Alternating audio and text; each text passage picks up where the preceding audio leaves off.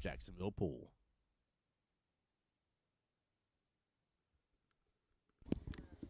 All right, guys, we are back with the action here. Tim Jones here on behalf of Jacksonville APA, the home to the voice of Jacksonville pool. We're here for the Destination Division Championship qualifier from Montreal. Waiting on the teams to let me know who is playing on this first table here. I already talked to Mr. Jack Carter about that.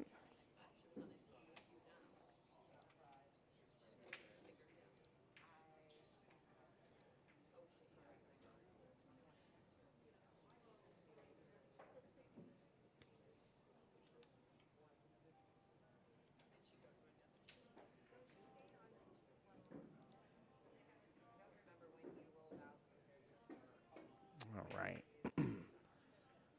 Got y'all the bracket linked in there as well.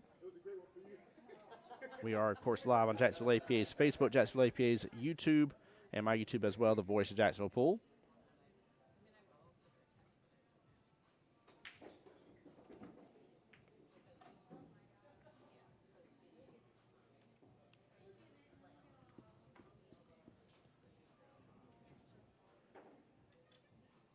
Well, that's definitely Mr. Ryan Carter here.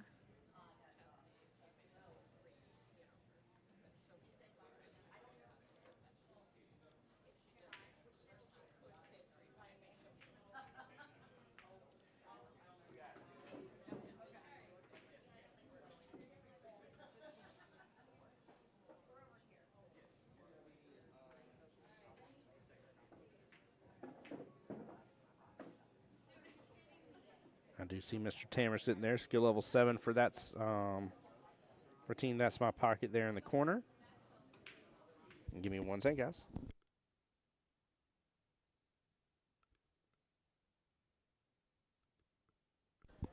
All right, and looks like Miss Jen here, skill level 4 against Mr. Ryan. So we got a nice little 3-3 race here.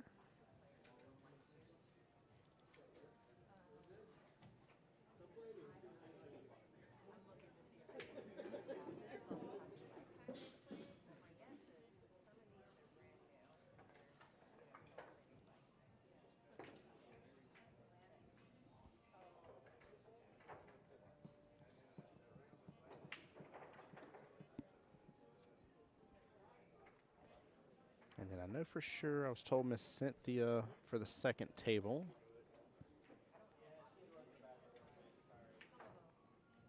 Miss Cynthia being a skill level 3 for a team that's racked up. Actually, guys, I'm going to do something real fast here.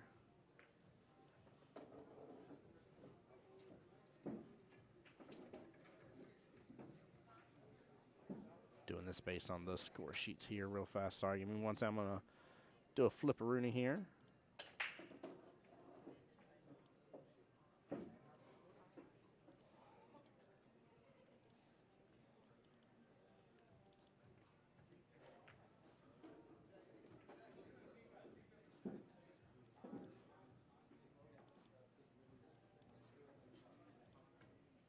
There we go. That should keep me from getting them backwards here now. All right. Got a little bit of work to do this rack here. Definitely got a couple clusters to work through. Good start by Miss Jennifer there.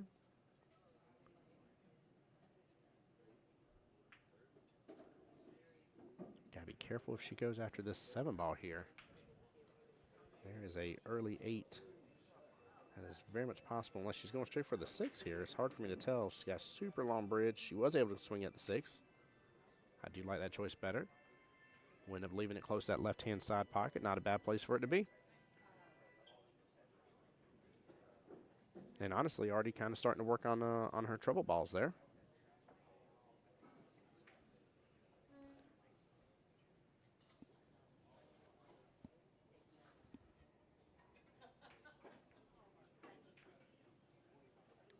The real question is which opponent is going to go after that cluster with the 2 stripes, 1 solid there right below where the cue ball is on your screen. It's going to be a real determining factor of this rack here.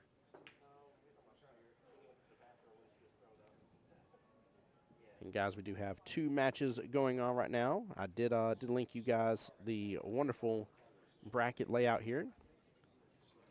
But Team Mom and the Kiddos is playing the Unhinged on table 6 and 12 here, in case you decide to come by. The OG cue balls where we're at today. And then Team That's My Pocket is playing right now against Racked Up here on the live stream that you guys are watching. Right now, Rack Bullies is waiting for the loser of this matchup that we're watching here.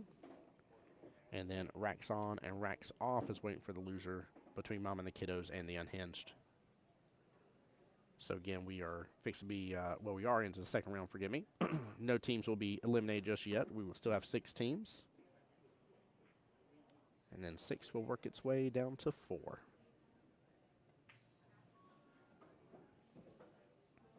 But if you do get a chance today, guys, like I said, if y'all don't have anything going on, kind of bored at home and want to watch some good pool, don't hesitate to, of course, enjoy the live stream. But don't fret and come on in. Come enjoy some food over here at OG Cue Ball. And get to enjoy this, like I said, it's been a nice, chill vibe today. Nothing crazy going on.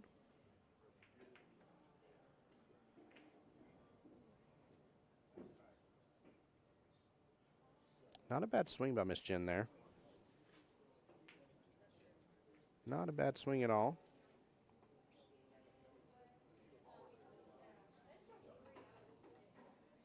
Or sorry, hold on here.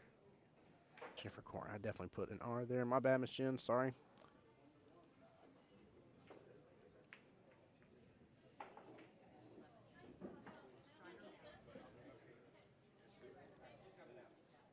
Both teams have a Jen on them here.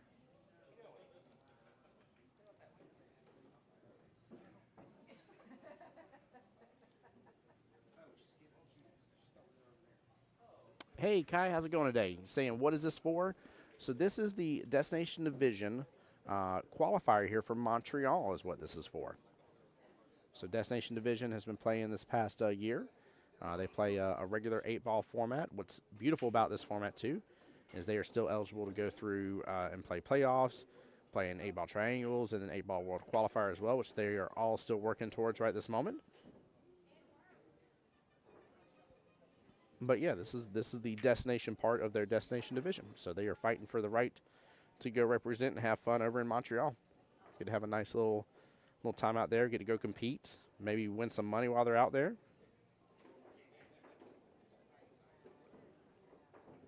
And Montreal was a blast last year, Kai. It was a really, really good time.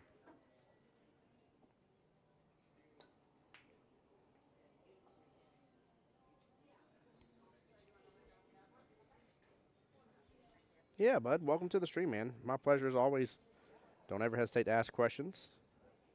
And just appreciate y'all being here.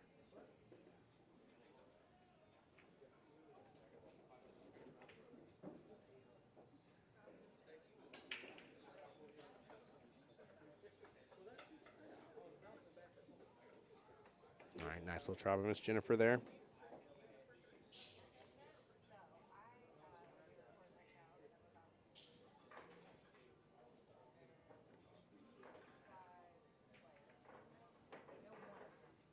Ryan opted for the 10-ball here, bottom right-hand corner pocket.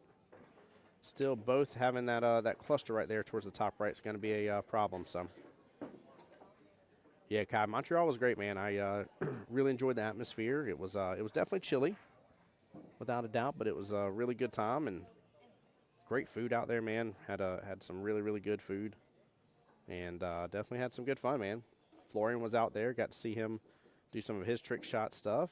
There was, of course, some vendors on site as well. Some mini manias were going on. And then just getting to see people from around the U.S. and around the different provinces in Canada. So,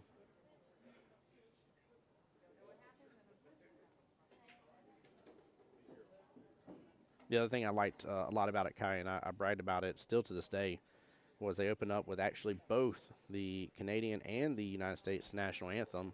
One lady sung both and sung it beautifully. It was such a start to the whole event.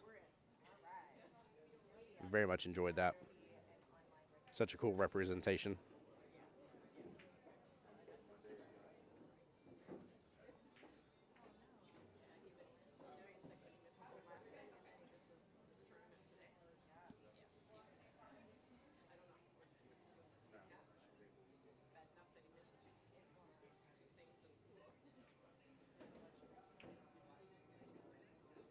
It's going to be looking at 15. I'm assuming right-hand side pocket, but a little worried if he. There we go. I was about to say a little worried if he hits into that 8 ball.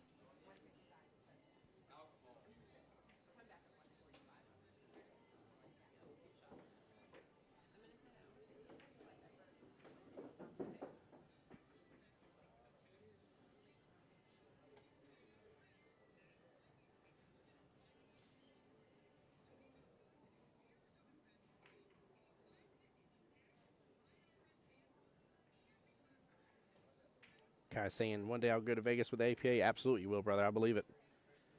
I would love to encourage you too, man. I never really considered this until a few years ago, and I know, for instance, I hope he doesn't mind me calling him out, but like Carlos Lopez, for instance, I've seen him out a couple times in Vegas, whether his team won or not, and he's actually went out there, played in mini manias, won some good money, and then also got to be out there and support different teams that were playing as well.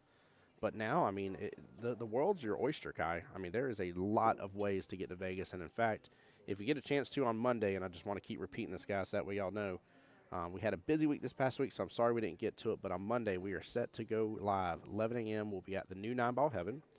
And Kelly and I will be live with you and talking about what to expect in 2025 and different things that are going on there. But I don't want you guys to miss out because the whole spring end of Vegas has changed. Spring is now really the Showdown Series. The only Showdown Series event that's not in there is the Team Captains event. So Jack and Jill, doubles, all that stuff is in the end of April, beginning of May. So there's a ton of different ways to go to Vegas. And then for those that like what I like to call the classic way, the regular way that we've always had in terms of getting to Vegas. That's the August time frame here, the summer getting close to fall time frame. And that's your normal 8-ball and 9-ball teams that we're always used to and going after. And that's the one where you have the 3 sessions in a year, and you try to get qualified, right, to be in the World Qualifier. And then we'll have, which right now, our Jacksonville AP, we have 3 teams each, if I remember correctly, for 8-ball and 9-ball again. And you get to go to Vegas in the August time frame, but there is a lot of opportunity here. So, Kai, I would just love to encourage you, especially singles. I brag about singles a lot. You guys are probably sick of it, but I just can't help it because the way I look at it is if you play on a singles board, and let's say you pay $30 for that singles board, and you win it, and then you go play singles regionals and you win that within your skill level group, right? Then you go on to Vegas. You just spent $30 to go to Vegas. You spent what is that? The cost of the yearly membership? You paid the yearly membership fee price to be able to earn yourself a chance to Vegas. And the beautiful thing is you stay within your skill level bracket, right?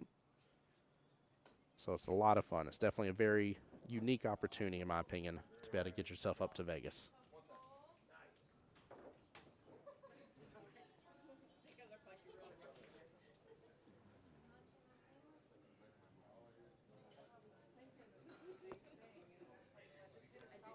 Kind of having me pose for a serious pose here. But yeah, Kai, I was talking to Stream earlier here, and I was trying to get some feedback from people. You know, I always love whenever people have really encouraging ways of how they're trying to, things they're going after, things they're going to accomplish in the new year and stuff like that. So maybe you have a new goal now, but did you have any goals beforehand around 2025 about maybe joining another night league or maybe becoming a captain of a team or different things like that? Is there a way that you would like to go to Vegas in particular? Maybe there's a format that you really enjoyed that you've seen before that you're like, look, like I'd like to go, you know, especially for a Showdown Series event over the regular teams event, or I'd rather go for the regular teams event over a Showdown Series. Which way would you like to go, and what are you looking to accomplish in 2025?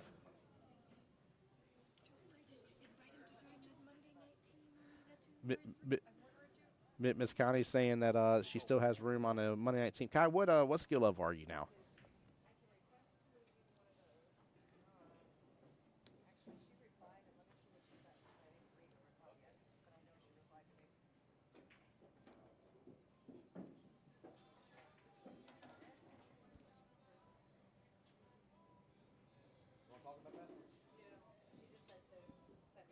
Let's see. Looks like you are.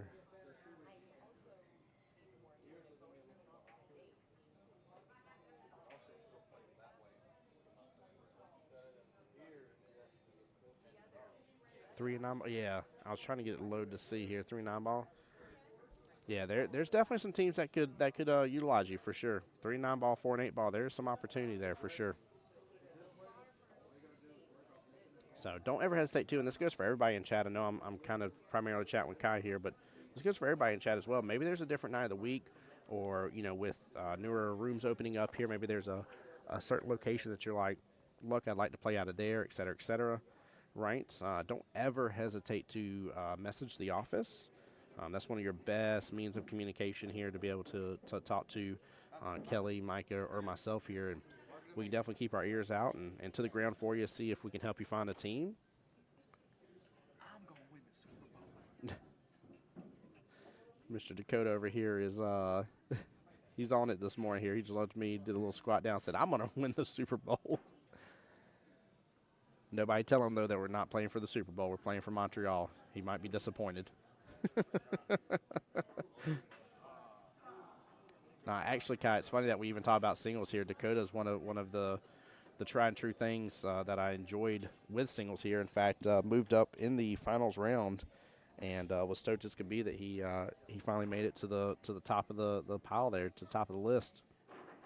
And it was really, really cool way to see it. But I love it, that man. I've heard time and time again from players be like, well, I'm just a skill level 3. How am I supposed to get to Vegas and compete and stuff? And be like, you're in your skill level bracket. Singles is beautiful for that purpose here. Now, your singles board may be different depending on who we can get to sign up for a singles board here locally. But in terms of regionals, they do have it within the skill level bracket. It's still handicapped as well. Now, there may be movement outside of that bracket, but they will play within the bracket. What I mean by that is one of the largest brackets out there is the 4-5 skill level bracket. This past time, I think we had a skill level 6 in that bracket. That's simply because I believe it was a lady, if I remember correctly, but she had moved over the past month before regional. She'd moved to a skill level 6. She'd earned the right to be that skill level.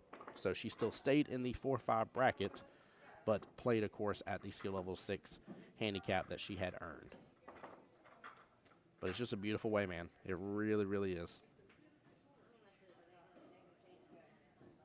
Also, Chad, I still refuse to spill the beans because you guys got to be there Monday or rewatch the stream when we post it here. But Kelly has been working on again, I'm going to call it a beautiful flyer. That is all I'm going to discuss about it. But she's been working on one. There is another little thing coming. That's all y'all get. That's as vague as I'm gonna make it here. That was a good try right there. Nicely done by Miss Jennifer here. Didn't get the scratch. Actually put the 8 ball closer to the corner pocket. Well played. Good timeout as well here. If I saw correctly, Mr. Tammer came to the table here, gave her timeout. He is their skill level 7, their max player on their team. And then for team that's racked up here, you do have Mr. Nick Osborne as their skill level 7. Mr. Jack there as a 6. Am I missing one? Yeah, that's their 2 highest skill levels. Then both teams have some 5s and 4s and stuff from there.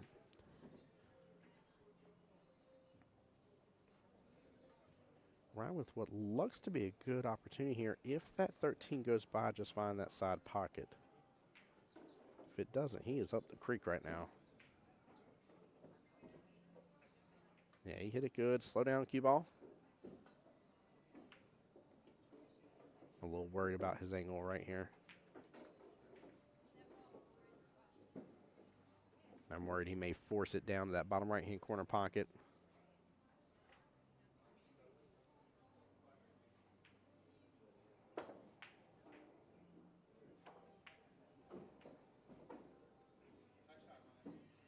What a shot.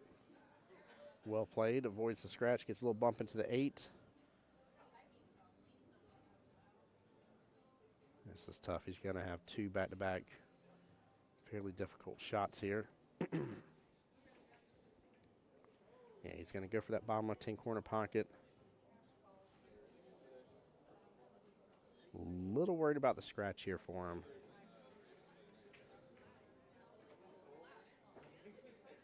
Yeah, he was a little worried about it too. 9 ball's going to creep up close to the 8 and actually just bump it in a little bit better placement for that top left-hand corner pocket.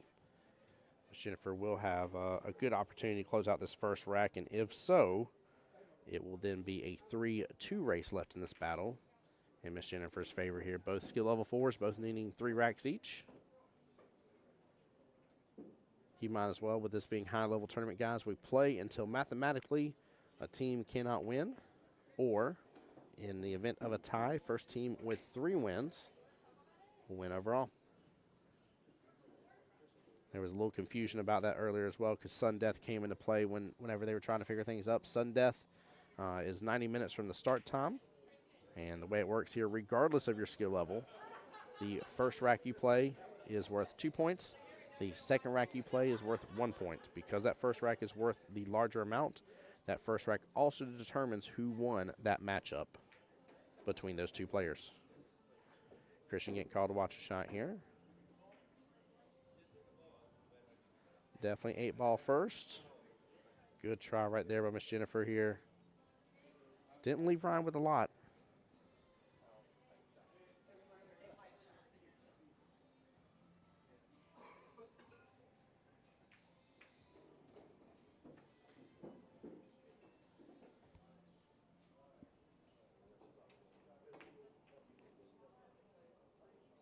Looks like Mr. Nick Osborne on the scene here.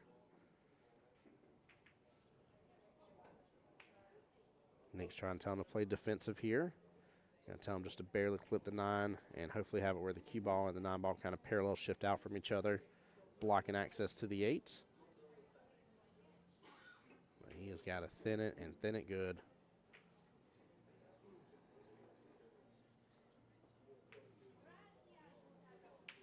A little worried with Ryan already being down on that shot and Nick still talking to him about it.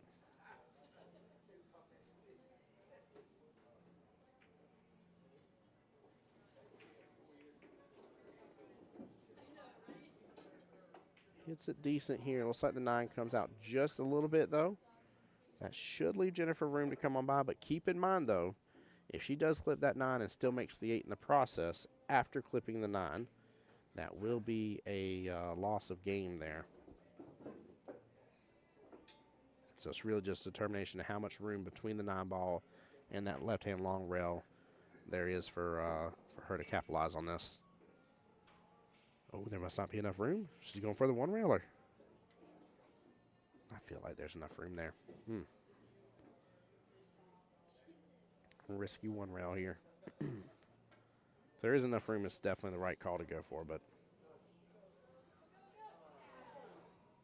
like her speed, wow, comes up just a little short. Man, good try. Ryan has got to punish her for this now. He will have ball in hand.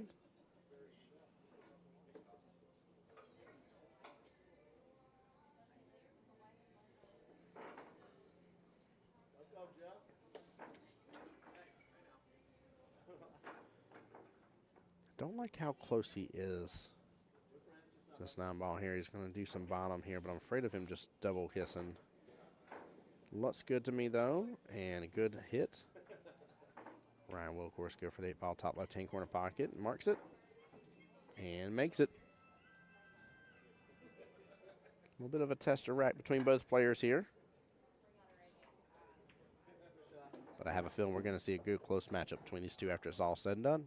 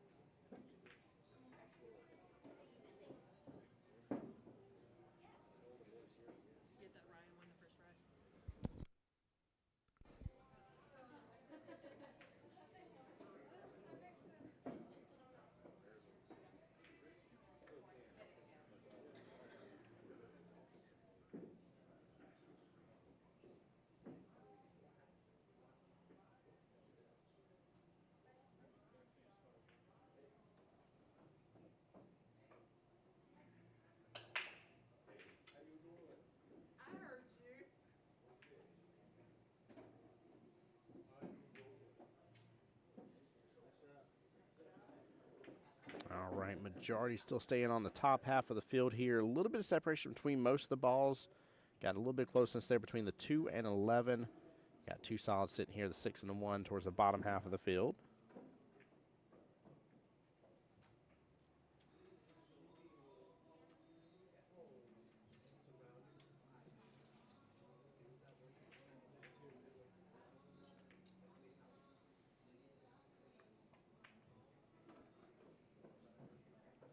Miss Jennifer opted for stripes here, staying on the top half of the table.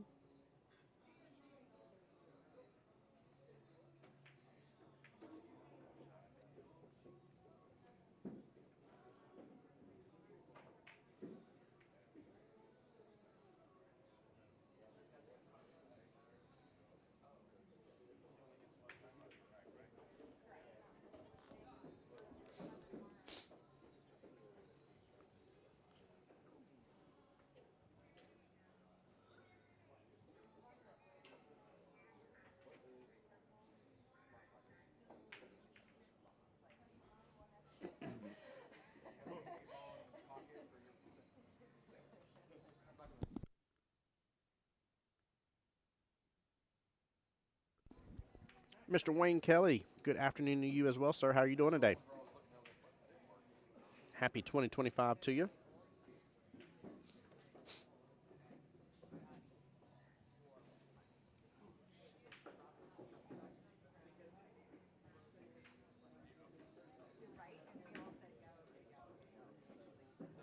I don't think Brian has enough room to get that 6 on by.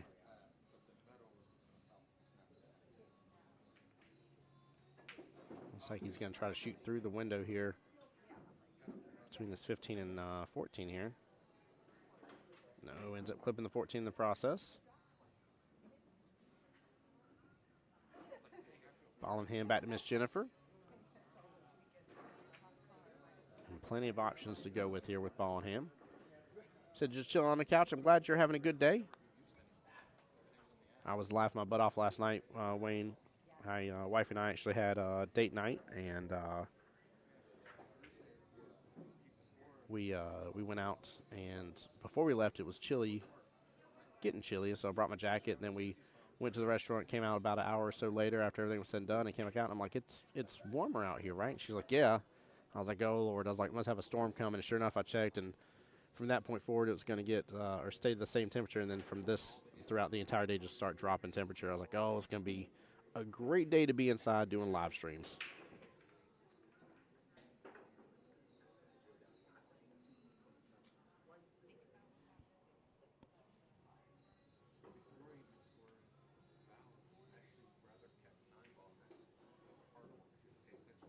Good little run here from Miss Jennifer, taking advantage of that ball in hand.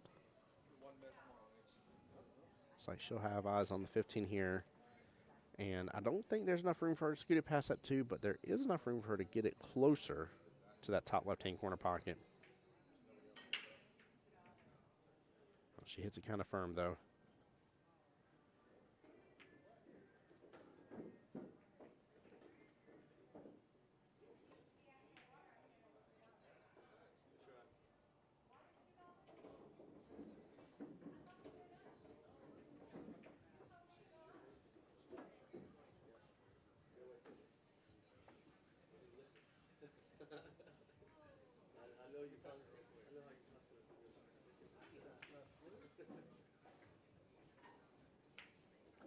Oh, good attempt on that left-hand side pocket. Might get in the right, though.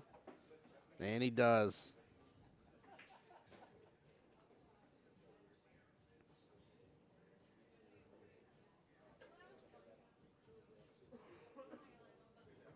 He might actually be able to work around these stripes a little bit here. It really depends on how much room that 3 has for the top right-hand corner pocket, but shot here on this 2 and using a little bit of right English here can actually get him good shape for the 3.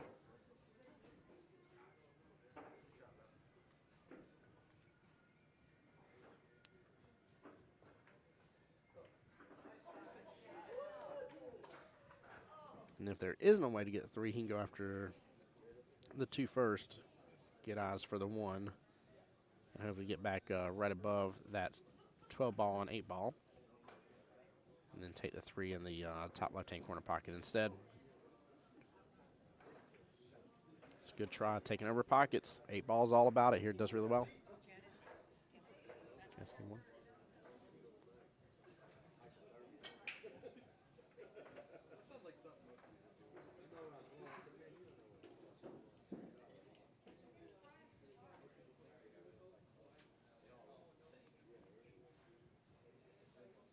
All right, I was just updated on the other table that's going on here. Miss Janice won the first match against Cynthia, which is a 2-3 race. So that is actually going to get team That's My Pocket their first team point.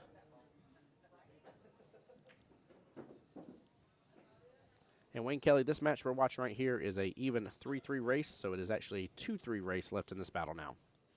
Both skill level 4s.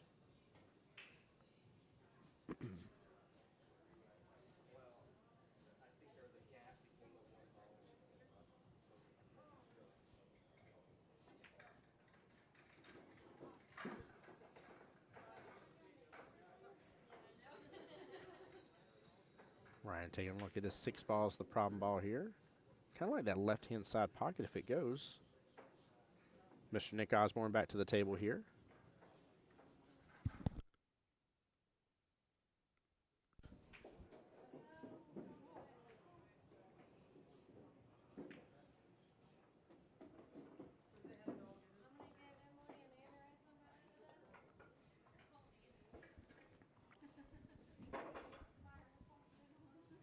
Hey, my pleasure, Wayne. Appreciate you being here, brother. Yeah, I definitely like this option better. I do agree the 6 balls, his problem ball, really keeping him from running any bit of the rack here. Really being the overall issue, that 6 ball. And now he can really just kind of work with things on a regular basis here now. Get a little bumping in the 7. Nicely done. Now, because I don't think he's quite straight on this here, honestly, I think,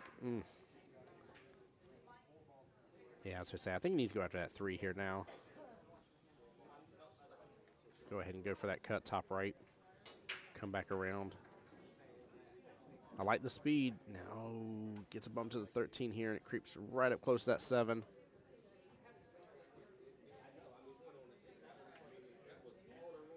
Just a little bit of top here. Go for that 7 bottom right-hand corner pocket. Get a bump into that 15 again.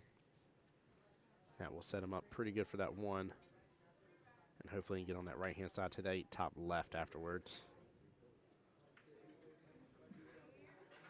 Swings at it. Unfortunately, small miss there bottom right, but good attempt.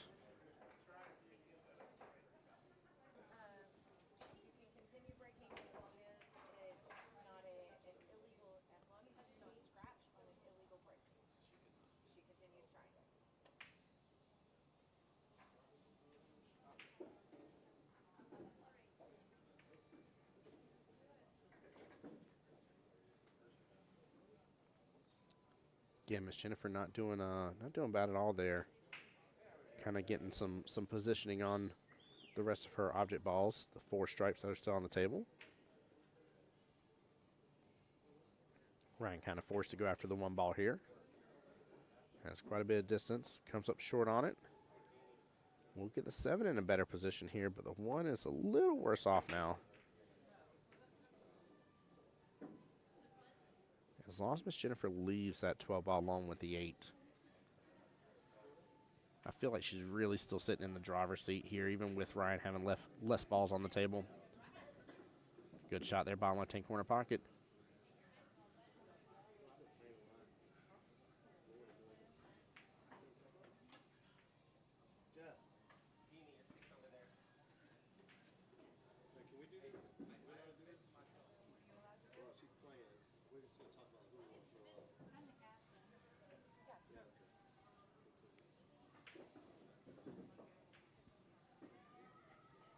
So looks like the first matchup on the on tables 6 and 12 between Mom and the Kiddos and the Unhinged is done.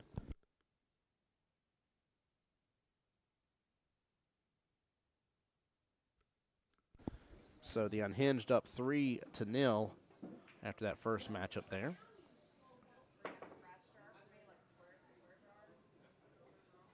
Unhinged we got to see on the live stream just a little while ago, and then Mama and the Kiddos is the Dakota Grady team.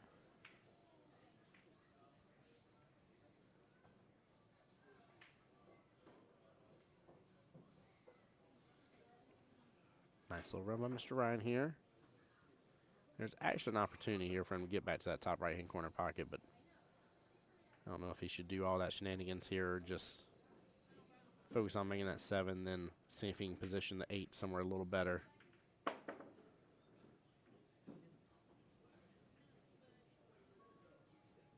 Yeah, he would have had to put a big run on that to get it all the way up there. That's okay, actually.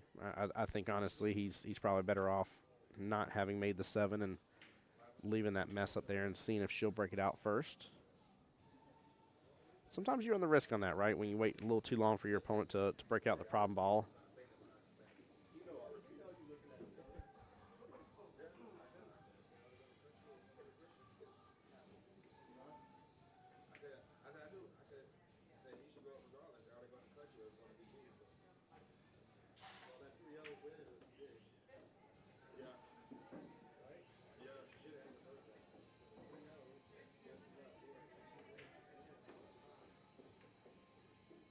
All right, he draws it back here. What a draw. He honestly wasn't that far off.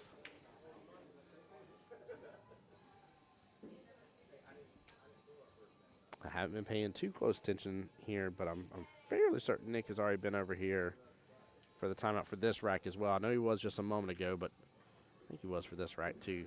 My only concern is obviously that top right-hand corner pocket for the scratch.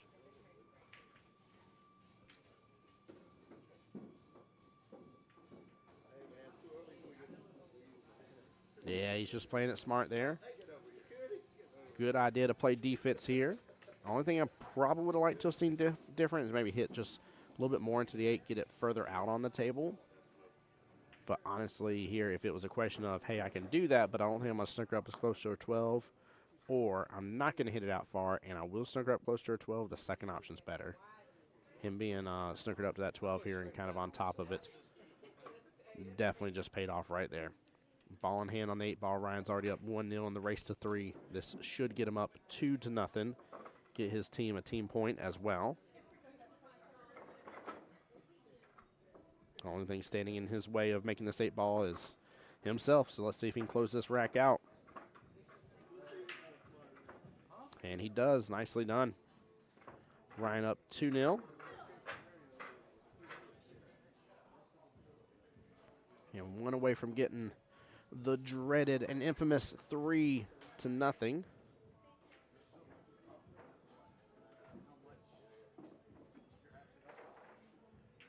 Ben, thanks for liking the stream. Curtis, appreciate you earlier. Assembly Weber was in stream liking it as well. Appreciate you. Ryan.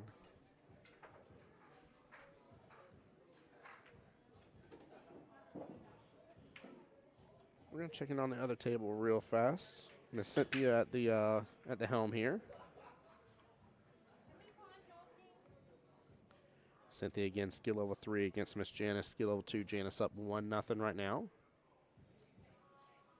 And has most of her solids here at the bottom half of the table here. She's got a really good opportunity.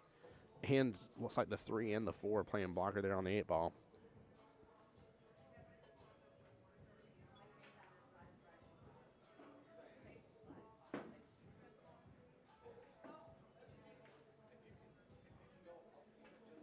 All right.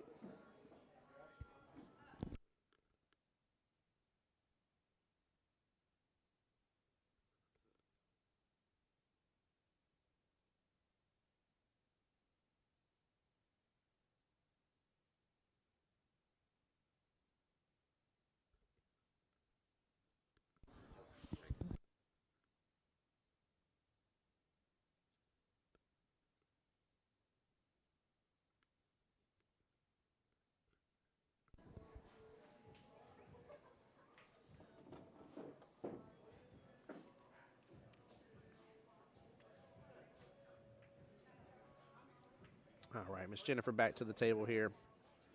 She has got to get something rolling here right this moment.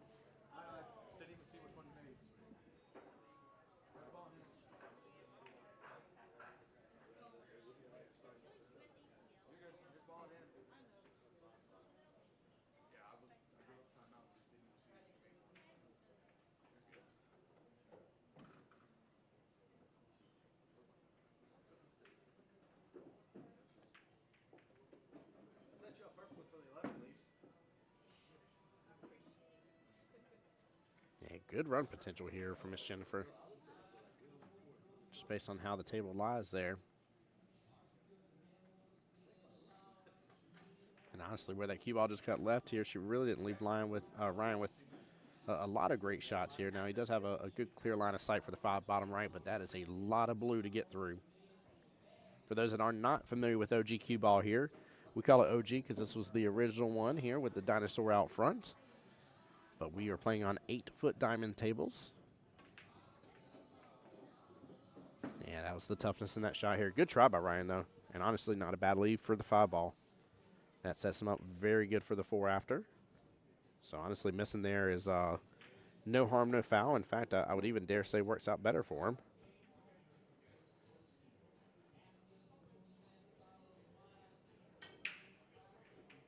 Looks like she's going after this 11 ball top left here, but it looks like she's hitting a little full. She has a little throw in her stroke here. I see it now.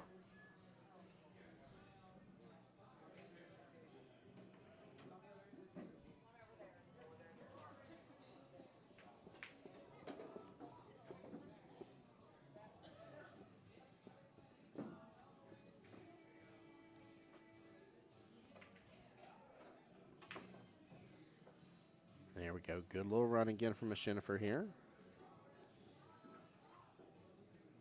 Really love the determination here. You can definitely easily get down on yourself in the mental capacity of the game whenever you're down 2-0 and it's a race to 3. What your opponent is before you shoot. Dakota made a unfortunate small mistake on the table here next to us here and went after an object ball that was not his. Wasn't sure. He didn't see anything. He didn't see it pocketed, gave a timeout here, and came back to the table, shot at the opponent's object ball, and ended up giving ball in hand. Keep in mind your opponent can't ever lie to you about that kind of stuff here. So they can't set you up for a trap, so you can always ask in case you ever step away from the table.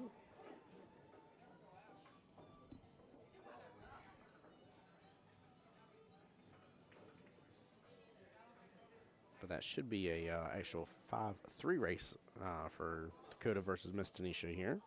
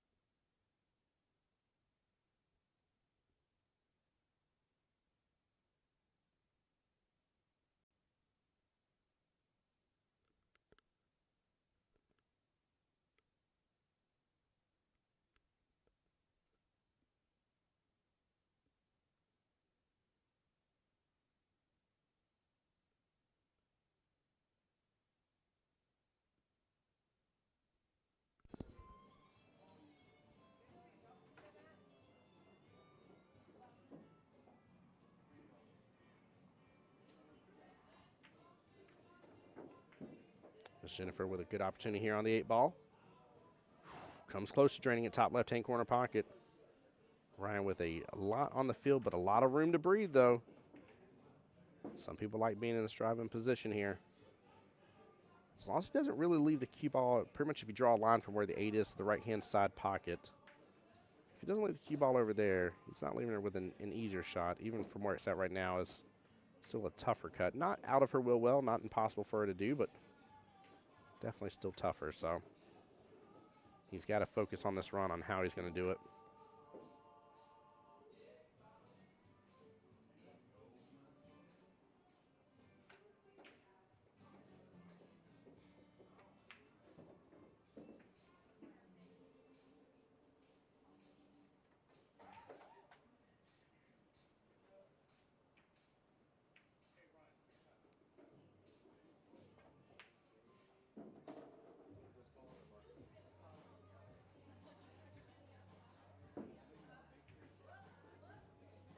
Well, Mr. Elliott to the table here.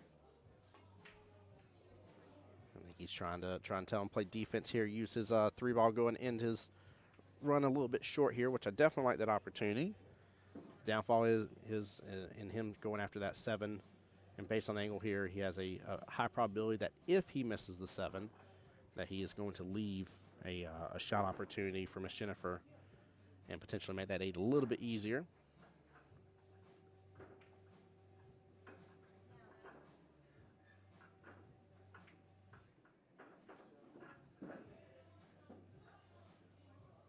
Yeah, there we go.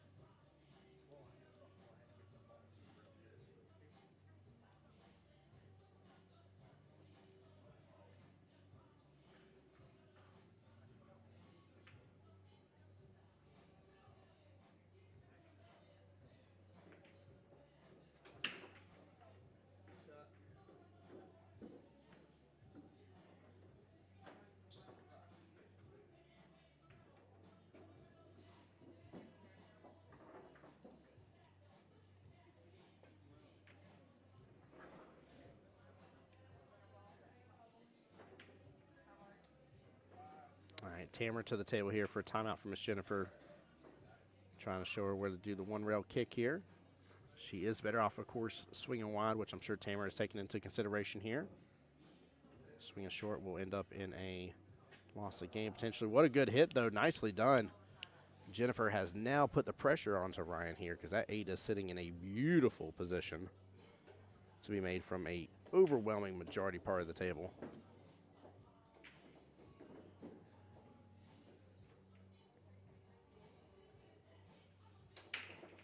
I won't lie, I would have been a little shocked and awed if this ends in a 3-0 defeat against Miss Jennifer here. Not say Ryan can't do it, but it seemed like during that first right that they both were kind of very evenly paced, evenly matched, and kind of expected the score to follow suit with that. That was a good try by Ryan. A little more follow through on that would have worked out better instead of kind of the punch on it, but still not bad at all.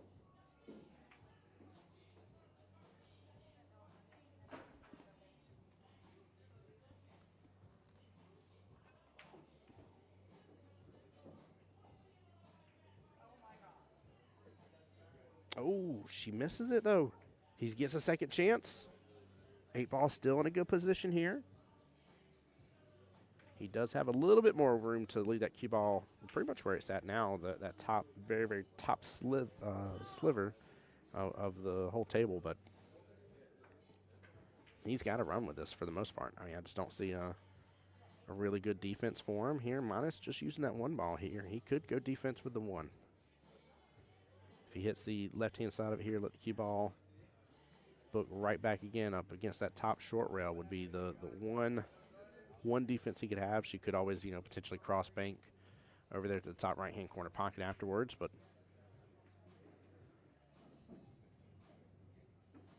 now he might get a lucky leave out of this here. The 2-ball looks like it's a little bit in the path, but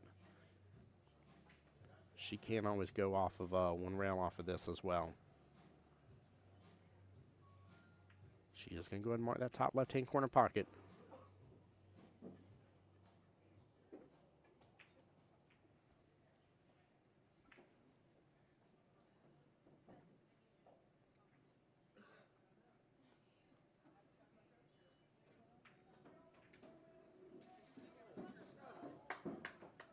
Oh, no, 2 was not taking up any room, and that was a good out from Miss Jennifer here. That will get her first rack there of this matchup. However, that does something very, very important.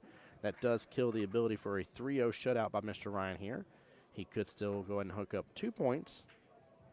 And then on the other table here, last update I had Miss Janice over there, a.k.a. Jenny. Who did? Miss Janice over there was up 1-0. That's the last update that I had.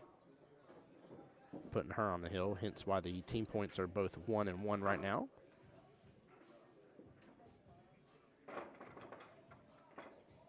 So, Chad, I've been asking throughout the day here, what are your 2025 goals? We can talk about pool, we can talk about other things, but realistically, I was thinking more so pool related here. What are your goals for 2025?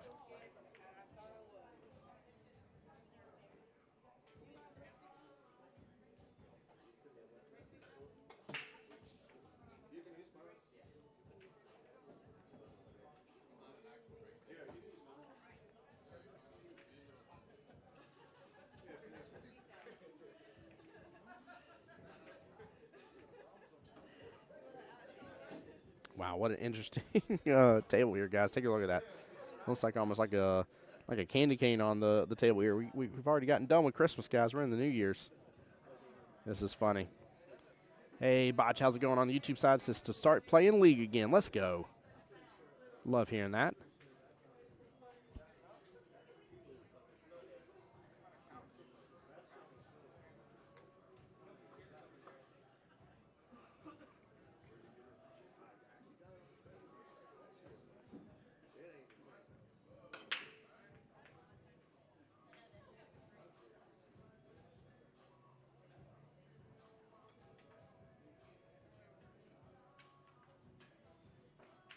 Yeah, this is going to be an interesting one. A little bit of a tester here. I'm assuming we're going to see some defensive shots coming from both these players on this rack, especially now that cluster has happened and just grouped up even further.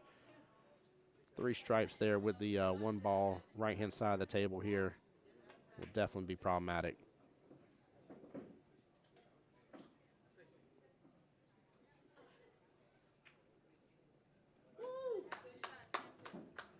Miss Jennifer going to go ahead and go for the 11 ball. Clip it in top left-hand corner pocket.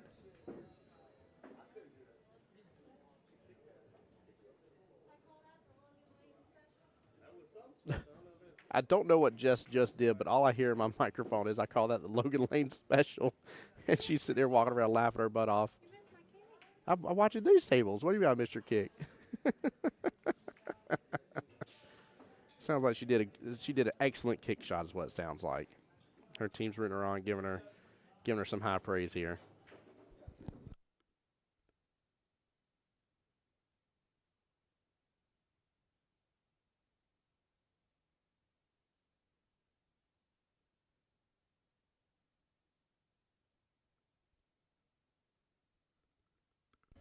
So quick little score update from the other table here going on. Team The Unhinged, again, we got to see them on the live stream first thing this morning.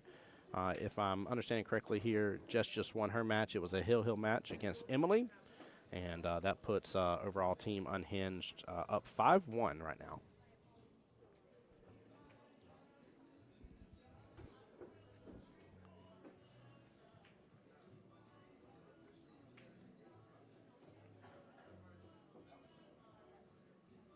Good shot by Ryan. That was very clean. Wow. I'll look over, double checking on the chats real fast here. I'll look over and see a nice little drain shot here, bottom right-hand corner pocket. I tell you, as long as he doesn't start trying to do fancier things and stuff, he hits fairly well and hits pretty pure and pretty clean into the pockets quite a few times here. He's actually got a really, really good stroke about himself. Good shot. Miss Jennifer has a lot to say about that, though, here. And, again, I love it. I've seen nothing but good looks of determination, not giving up here, really staying down, staying focused on the shots and what she has going on. A little bit of everything here. It's good.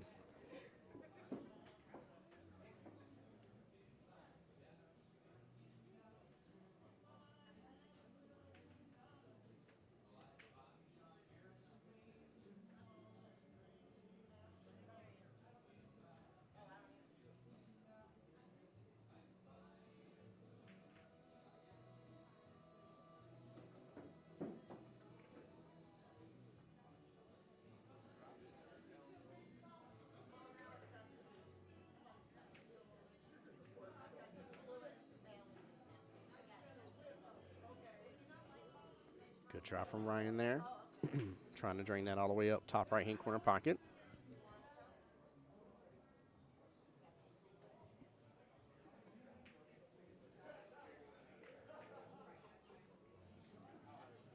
Ooh, hit off just a little bit here, but good try again. She would have had good eyes on that 15, actually continue on with her run too. What was that, a 6, 12, 7, 8, and 1, kind of just a little bit of a line there, 8 off kilter on it.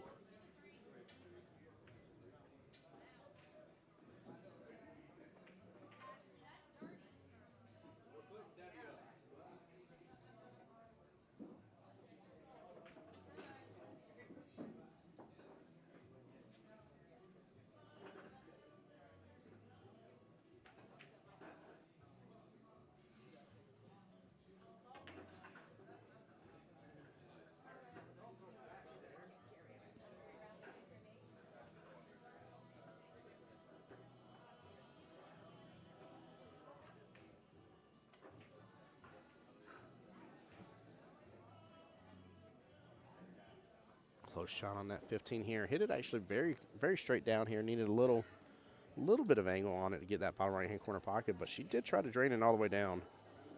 Again, both players really showing up, showing out. I know they've had a couple, you know, they're missing just a little bit here and there, but they're not missing by much. And really, for the most part, I'd say overall shot selection has been fairly good, both being skill level 4s.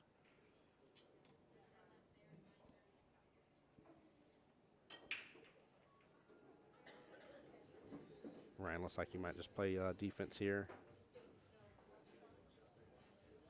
Just get a little nudge in it.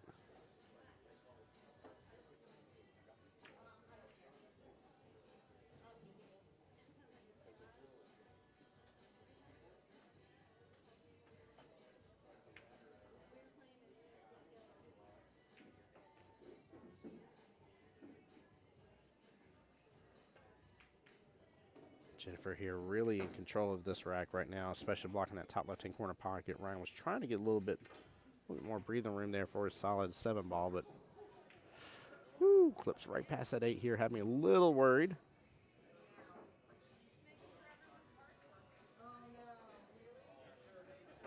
Looks like she is going to have to go after this 15 to have a real shot opportunity here. Nothing much she can do with that 12 right this second unless she wishes to develop it elsewhere.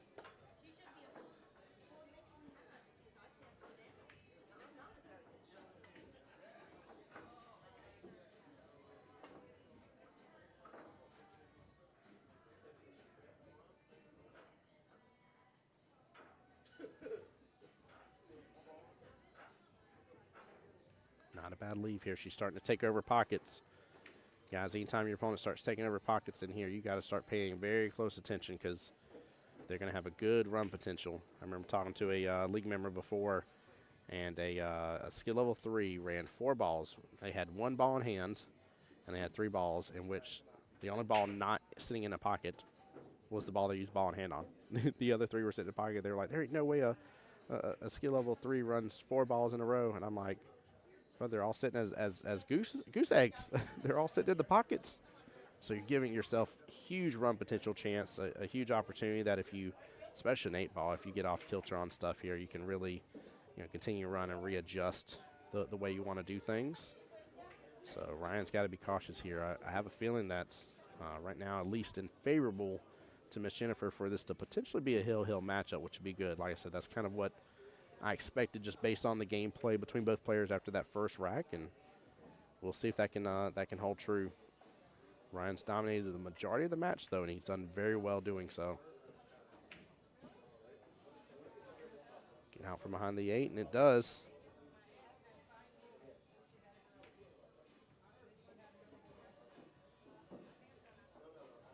Just going to take a look, see if that 12 has a home top right. I'm assuming it does here. She didn't kind of shake her head or anything.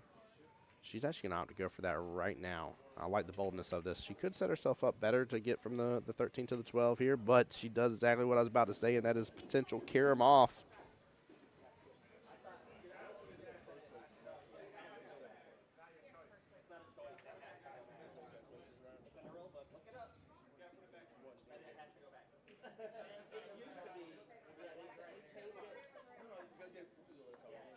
So So discussion about where the 8-ball was beforehand here. Making sure both players agree with where it's at.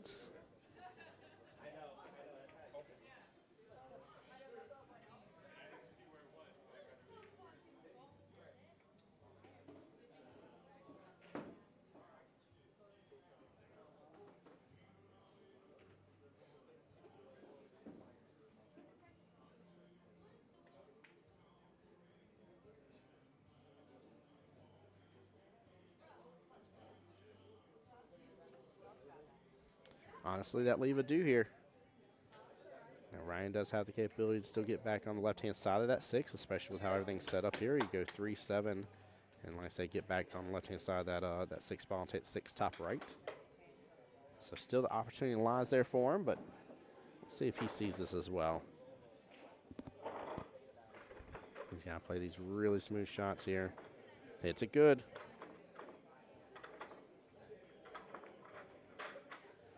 A little bit of force follow here. Should do the trick. I don't think he's kind of straight in on it.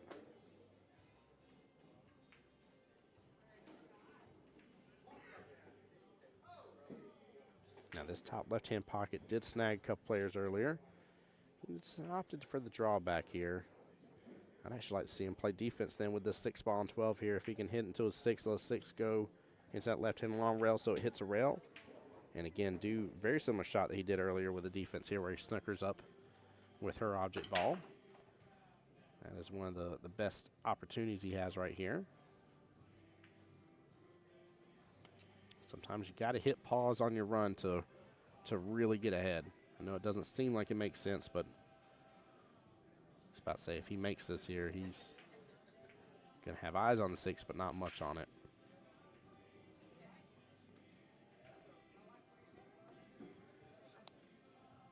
Chad, is there anybody in stream that went to Montreal last year with us by chance here, or maybe that's been before, regardless of the CPA Montreal Invitational?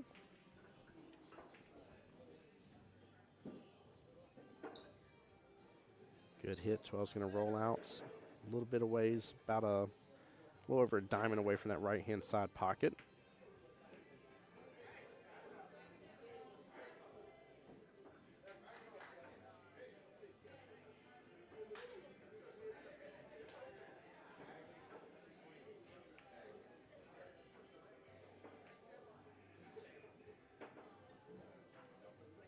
Round with great opportunity here.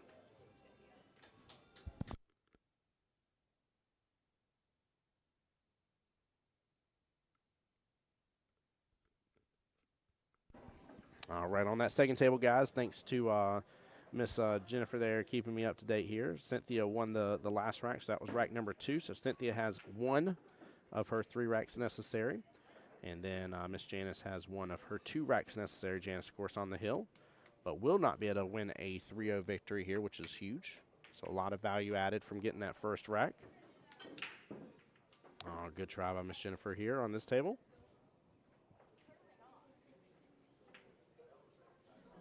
Tough shot here for Ryan if he's going to go for the drain all the way bottom right, and I don't think, yeah, that one's definitely too far above that side pocket for him to go for the side pocket here.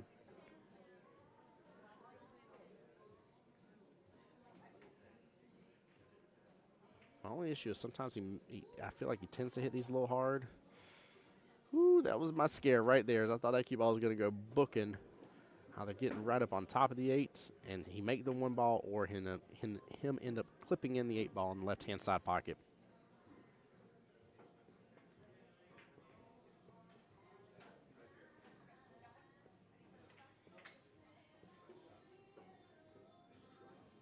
There you go. Good shot from Miss Jennifer here. She's going to end up being above the 8 ball, and we'll have good eyes to take it bottom left-hand corner pocket. No need to cut this in or anything.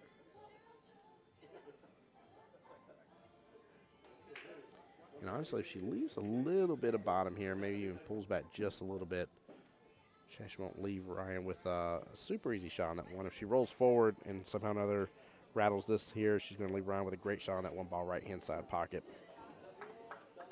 There we go. Good out here, Miss Jennifer, making it exactly as I thought it was going to end up being originally here. A nice hill-hill matchup.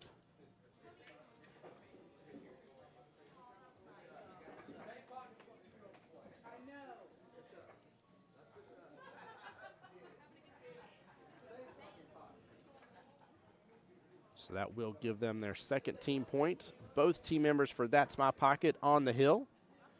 Again, this is matchup 1 and 2 out of potentially 5 matchups here.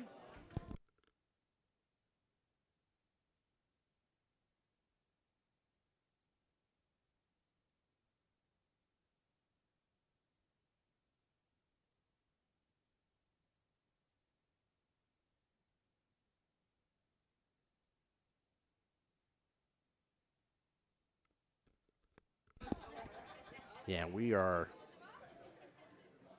creeping up very close to sudden death here. 24 minutes away. So we could potentially end up having maybe the last 2 matchups here, matchup 4 and matchup 5 in sudden death.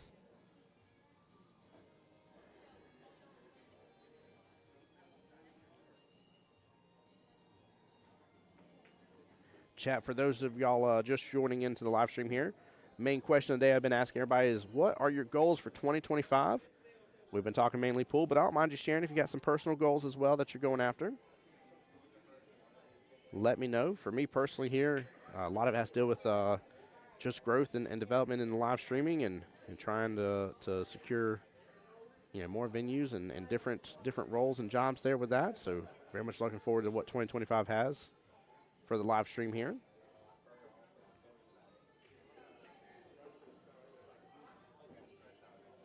Good clean shot by Ryan. I'm telling you, man, sometimes when he just slows down just a smidge here, man, he just hits so good into the heart of the pocket. I'm actually kind of jealous of how well he hits into the heart of the pocket sometimes. He does really good. There we go. See, he was about to speed up right there. He needed to take a second, take a breath. I'm not in disagreement with the shot, but he was about to get down that shot and shoot it super fast.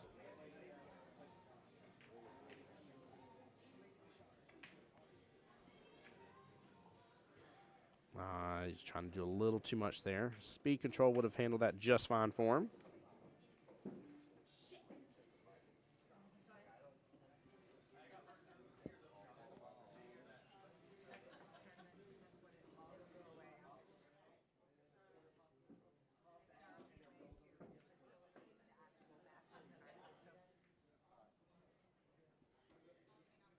Nice smooth speed control here from Miss Jennifer. Again, something like that on that previous shot from Mr. Ryan would have worked out beautifully for him.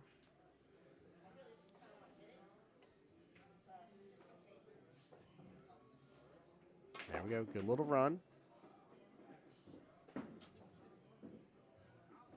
Looks like she may need to go for the 7-ball left-hand side pocket here. I don't really see her having good eyes on everything else. She could try to drain the 6 bottom right, but I think the 7 left-hand side pocket will work out just fine for her.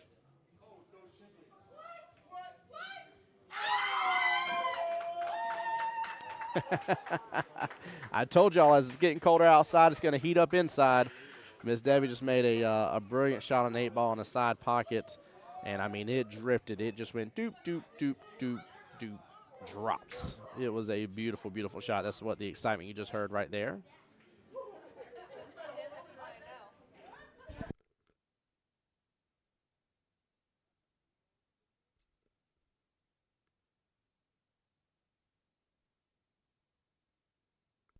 Okay, so I now see why there's even more excitement. I thought it was a normal, like, 1-railer. It was a 3-rail kick into the side pocket on the 8-ball, and she even caught it in that pocket, so that was not by mistake. That was by design. Wow. I'm surprised it didn't even get louder. They were already loud as it was, and I was like, man, I just looked over and saw it dropping. But goodness gracious, what a celebration that was. Big congrats on Miss Debbie on that shot. Very well played. Wow.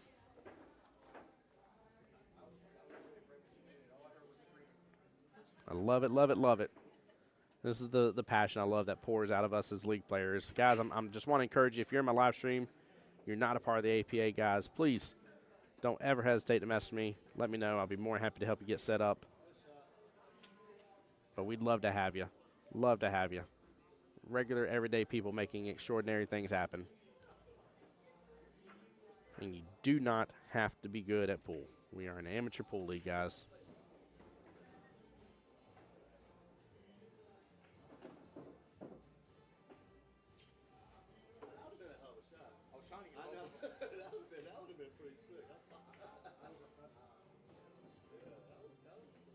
Good smooth side pocket action there by Miss Jennifer. Very, very well played. What is she going to do about the 6 ball here?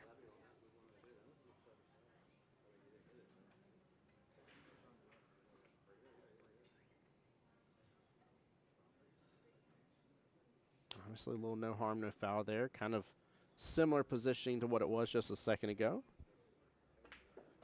Ryan with that 13 ball. Realistically, that's the problem ball. Out of anything he has on the table right now, that's the issue. And he could, based on the angle here and the look of it, he could potentially use this 10 ball here top left to actually get a little clip on that 13 possibly.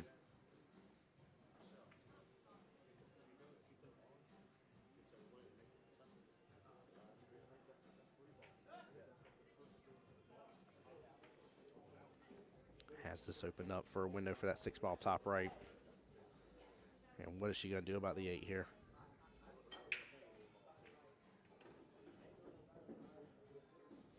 She hits it, still keeps eyes on the 8 ball. Doesn't end up working on and get below it, but honestly, I think with her just getting in a window for it at all, of having good eyes and not trying to give away a ball in hand here to Mr. Ryan Carter is definitely a great choice. You sometimes get yourself in a bit of predicament here when you try to overdo stuff and try to, like you'd love to be below the 8 ball into the 8 top left. Like you know it.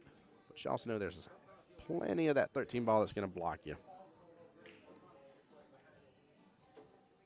Nice lead for the 8 ball again.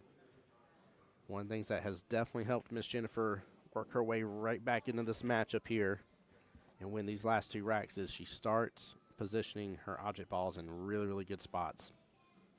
She took over a couple pockets last rack here. 8 balls center of the table here. Has multiple homes.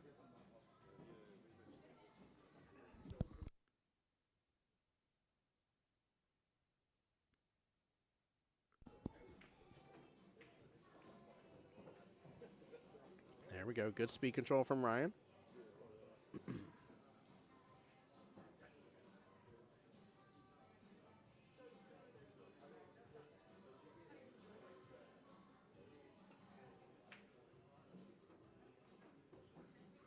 A little back and forth between the cue ball here. Don't clip right up on top of the 13. And he's actually got good eyes on it here.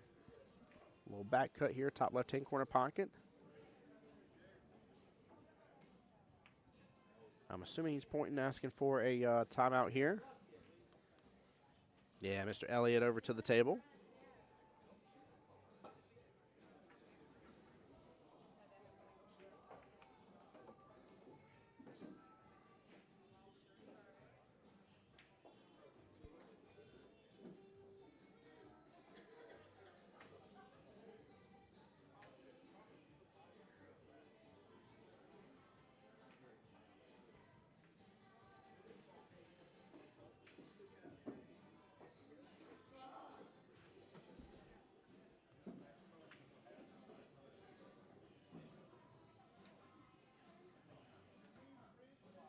Yep, he's telling him to go top left here.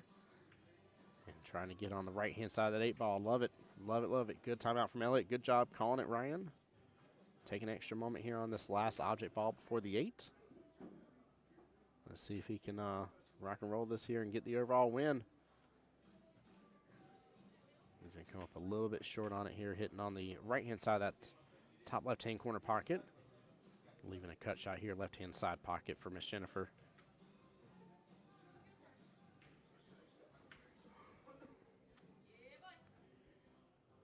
Miss Jennifer looking to get the first team win of this overall matchup. For team That's My Pocket, both matches that are going on, matchup number 1 and 2 on these 2 tables. Both have the lays on the hill here for team That's My Pocket. So only one more team point possible here for Miss Jennifer. And she hits it good.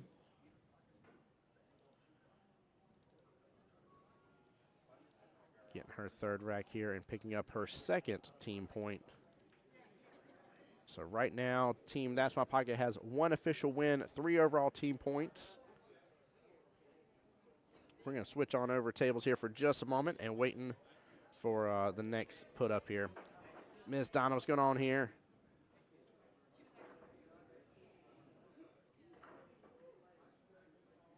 No, Miss Donna, I definitely hope you feel better from the pneumonia for sure. For sure. Definitely feel better.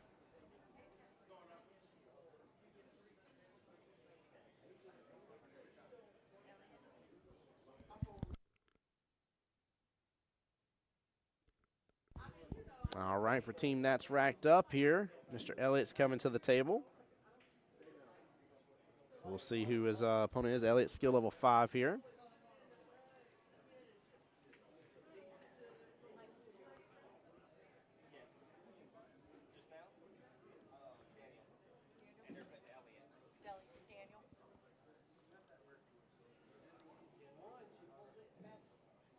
All right, 2 skill level 5s here.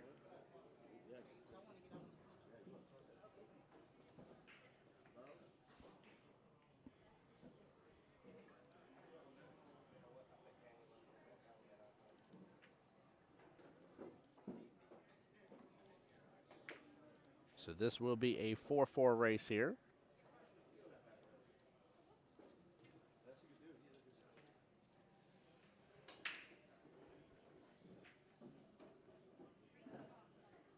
Mr. Daniel on the right, Mr. Elliott on the left here.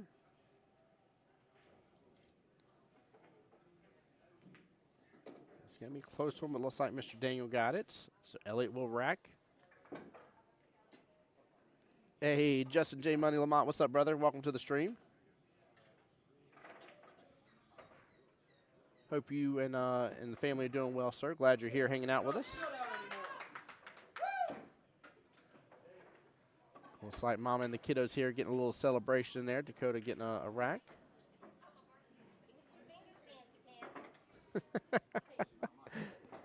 I do hope we get to have Mama and the kiddos on the live stream later here. I like how enthusiastic they are with their team. It's really good.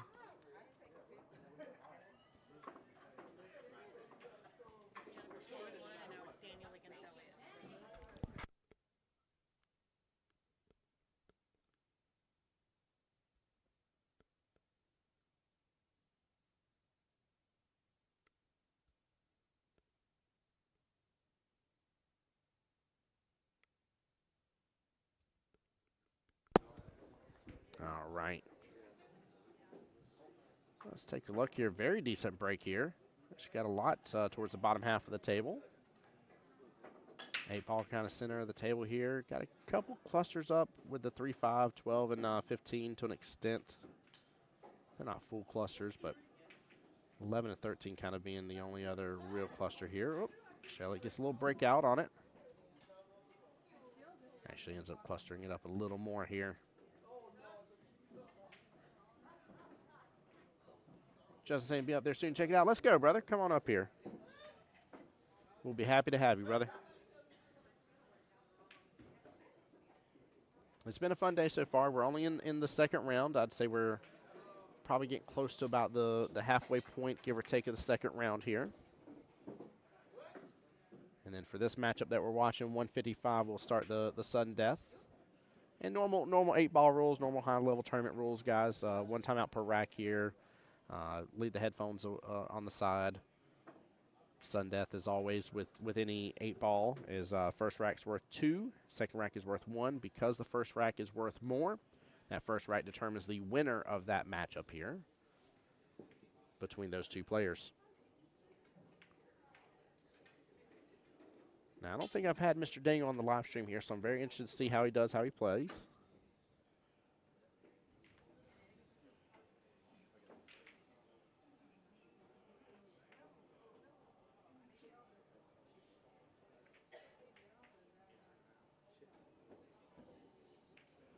Oh, very unfortunate scratch there by Elliott.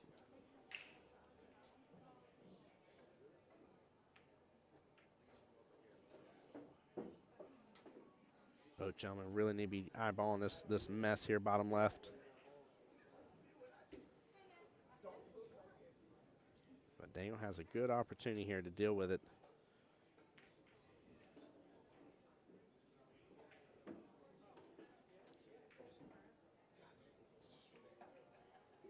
Kind of like going off my run here, starting actually with that middle ball, looking at it here, 13.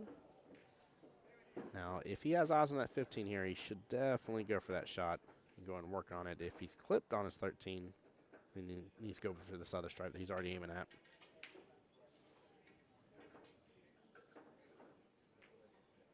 Good try there. He would have had an excellent leave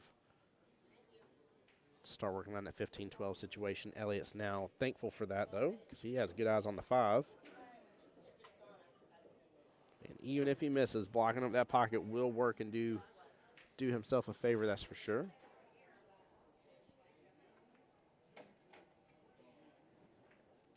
Looks like Daniel's going to let Elliott keep that pocket for right now and focus on upfield instead.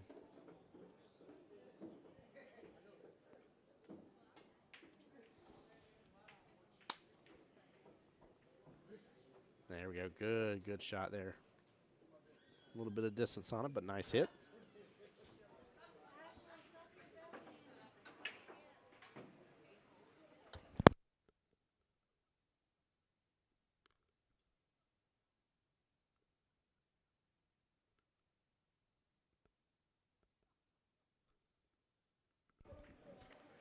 Oh, my goodness gracious. We have got a lot of shenanigans happening over here for sure. Dakota over here talking about it's not his day here. We'll see if he can get warmed up.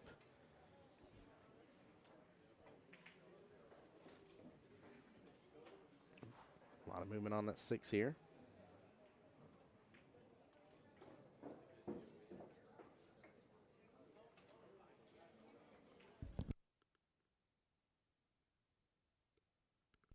All right, and the matchup on the second table over here has now went hill. Miss Cynthia and Janice both on the hill, so that will get the second team point over to That's Racked Up.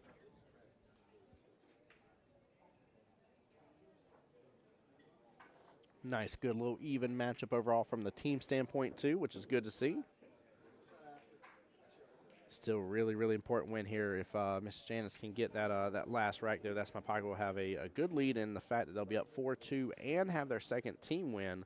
So Racked Up with a little bit on the line here, because we got to consider matchup number 3 is just beginning. It is 7 minutes away from sudden death. I don't know if they're going to get that rack done in 7 minutes unless there's like an early 8 or something like that here.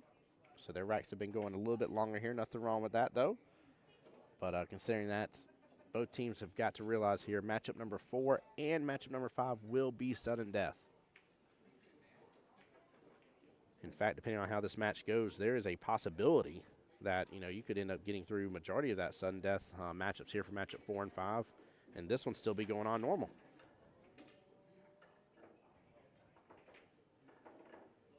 Donna's talking about her sickness here and health issues. Says she came away from Michigan to get away from winters and health issues. Yeah, luckily we don't get a lot of cold weather, but we're getting a little bit this year, that's for sure. Some of them storms are coming down and messing with us.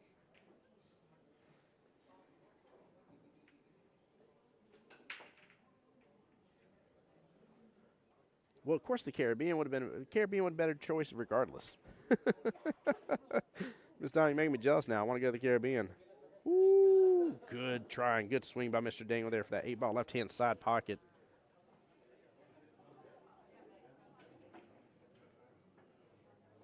Ooh.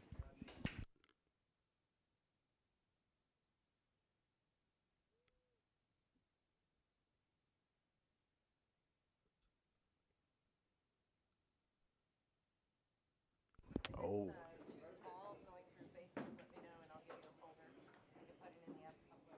Will do. Kelly giving a little sneak peek treat here. Let me see if I can get it pulled up and show you guys. But what she's been working on over there is now live on Facebook here.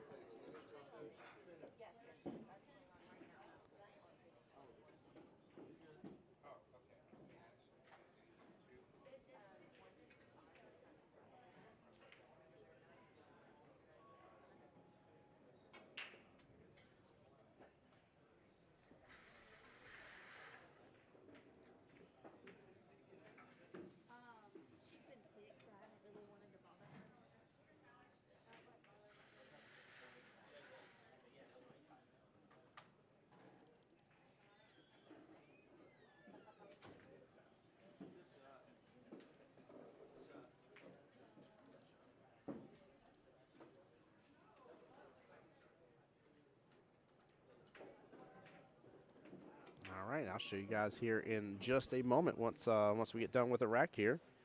I can split off, but there's a fun little tournament here that Mike and Kelly came up with as a good idea. And going to be announcing that next live on the stream here.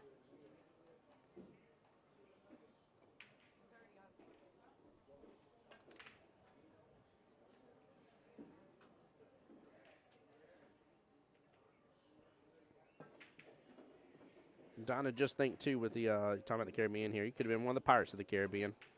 Boom, you're welcome. Nice little back and forth here between Elliott and Daniel, defensive shot-wise.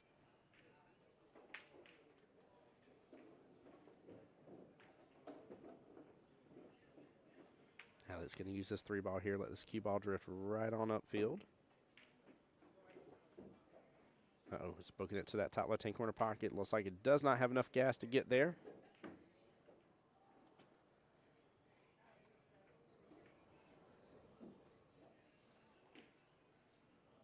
No, I'm excited about this one. This is definitely going to be a good little fun little tournament here that they're announcing. Let's go. Let's go. Again, another defense here. And if I just saw correctly, I see Christian cheering here. Looks like Miss Tanisha got the win against Mr. Dakota Grady there. I don't know what the split is. Give me 1 second here. Wow, Christian just did an amazing move here. Very, very bold decision as a captain. Well, Jess is a captain, forgive me here. Bold decision between him and Jess. Woo! They just won in, I believe, 3 matchups. Tanisha getting the win against Mr. Dakota Grady. Logan Lane says they should bump it up to skill level 13 for the announcement here. So, guys, I can go ahead and start talking about it because it is live on Facebook and everything here, but I want to show y'all the beautiful graphic that Kelly worked on here. But we do have this is a fun tournament here, a Jack and Jill 8-ball tournament. It will be on February 15th, play to start at 4 p.m. Of course, 8-ball format here. Max skill level 12, $20 per team. For skill level 10 and up here, they're going to race to 3. Skill level 10 or less here, 10 plus, I'm sorry. Less than 10, forgive me for the other one. We'll race to 2 here. It is going to be at the new 9-ball location, which is the Dick's Wings off of Yellow Bluff Road on the north side. So we're playing on those beautiful 7-foot Predator tables over there. And you must pre-register your team online. Entry fees will be collected at check-in here. But it'll be a good little fun little matchup here. Daniel coming oh so close here. Oh, so close. Again, good, smart play from both gentlemen here.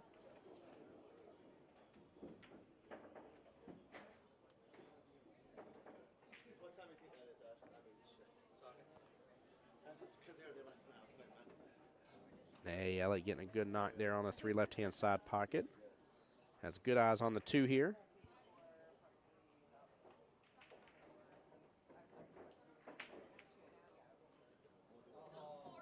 Ooh, no, unfortunate scratch here. Daniel will have ball in hand on the 8-ball and should give him that first rack here.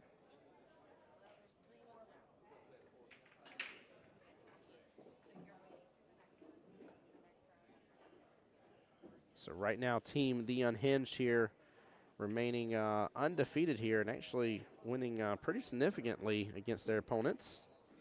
So they'll be moving on here. They're waiting on the matchup that we're watching right now. The winner of this matchup will go on to play Team Unhinged here.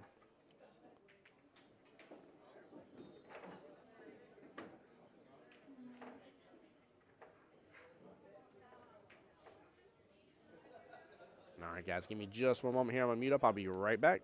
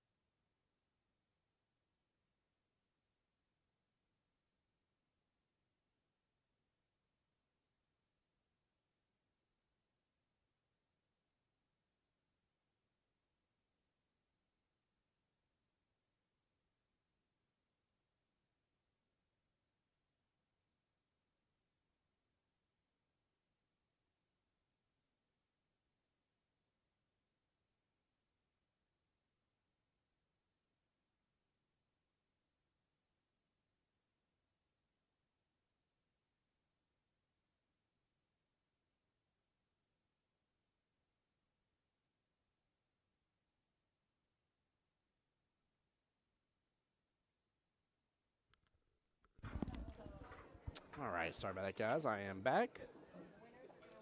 Still Hill matchup on the other one going on right this moment.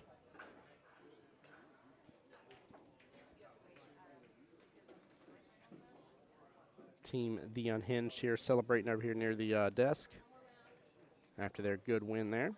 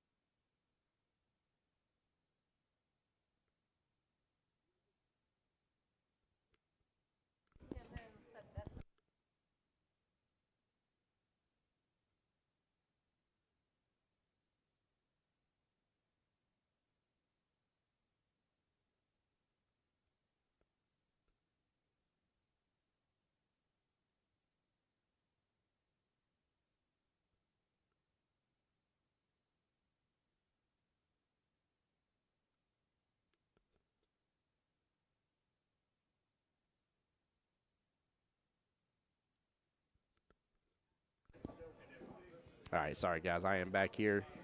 Can't help but to celebrate some really good shots here. Team The Unhinged was coming by the booth here and talking to me about a couple of really key shots that won their matchup for them.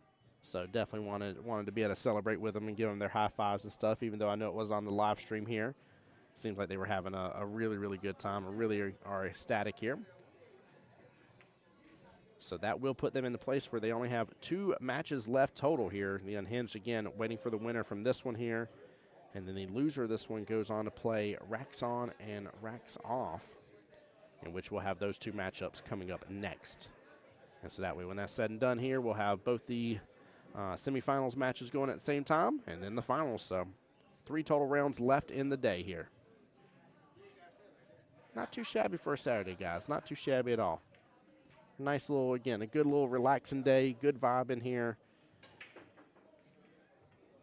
And it's always just fun to sit here and chill out at Cue Ball.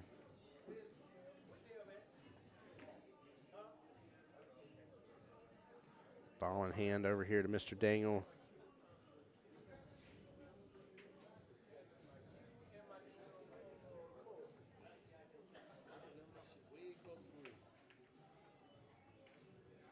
Yeah, definitely take a timeout here. Tamer coming on by. Having a quick combo here. Depends on how you really, where you want to take this 8 ultimately, but I feel like there's more enough room for the 8 to go in that left-hand side pocket. I think that's what Tamer's setting him up for. No, he's setting him up to be below the 8. Forgive me. He's setting him to be kind of straight up on the 9. So he's going 11 right-hand side pocket, 9 left-hand side pocket, 8 top left. My thought process is 11 left-hand side pocket first, 9 right-hand side pocket, But you gotta follow forward a little bit for my option here, which could run you a little risky if you don't feel good with your force follow. So I think Tamara really set him up for good success here. I actually like this. Take back what I said. I like this option better for sure.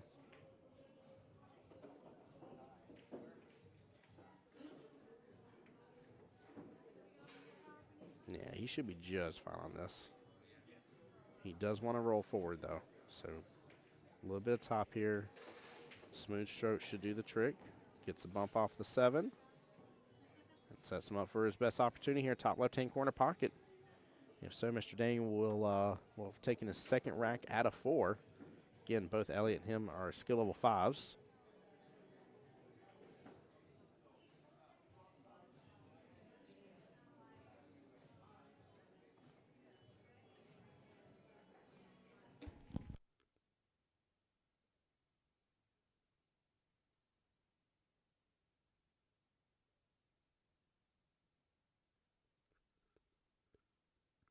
All right, good out by Mr. Daniel here.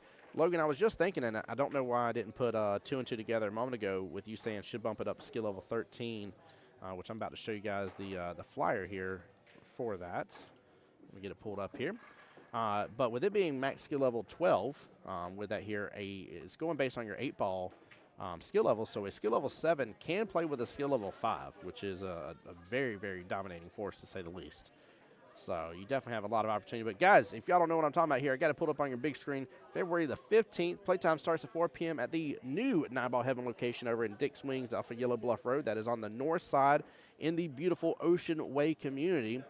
It is a Jack and Jill 8-ball tournament. Now, this is a fun tournament. This is not a Vegas qualifier. This is not the one that some people go after here that Christian Danica won last year for the Vegas qualifier to get there in the spring this time around. This is a fun tournament for Valentine's Day, guys. So come on, be a part of that. Let's have some good fun. Let's get back to the action here.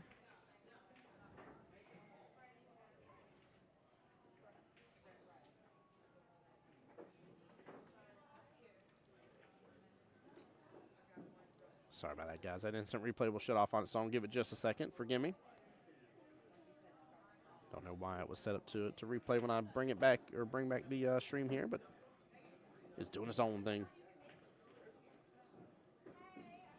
All right, Mr. Elliott with stripes here. And actually really good run potential here.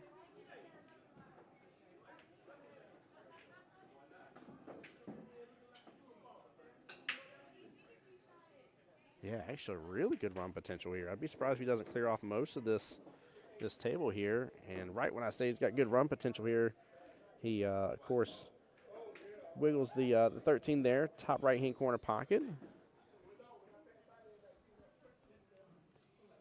Yeah, he was on it right there.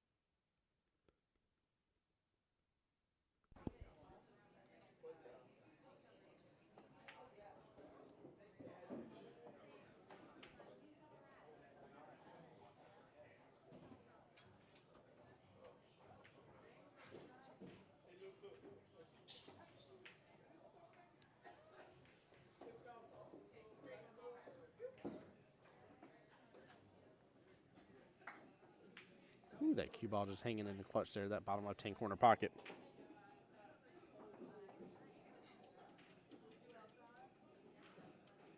I think he may be hooked on the point here to go after the 7, but it's tough to tell. Yeah, he's going for the kick here instead.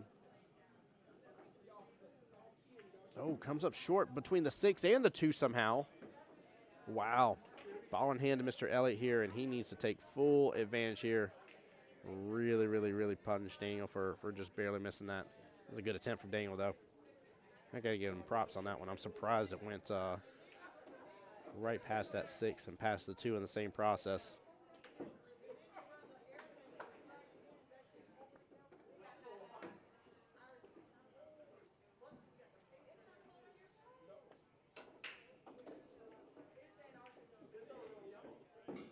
Elliott would have liked to have rolled up a little bit more here, but goes with a beautiful cut in that right-hand corner pocket. Nicely done. Oh, he's a little hooked here by the luck of it because the 2 ball and the 1 ball here. He's going to force go after that 13. Might just want to play defense here and see if he can clip in the 13 married up with the 6 ball, I guess, but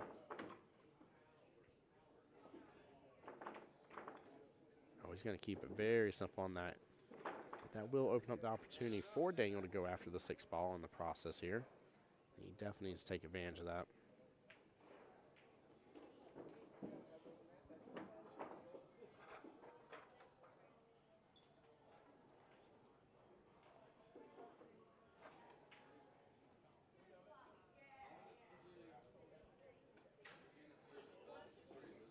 Daniel trying to hit that one in the left-hand side pocket here with a small miss, and has opened up a good window for Elliott.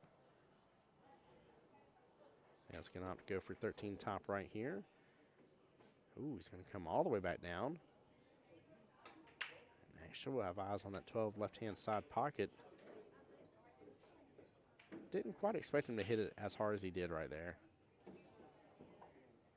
But hits in that side pocket beautifully. Clips into the 7 a little bit. Did he hang himself up on the 7? He's getting down on his shot. Must feel confident here that he did not hook himself.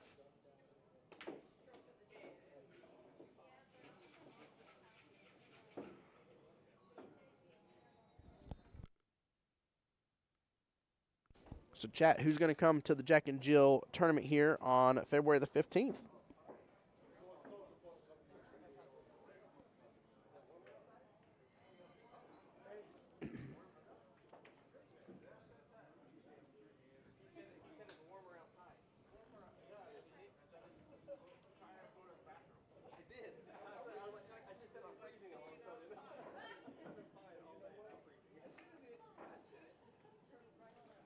Long distance cut shot for Mr. Elliott. Good try, though.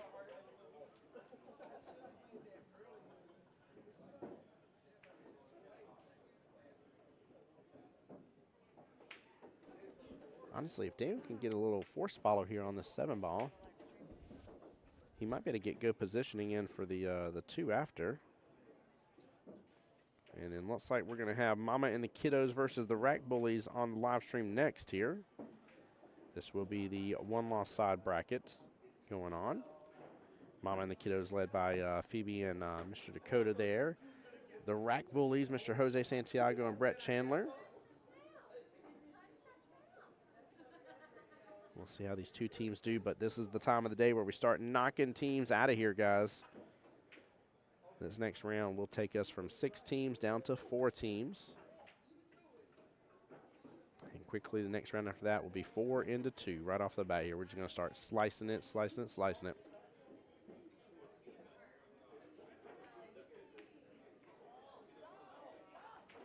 Oh, good try there on that 2. No, with the scratch. Unfortunate for Mr. Daniel. Very good try on that 2 ball there. Ends up hanging it up, top left-hand corner pocket, but man, very unfortunate here.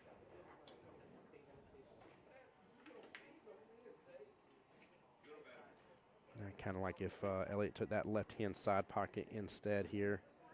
Would just naturally set him up for the 8 top right without him having to do anything else extra.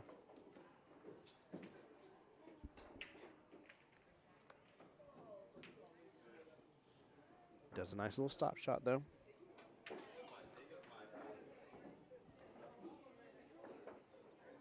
And this will get Mr. Elliott onto the table here, onto the points. There we go, good out.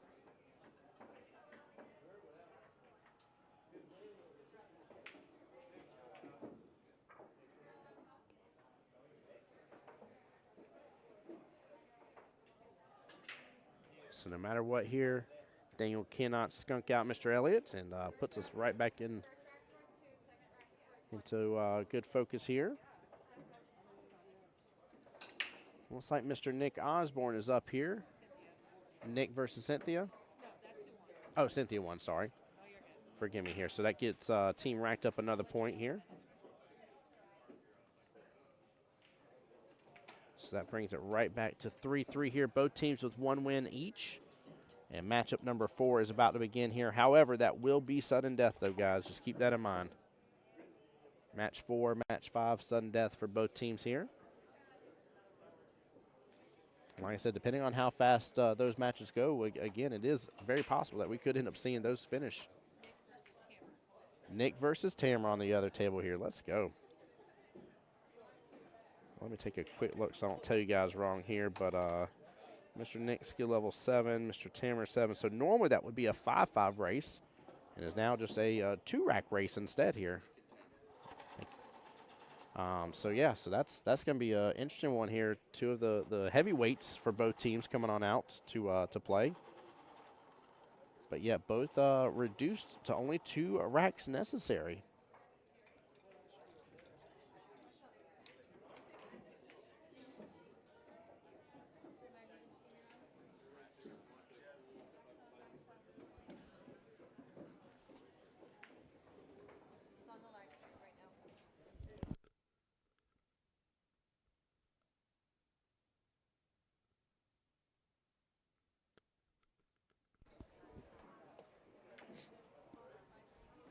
Looks like Mr. Tammer did win the lag there on the other table against Mr. Nick. In fact, let's just take a quick gander at this lag here.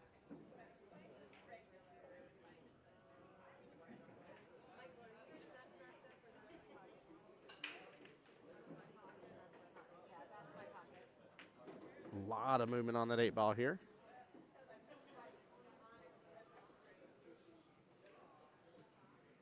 That's going to be an interesting rack here. We're going to get back to our main table, though.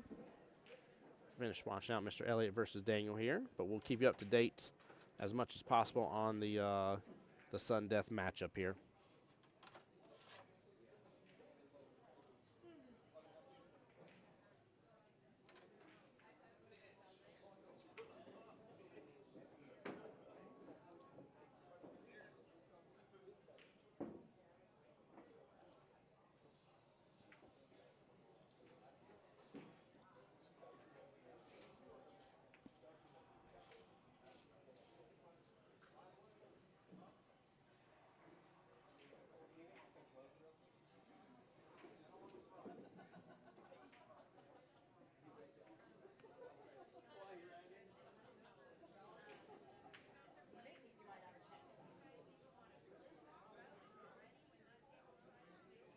Nothing too crazy this right here. You should be able to slip that 9 on by, take over that top left-hand corner pocket.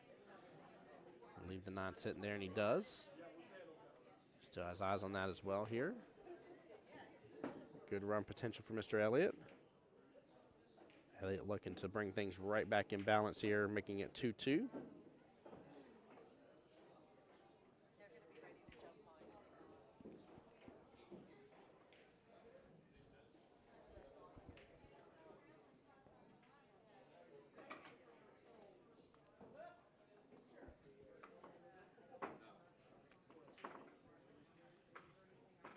Wild thing is there's just enough stripes right there to really block Daniel from seeing his 4, 7, or 5 realistically. He's going to be forced to go with a back cut here on the 3-ball, bottom left-hand corner pocket.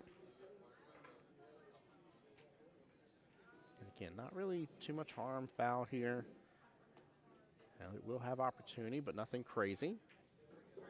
I say that, watch Elliott run all the way out to the 8-ball.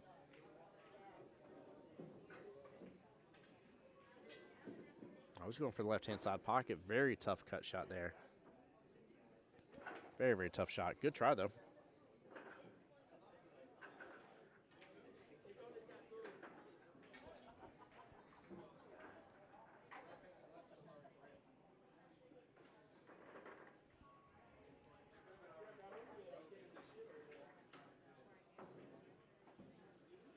Oh, small miss for Mr. Daniel here, rattling out and bringing that 6-ball 1 diamond away from that bottom left-hand corner pocket. Elliott very much in the driver's seat now with this kind of setup here. He's going to use speed to control this.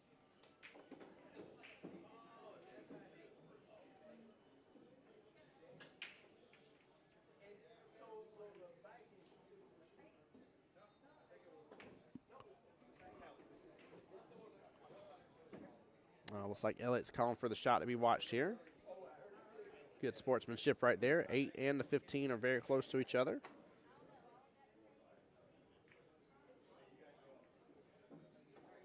Look good on the 15 here. Nearly took you out.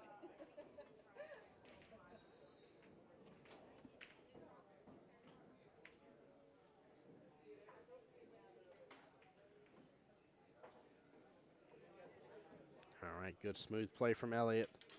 Really, really good smooth play from Elliott. I like the ball control he has right now. On downfall is he is very much tree-topped over this 7 ball by the look of it. Going for 11 left-hand side pocket. Actually ended up hitting a little too much there. Sends that 11 down below the left-hand side pocket. Good run.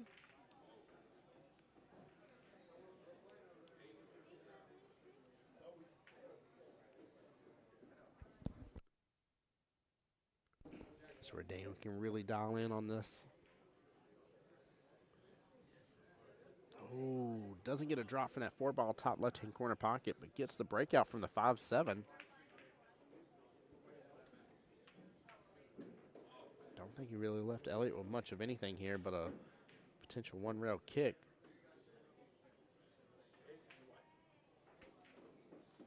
Elliott hits it nice and full. Cue ball's going to drift on down just a little bit.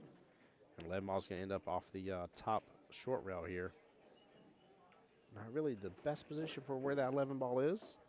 Daniel's going to be able to work on potentially running a couple balls and playing defense. He just says opt to play defense from the get-go.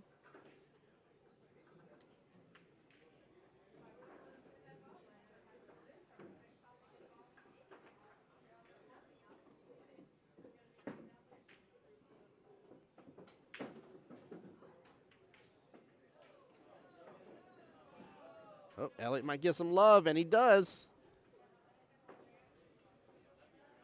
Elliott's going to opt for the 8 ball bottom left-hand corner pocket here. Shoot a little bit of top here. That cue ball should drift below that left-hand side pocket. You hit it hard, it is going to drag it right on over. And he hits it good. Tied right back up, 2-2.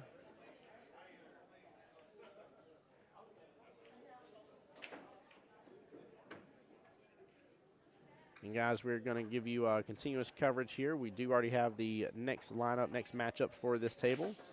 And both teams have been told to be ready to go whenever this one gets over. So we're going to, again, have the Rack Bullies and Mama and the Kiddos on the live stream up next. Keep in mind, this will be a elimination round. So the 4 teams that are going to play in this next round here, only 2 will remain and play in the semifinals matchups here, which would be the 2 from the 1-loss side bracket, 2 from the winner side bracket.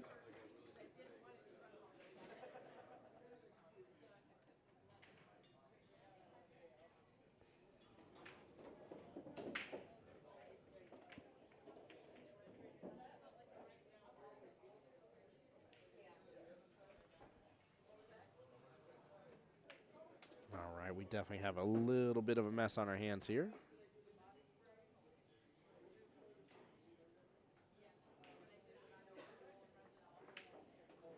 And Daniel at least has good eyes on the stripes here. That's what he's going to opt for. I don't know what he's going to do about that 9 ball after it's said and done here. He could actually hit this 11 a little bit full and go with the get the 9 off of that top rail.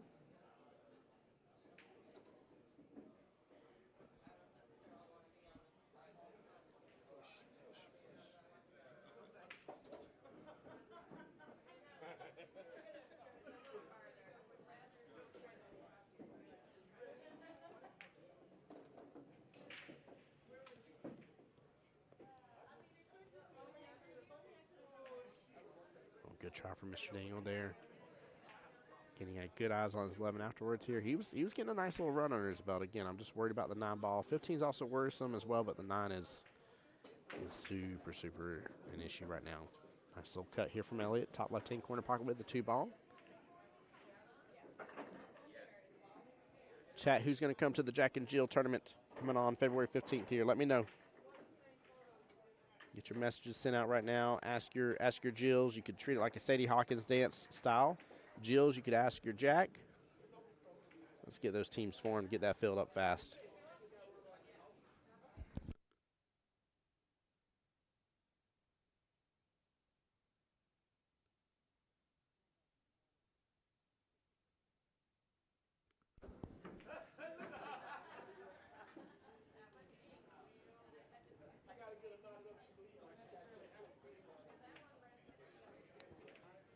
Also, while this matchup is still going, I see Jack coming over to the field here with Mr. Nick for the timeout. Looks like only a couple object balls left here. 2 solids, 2 stripes here in that matchup. Again, this is sudden death. I haven't been saying that right this whole time. I have a chat here. Hold on. Let me get my real announcer voice here. Sudden death. There we go.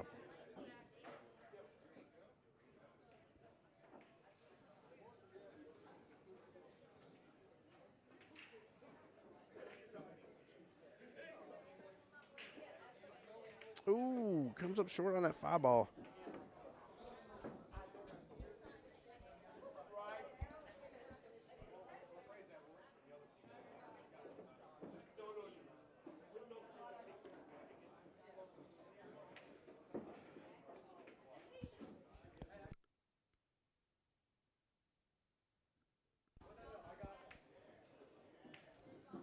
Daniel keeping it smart here.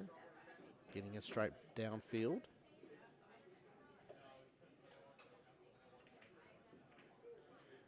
They're really not leaving Elliott with a lot of choice here. He goes for the 3 ball left-hand corner pocket, comes up short on it.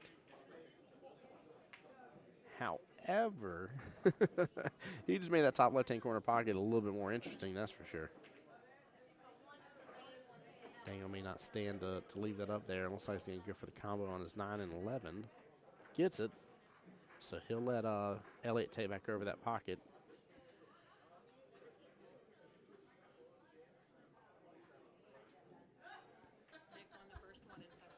Nick won the first one here. Thank you.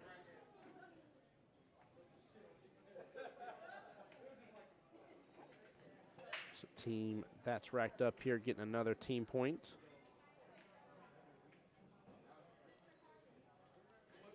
With the potential to 3-0 right there.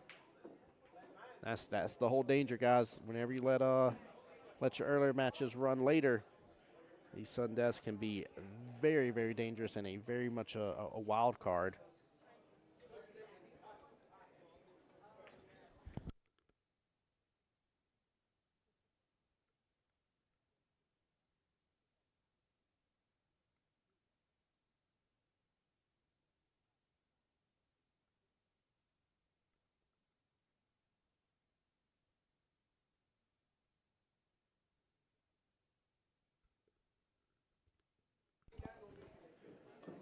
Telling Jack, thank you, by the way. Him and Jim both have been coming over, keeping me up to date with the score. I told him, I said, I'd much rather have both of y'all coming over and telling me the score, and instead of none of y'all coming over and keeping me up to date on what's happening on the other table. I always appreciate when teams participate in the live stream and help make things, work out the way they should. I'm very thankful for that.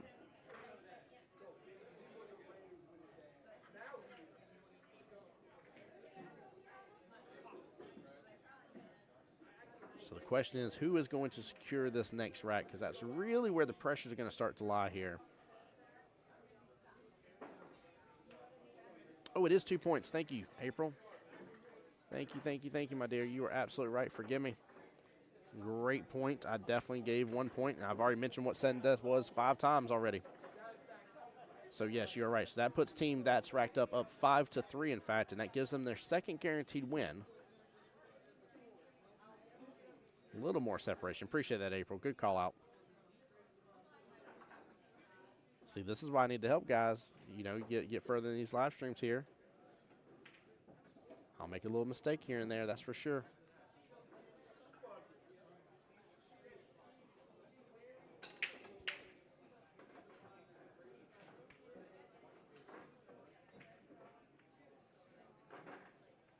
Oh, he was going for the breakout there. Good try, but jabs a little hard here. Ends up missing the 5 in the process. Doesn't clip into the 9 ball 1 and the other stripe that's up there off the top short rail. But I like where Elliott's head was at. That was absolutely what he needed to do there.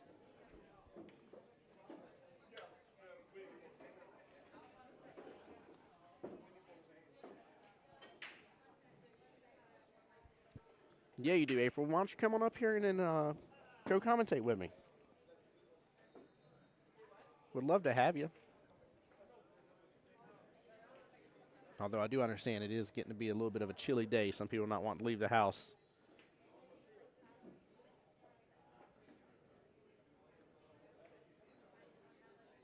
Oh, Daniel breaking up the 2 stripes up there. But leaving Elliott clear eyes on the 1 may be a mistake here. Let's see if this pays off for him, but I have a feeling it's not going to. Now it's going to have to go for the 7 ball. I'm assuming right-hand side pocket here. Yep, goes for the cut. Cue ball's going to come back upfield.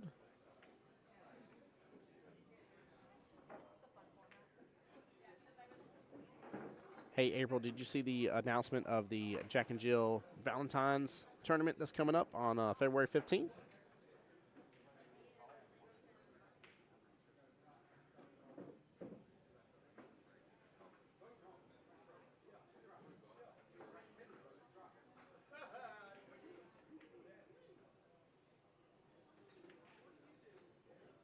Oh, no. Oh, very, very unfortunate timing for a scratch.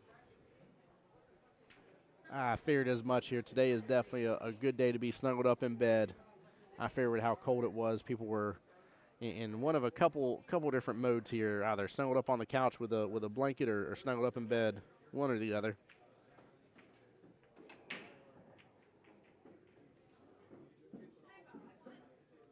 Perfect. April, you're going to be signing up. Glad to hear it.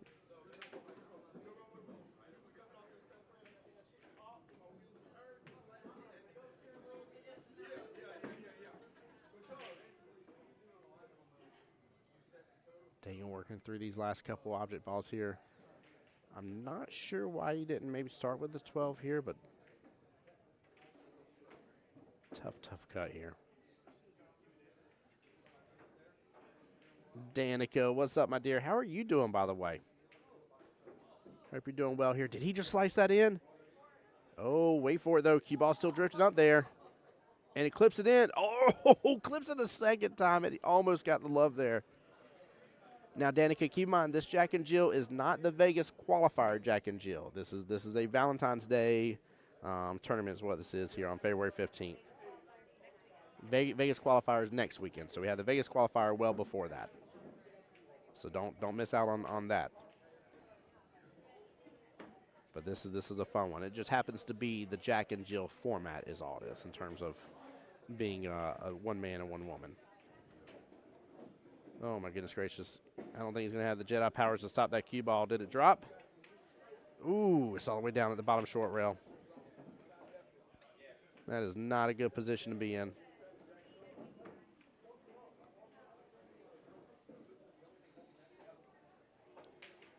But yeah, Danica, hope you're doing well. Hope you're blessed. In fact, your Jack is here, and his team, The Unhinged, is really, really setting a good name for themselves in this tournament. Nick got it as well, so that is a 3-0. So that is going to put the overall team points up 6-3. Team that's racked up will have 2 wins here. Daniel's going to get on the hill from this one, so that will give them a team point there.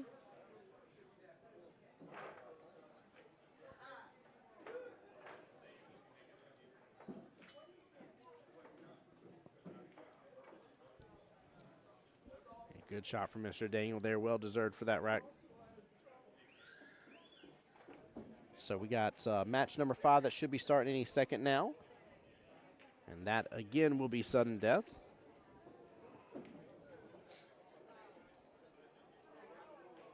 So as soon as I know who is put up there, I'll let you guys know.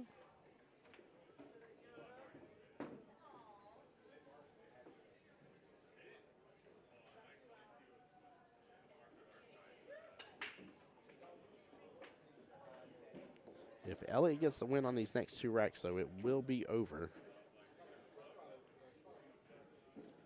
But like I said, we got to have continuous play here, and I have a feeling it is very probable that the other matchup could finish before this one does.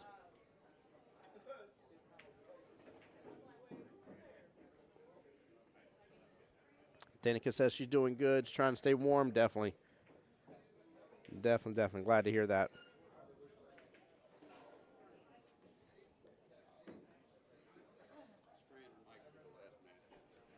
Miss Fantastic there, representing for team That's Right Up here. And Mike Roberts will be on there, team captain for That's My Pocket. Fran is skill level 3, Mike Roberts skill level 5. However, still again, sudden death rules, 2 points, 1 point. So they do not have a certain amount of racks to play based on their skill level, just based on the sudden death.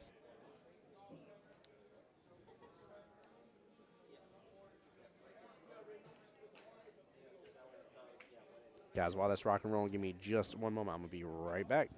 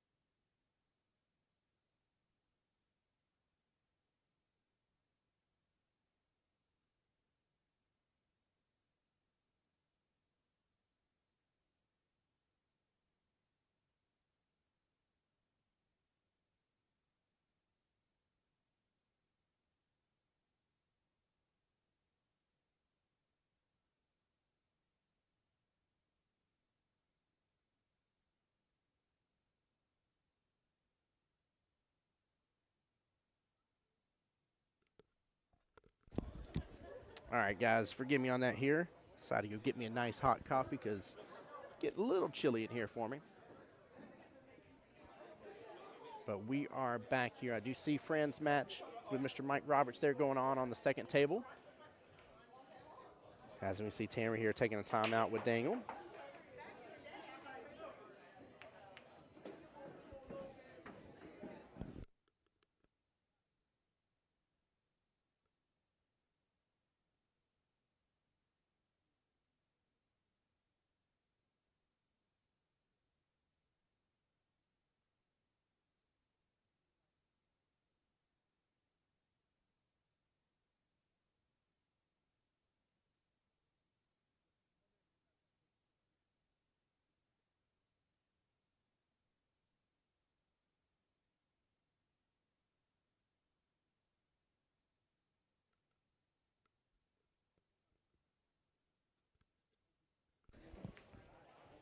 Larry coming in clutch there, just trying to double check I didn't miss anything when I stepped away from the booth for you guys.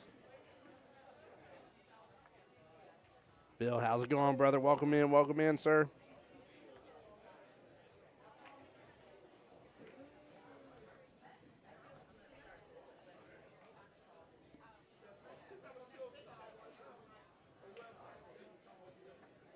Talking about a cross bank here on this 8-ball.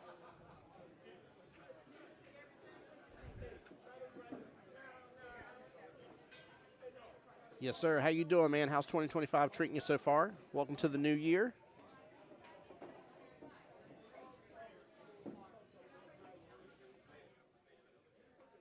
I'm going to have to change up my mic just a little bit for you guys, so please bear with me just a little bit here.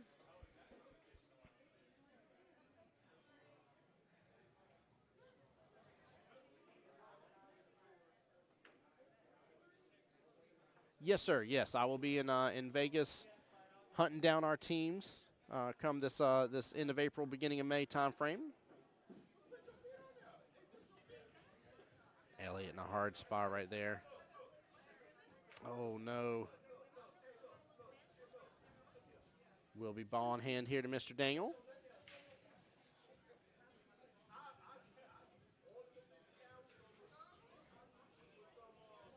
Daniel doing a great choice here, not messing that 4-ball. That 4-ball's playing blocker for him. Taking care of the 3 and 6 that are kind of tied up with each other. And should just play defense here. I don't really see much of a need for him to do anything else here. In fact, he could end up having the 7 and 4 play blocker. He's going to let 7 roll out a little bit more center of the table, bottom half. Great choice here. Honestly, I don't know. I was about to say, I don't see an issue with Elliott actually just giving ball in hand here. Absolutely, we'll see you there, brother. Can't wait to, man. Looking forward to Vegas this year. Because I've never been in the what we're calling the spring time frame. So I'm real interested to see how the weather is, how everything is there.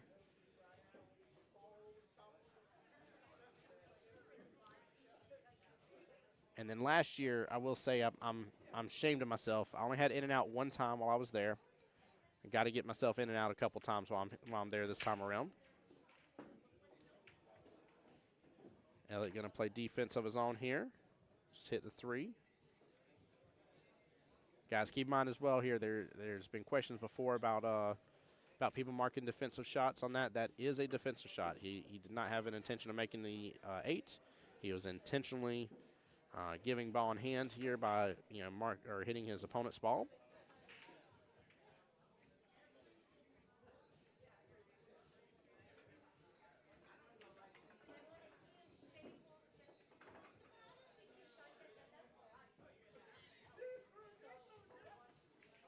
Again, I think Mr. Daniels just going to do the same thing he did just a second ago.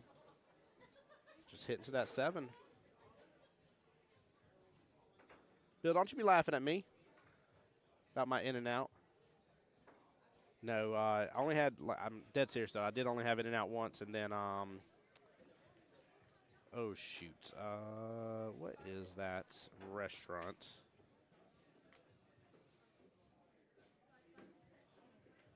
Let me see here. There's a restaurant that is within walking distance that I always adore going to. Right near the convention center, the Peppermill. I only did Peppermill, I think, one time while I was out there too. And the downfall was they were they were shutting down for maintenance like partway through the last time we were there in August. And I was so sad, man. I was like, man, what a time to shut down for maintenance when we're all here. I was like, this whole convention is filled up. But I was like, you know what? It's probably filled up quite a few different times in the year. And, you know, honestly, that's, you know, you got to just pick and rip the Band-Aid if you got to do renovations and stuff. So.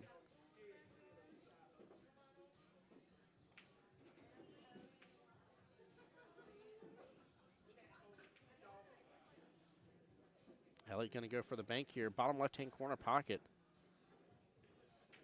And he's just playing it safe here. He's actually really getting good position on that 8-ball.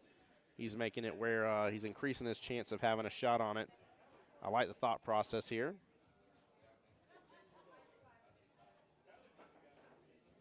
On the other table, the sudden death is still going on here now. Fantastic. It is her against Mr. Michael Roberts. If she gets the first rack, this whole matchup will be over.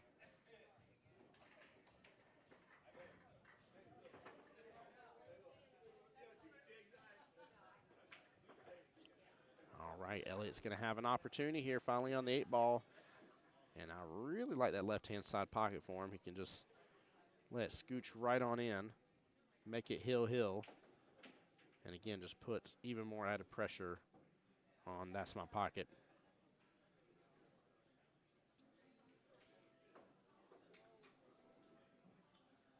Oh, rattles in here, hits it a little hard.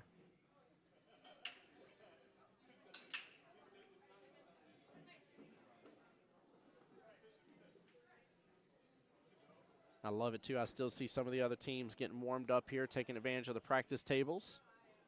Again, huge shout out to Cue Ball for always giving us such a great host location. Uh-oh, he might have sold out on that shot right there. I'm surprised he didn't go for the 4. Elliott with just a little bit of a back cut here.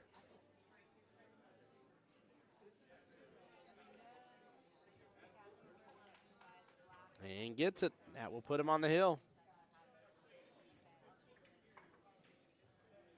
Both gentlemen needing 1 rack each. Now, if Elliott gets the win, that will put the overall score 8-4, and that will end it as well. So, honestly, if Elliott gets a rack or if Friend gets a singular rack, either way here, they just need 1 of the 3 total racks here that are possible, and team that's racked up will win.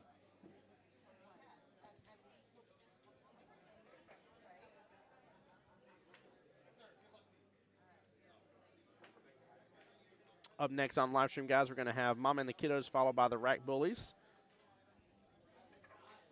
And that will be happening very, very shortly after this here. So don't go anywhere. We will keep the live stream going. And that way you guys can enjoy and continue, just get to enjoy the live stream for the day. So no need to go anywhere.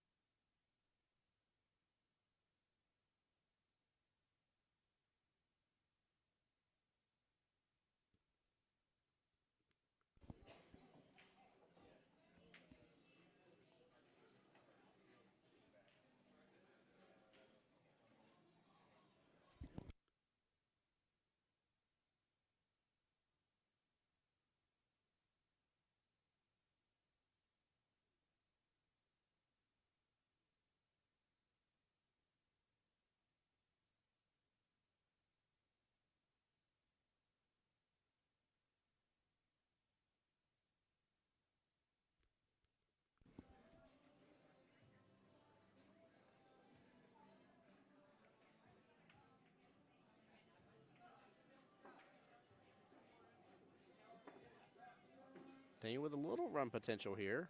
A little worried about that last stripe he has on the top short rail, though.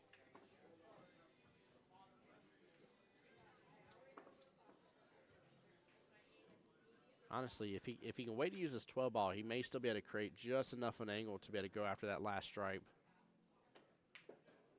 But between that stripe off the top short rail and looks like the 10 left-hand side of the table here, right above the 3 ball, that is his 2 problem ones that he's going to have to work on here. Hits it good, bottom right-hand corner pocket.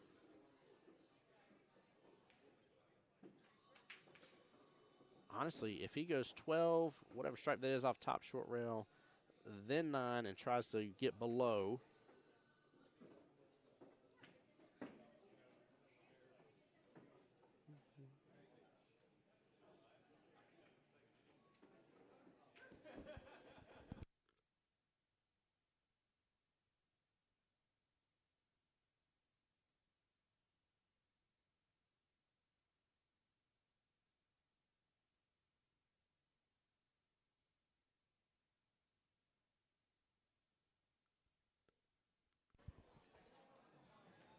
so, guys, just in case if people are wondering here, we did have a quick little update here for the fun Valentine's Day, February 15th tournament here. There was a question earlier on in the post about if Masters teams qualify, if that's the only team they're on.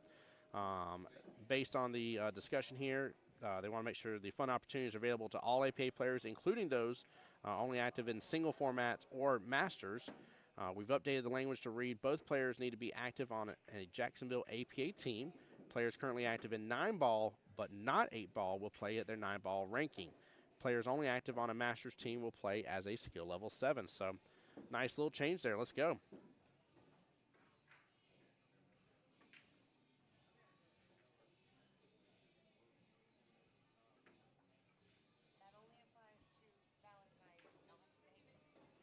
And that only applies to the fun tournament of the Valentine's Day tournament. By the way, guys, just to put the little asterisk there, very important here. Does not apply to any of the Vegas qualifiers, guys. I do not want to be confusing on that since we do have the Jack and Jill Vegas qualifier coming up.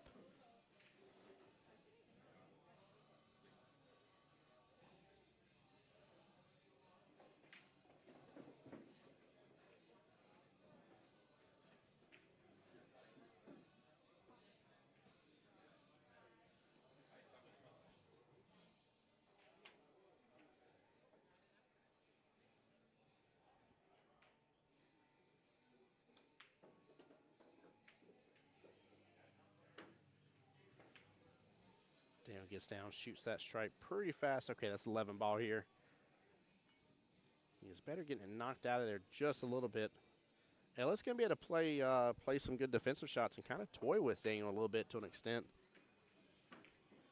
with the way this is set up here. But both players kind of needing almost to an extent that ball in hand to really work on their last object ball that's off that top short rail.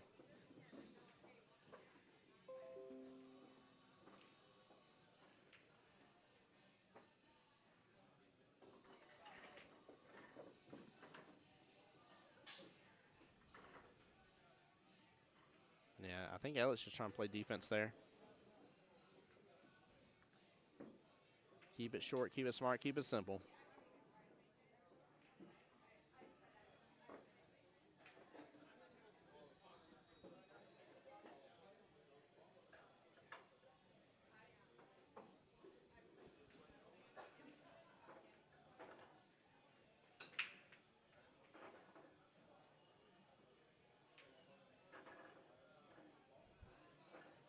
Oh, get out of that mess a little bit here, and Daniel will have eyes on it later.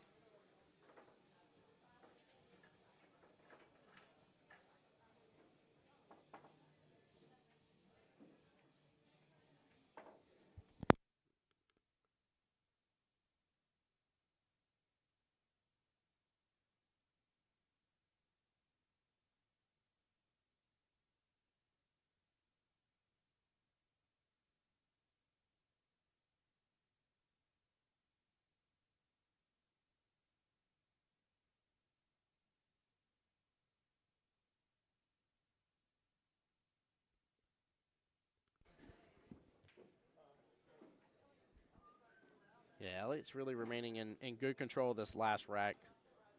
So what you expect there, right? You don't want to see either player selling out here. Ball in hand. Good call from Mr. Dangle. I would say that's a great lead for where the 11 ball is, but unless Elliott messes up this run, which anything's possible here, not picking on Elliott, but you can definitely see something maybe feels a little easier, and it's you know, you can underestimate it. But unless something messes up here, Elliott is definitely in prime position here to win this rack and get the overall win for team that's racked up. While they're taking that timeout here, let's take a quick gander at the other table. Yeah, 2 object balls left remaining. Again, Mr. Michael Roberts there needing to win both these racks here. Hits it good. He's on the 8 here. I'm going to flip back to it here in just a moment. Let's see how Elliott runs this.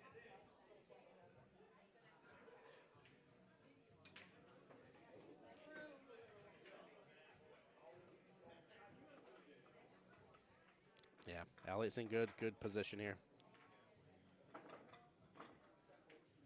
If so, that will mean the other matchup will be a do not finish here, and we'll be moving on.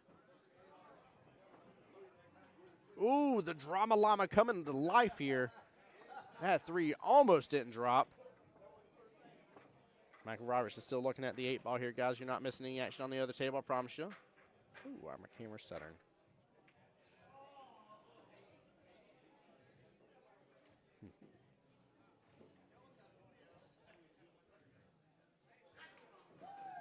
And that is it. That's racked up, gets the win. Congratulations to them. All right, up next will be Mama and the Kiddos.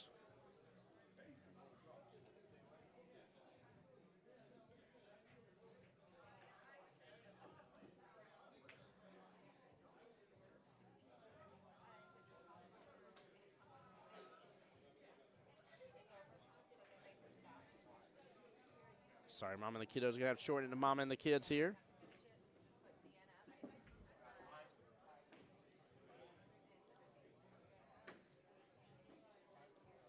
Grace over there saying, way to go indeed. What's going on, Miss Grace? How you doing today?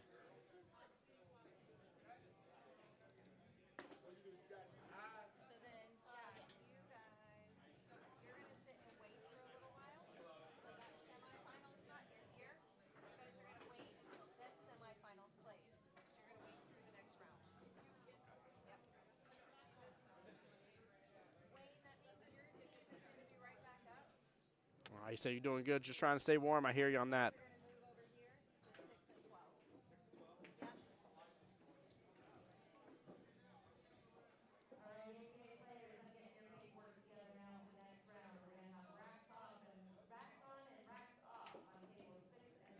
Give me 1 second, guys.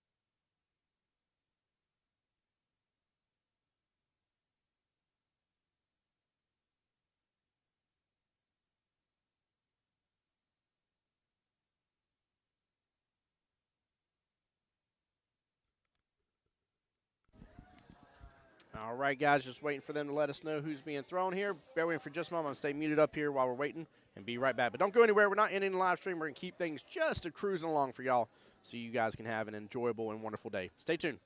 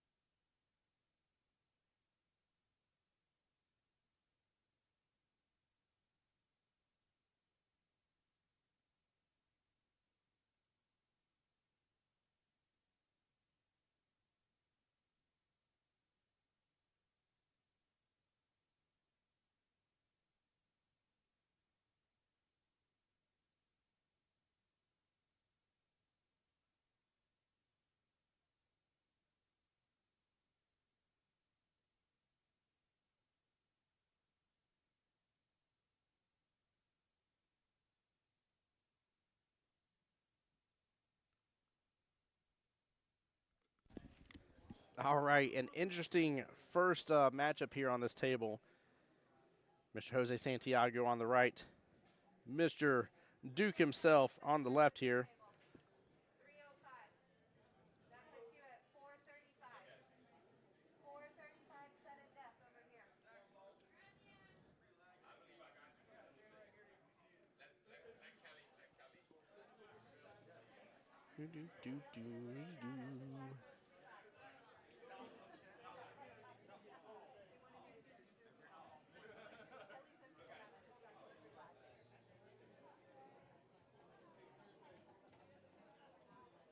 Let's see, Mr. Duke is a 5. So that makes it a 5-4 race. Yes, it does. All right.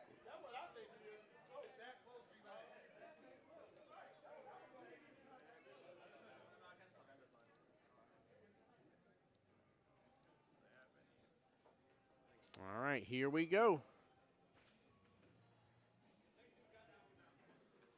All right, looks like Duke got it here. Jose will be racking. Duke will be cracking. Mama and the kiddos versus the rack bullies here on the live stream, guys. Let's go. While we're waiting on them to get everything set up. For those that didn't see me earlier talking about it here, it is live on Jacksonville APA's Facebook page here. But we have a wonderful, fun tournament here. This is not a Vegas qualifier. This is for right after, I think it's right after Valentine's Day, if I remember correctly, February 15th. Starts at 4 p.m. and it'll be at the new 9-Ball Heaven at Dick's Wings off of Yellow Bluff Road. That is on the beautiful Ocean Way community on the north side here, guys. And definitely going to be a good, fun time here. So make sure, come and join and let's just have a good time overall here.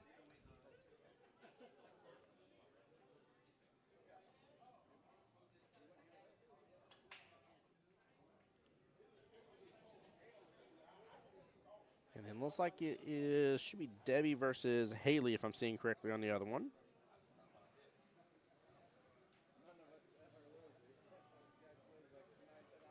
And that is a 3-3 race on the other table here.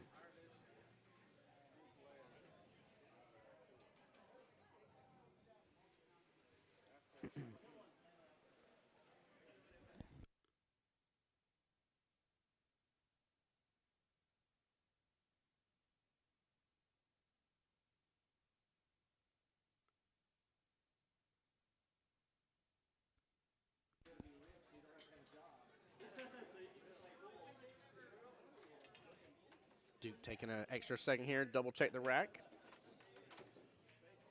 So guys, keep in mind here, we are knocking teams out after this here. So we are playing the last 2 matchups here before we get down to the final 2 on the 1-loss side bracket. And that way we'll play both semifinals at the same time. So this round, and then 2 more rounds to follow here. So quarterfinals, semifinals, and then finals, guys. We'll claim our victor here and get them ready to be packing and tracking so that way they can head on over to Montreal with us. Looks like the other one has a 4:40 p.m. sudden death here. We got 4:35 p.m. sudden death over here. So both starting relatively the same time here. I love the fact we're getting to play on 2 tables at once. Definitely keeps this day interesting and progressing right along forward for us.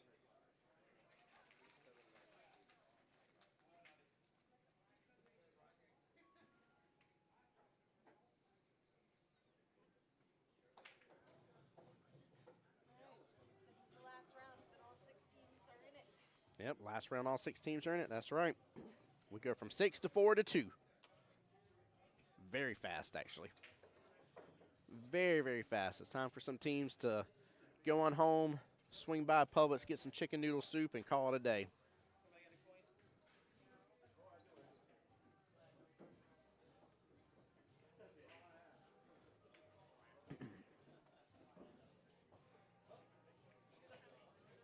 Got high expectations from this matchup, though.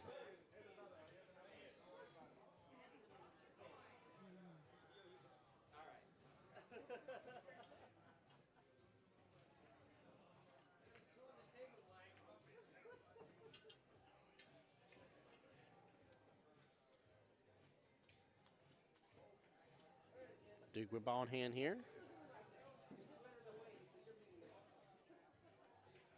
Looks like maybe he forgot his chalk or something over there.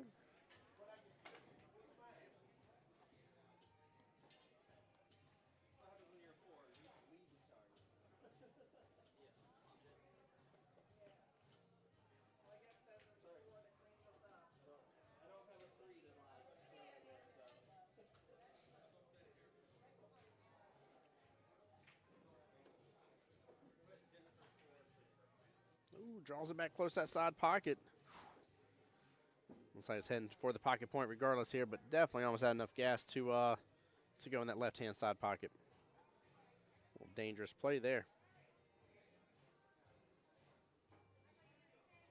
Of course, nice thing for Jose here is he's really controlling that top right-hand section here. Duke knows it. Knows he needs to work a little extra fanciness here.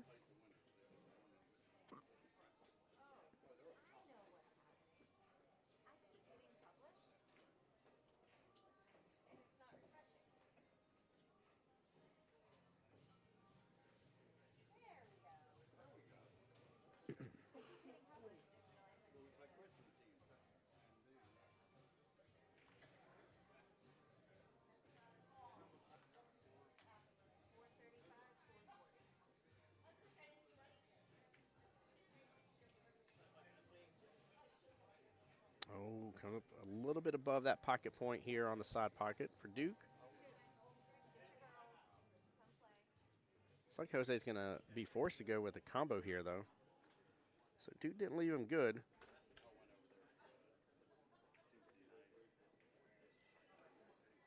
Now, Jose was part of one of the teams actually that got to go to Montreal last year.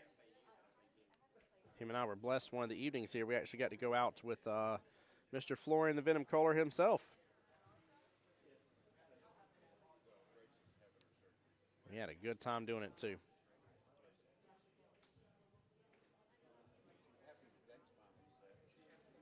There we go. Jose says no selling out here. Going to play it smart, and smart he did. Very, very good shot here. Only really leaving eyes on the 2-ball for Duke, but considering the fact he blocked access to the 4-5 and the 6-ball, very, very well done.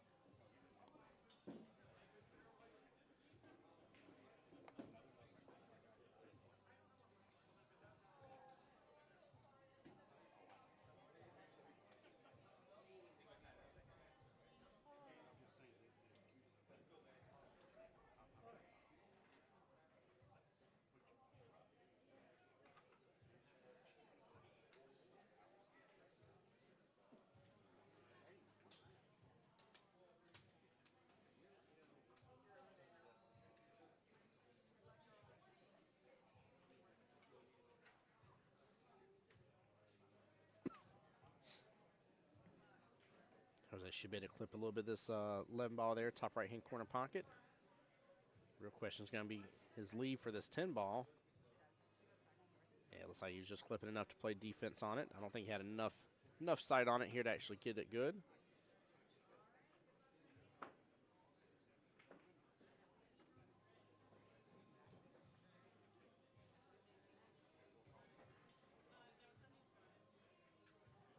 Duke is not going to have a great opportunity on a shot here. Looks like he is going to have to play defense off the 2 ball. Hit it right into this bottom short rail. Not leave eyes for a lot here from Jose. And Duke favorable right now just with where the 8 ball is at to be able to keep playing smart defenses here. Jose, one rail kick here, but drifts into the corner pocket. No, it holds. Woo, not only does it hold, that means it's going to be clipped up on that pocket point as well. That is a good leave here. Nice shot by Jose.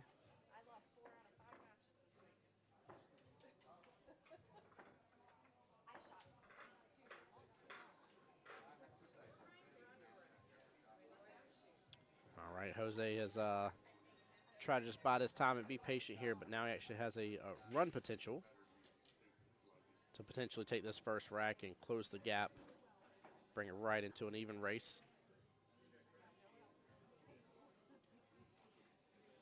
Oh, good try. Hangs it up there in the pocket. Held for that 10 ball beautifully in that right-hand side pocket, too. He did really well here. Just a small little miss. See if Duke can punish him for it, though, and run out the last of the 3 object balls before the 8 ball. Roll up for this 6. 2 ball next, bottom right-hand corner pocket. 5 ball last here. Keep an angle with where you're almost where the 2 ball's at. Keep that angle right there. And that way you can bump right back up table and get that 8 in that right-hand side pocket. You do not want to come up short on this.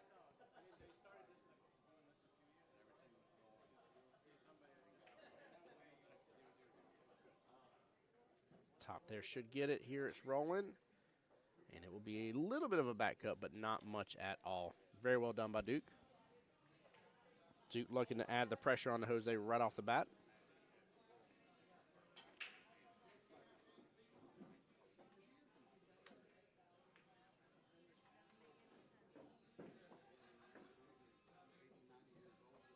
And a good first rack out there.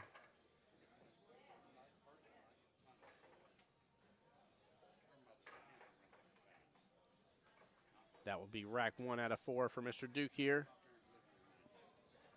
Still a quick checking on the other table. So they're pretty far along on this one as well.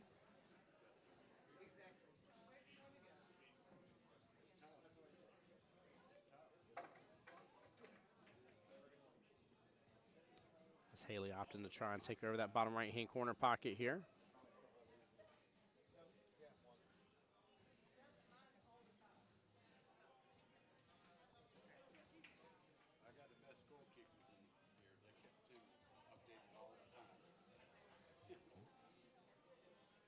All right, Duke up to break here.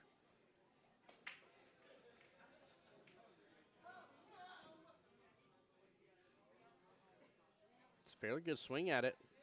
Nothing dropped here. Yeah, nothing dropped. Wow. Third the balls here on the bottom half of the overall rack. This will be open up for Jose to go as he pleases and choose which way he pleases, which my guess is he's going to go for stripes just because of having the opportunity here.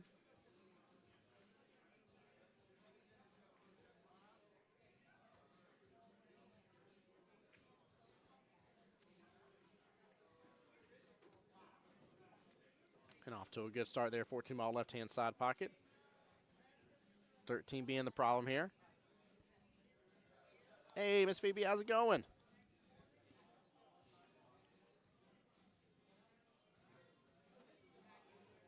Hit that off just a little bit on that 11 ball by Jose. As much as I'm not surprised he took stripes here, I kind of like solids. Solids with that 3 ball blocking up the 13 top right-hand corner pocket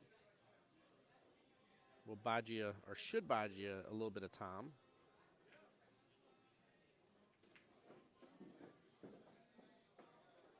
Uh-oh, it's going to be a ball in hand. No rail.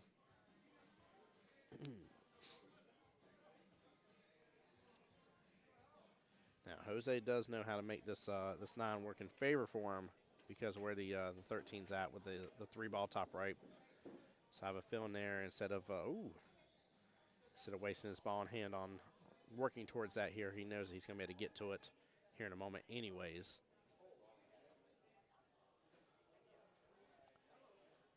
Jose now owes everybody on the team shots there for missing a ball in hand. Just kidding, I got to pick on him a little bit. Mr. Jose Santiago is really good people. Plus, he's a darn good car mechanic as well, I'll say that.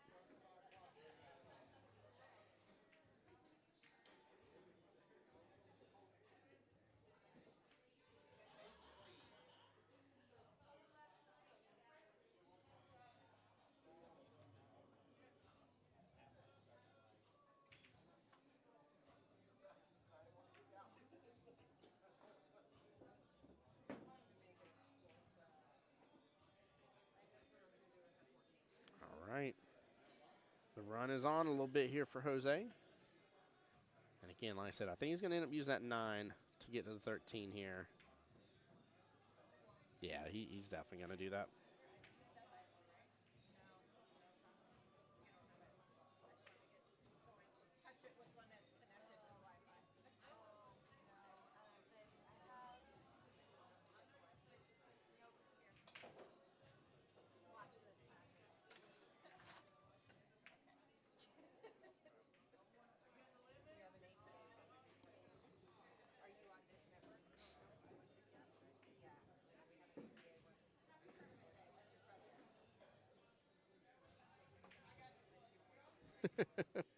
I always love Miss Debbie's reactions. You see her there in the top right of your screen for a second. Well, looks like we got some 8-ball action here. Oh, yeah, Miss Haley's on the 8-ball there, top left-hand corner pocket.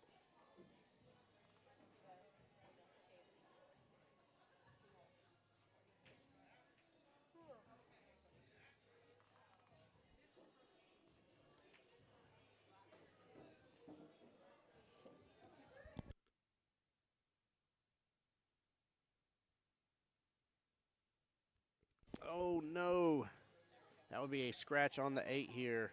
Oh. Very, very unfortunate there. Very unfortunate. Sorry, Miss Haley, for jumping on over there. Both ladies is a 3-3 race. That would give rack number 1 to Miss Deb.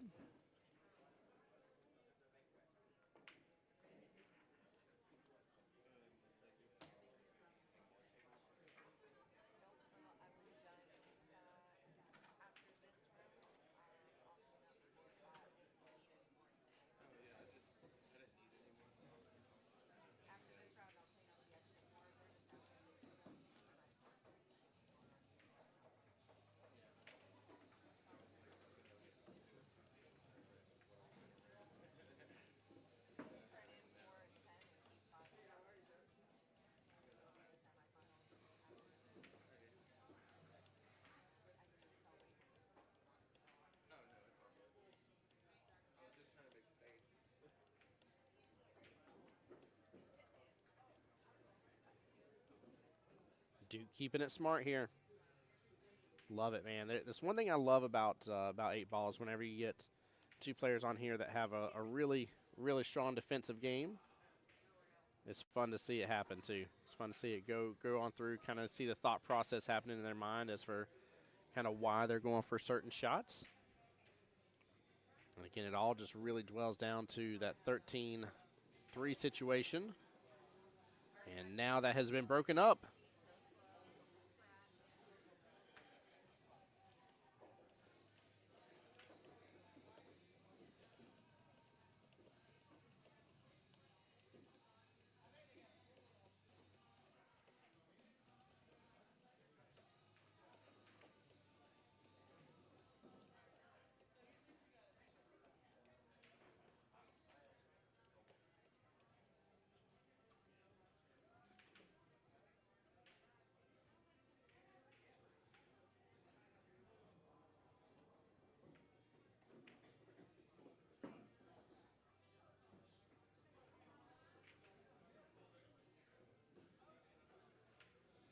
Duke with a pretty clean shot there for that 2 ball. Thought was going for a moment.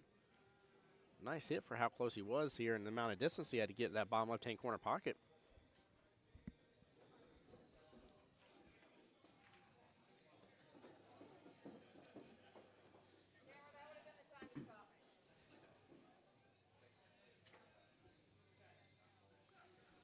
Jose looking at a back cut here. 12-ball top left-hand corner pocket. A little worried about its interaction with that 7-ball and possibly drifting on over to that top right-hand corner pocket.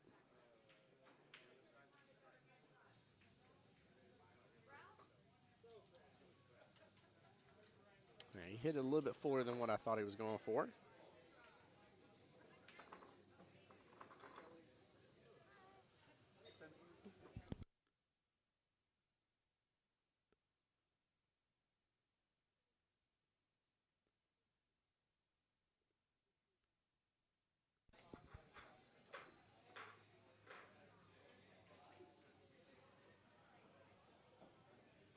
Again, nothing much changing on the table here right this second. Both gentlemen, I think, kind of biding their time.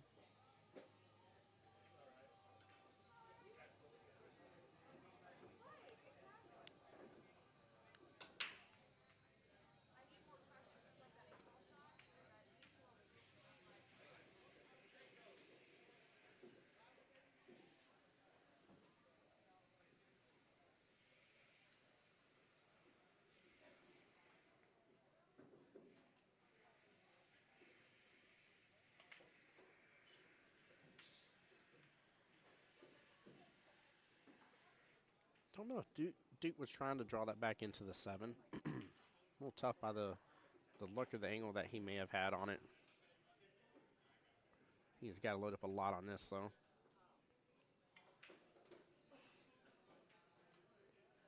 And he does so. 2 rails, kicks back over, gets in the window for the 7. And he does. He does. He should have eyes on the 7 here. Not saying he can do a lot with it, but he can still sit here and play a nice little defense. Nothing crazy. Very well done.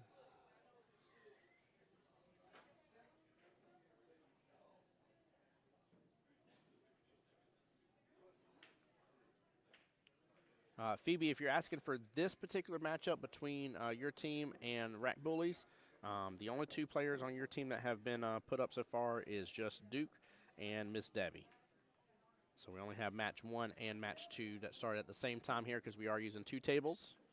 Hour and a half sudden death. So sudden death for this matchup that we're watching on the stream here is 4:35 p.m. Hour and 11 minutes away.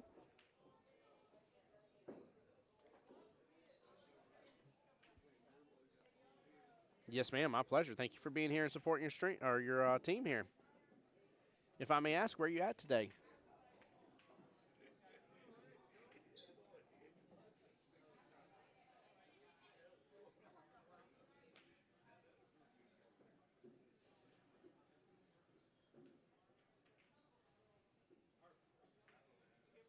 There we go. Duke just playing it smart.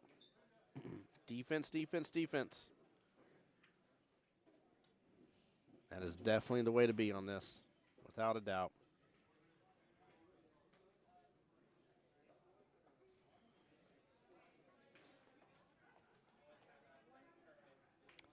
Miss Phoebe, I'm sorry to hear that, my dear. Hope everything starts working out better for your mom. And y'all will definitely be in my thoughts and prayers for that situation. You let me know if you need something more than that.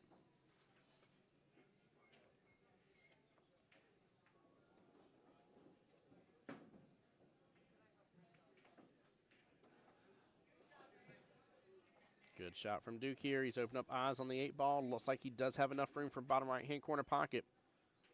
This could be huge. 2-0 lead right now against Mr. Jose Santiago, leaving a 2-5 race left in this battle. Definitely bodes well for Duke. Yeah, Miss Phoebe, you're quite welcome, my dear.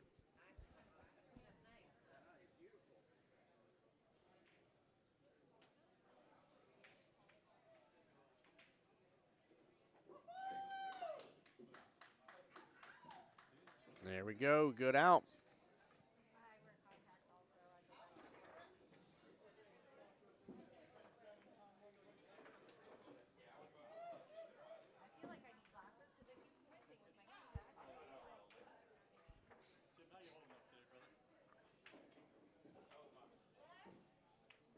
Taking a look at the other table here. Only a couple object balls for each player. Miss Debbie back to the table. That was Haley shooting right there. Yeah, Duke's applying some really strong pressure against Jose Santiago now. I will say Jose does not seem to be shooting at his normal level. Did miss a ball in hand a moment ago, a little uncharacteristic of him.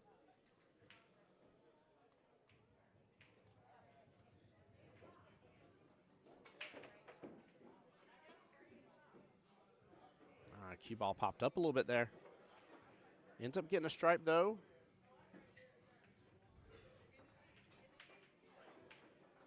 So Duke will be high balls. Mr. Jose Santiago will be low.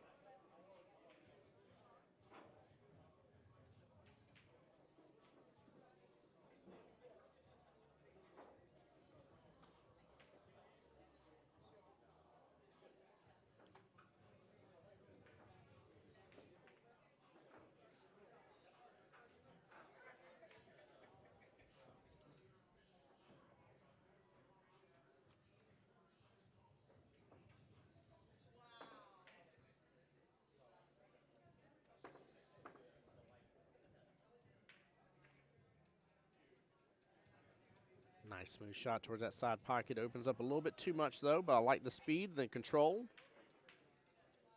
And Jose says, I like for Duke to be out of my way so I can get right back to this table and start running things.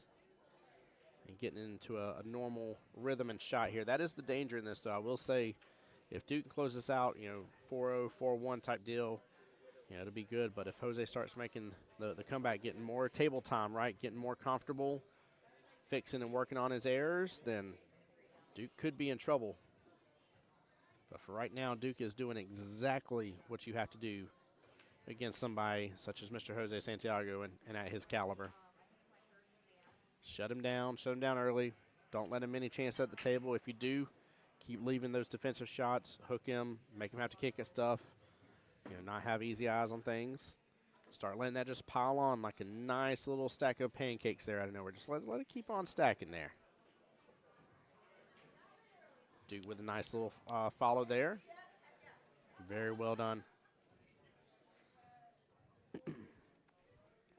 Although I can't usually match it with his speed here. I like Duke's, I'm going to call it enthusiasm on the table here. He's pretty quick to get back around to the next shot, but it still seems to fit within his will well. There's a lot of players that just doesn't fit good with. You see players rush all the time, and you're like, yep, they're rushing. They usually take 3 seconds between each shot, and here they are taking one, and you see them running kind of fast and stuff. And, some people thrive off that. Some people do really well, but I get envious when you see somebody that can get hyped up. Like there's been a couple times where I've made an incredible shot, and like I'm still sitting there, I'm like, yeah, I made that shot, and I got just a normal shot that, you'd be like, Tim's gonna make this. That is a normal shot, 90+% chance of him making it, and I miss it all because I got overly hyped. I got too unfocused on my next shot and kind of let things run away with me. So it's really, really nice to see.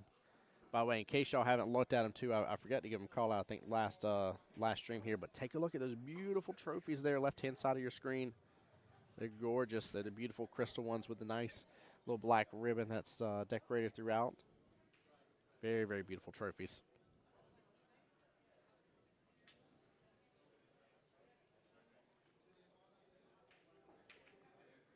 And guys, there's still 2 more full rounds to go. If you guys want to be a part of it, we've got the semifinals and the finals for the rounds next. Still time to come on up here, come hang out, eat some good food here at Cue Ball. Or the one with the dinosaur, the OG Cue Ball.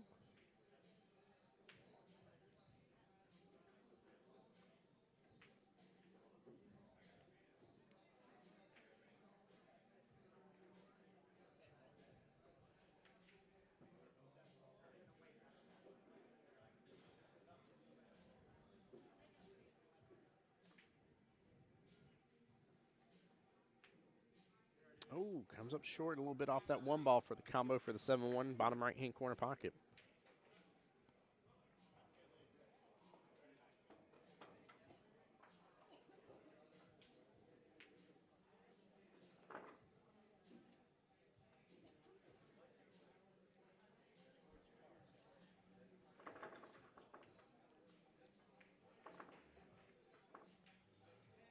Duke swinging for that side pocket. Ooh, almost gets punished bottom left-hand corner pocket.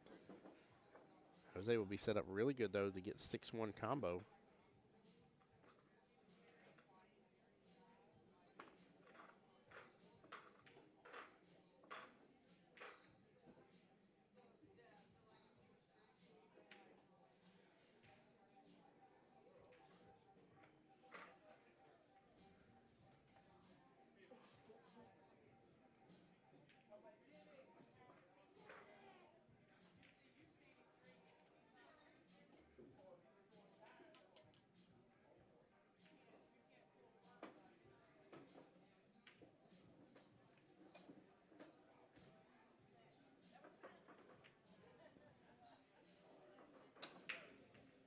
And ball in hand over to Mr. Duke here.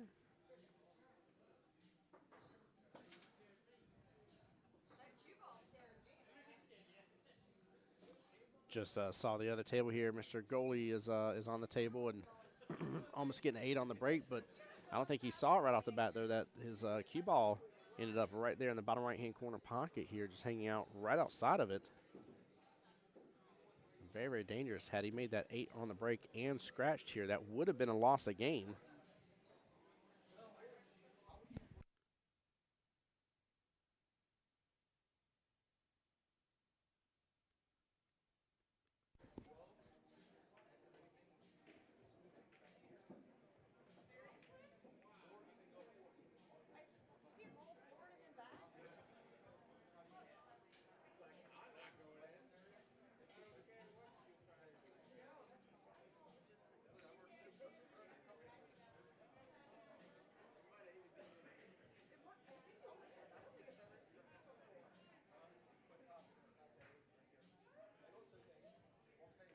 Good little timeout here.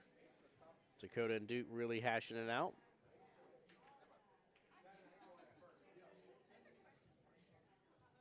The whole issue with this shot right here is in order to get enough force follow here, he's got to really, really hit it good. It doesn't have a lot of distance here to really catch that front spin that it wants. He got over a little bit, though. He can work with it.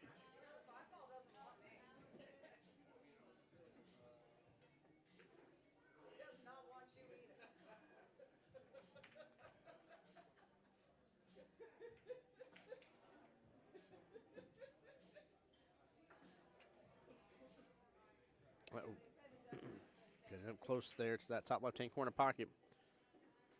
And really open up the victory opportunity here for Mr. Jose. 7 top right, cue ball comes back out about center of the table here. 6 bottom right. And then 8 top right after that.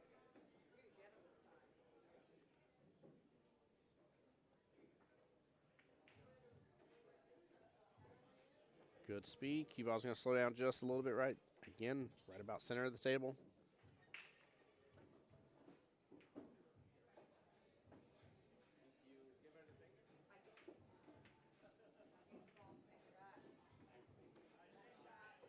And a good out for Mr. Santiago. Nicely done. It will not be a shutout here for either gentleman. Very, very well played here. While we're waiting, I see a few new names in chat here. I don't want you guys to miss out on this. This is a fun tournament. This is not, I repeat, not a Vegas qualifier here. On February 15th, we're going to do a nice little Jack and Jill 8-ball doubles tournament here. It's going to be over at the new 9-ball heaven off the north side here, off of Yellow Bluff Road at Dick's Wings location is where it's at. That's on the beautiful Ocean Way community there. And you can have a max of skill level 12. So you can have a skill level 7 and a 5 in 8-ball. And have a good time. Only $20 per team. Nothing crazy, guys. So come take a part of it and enjoy.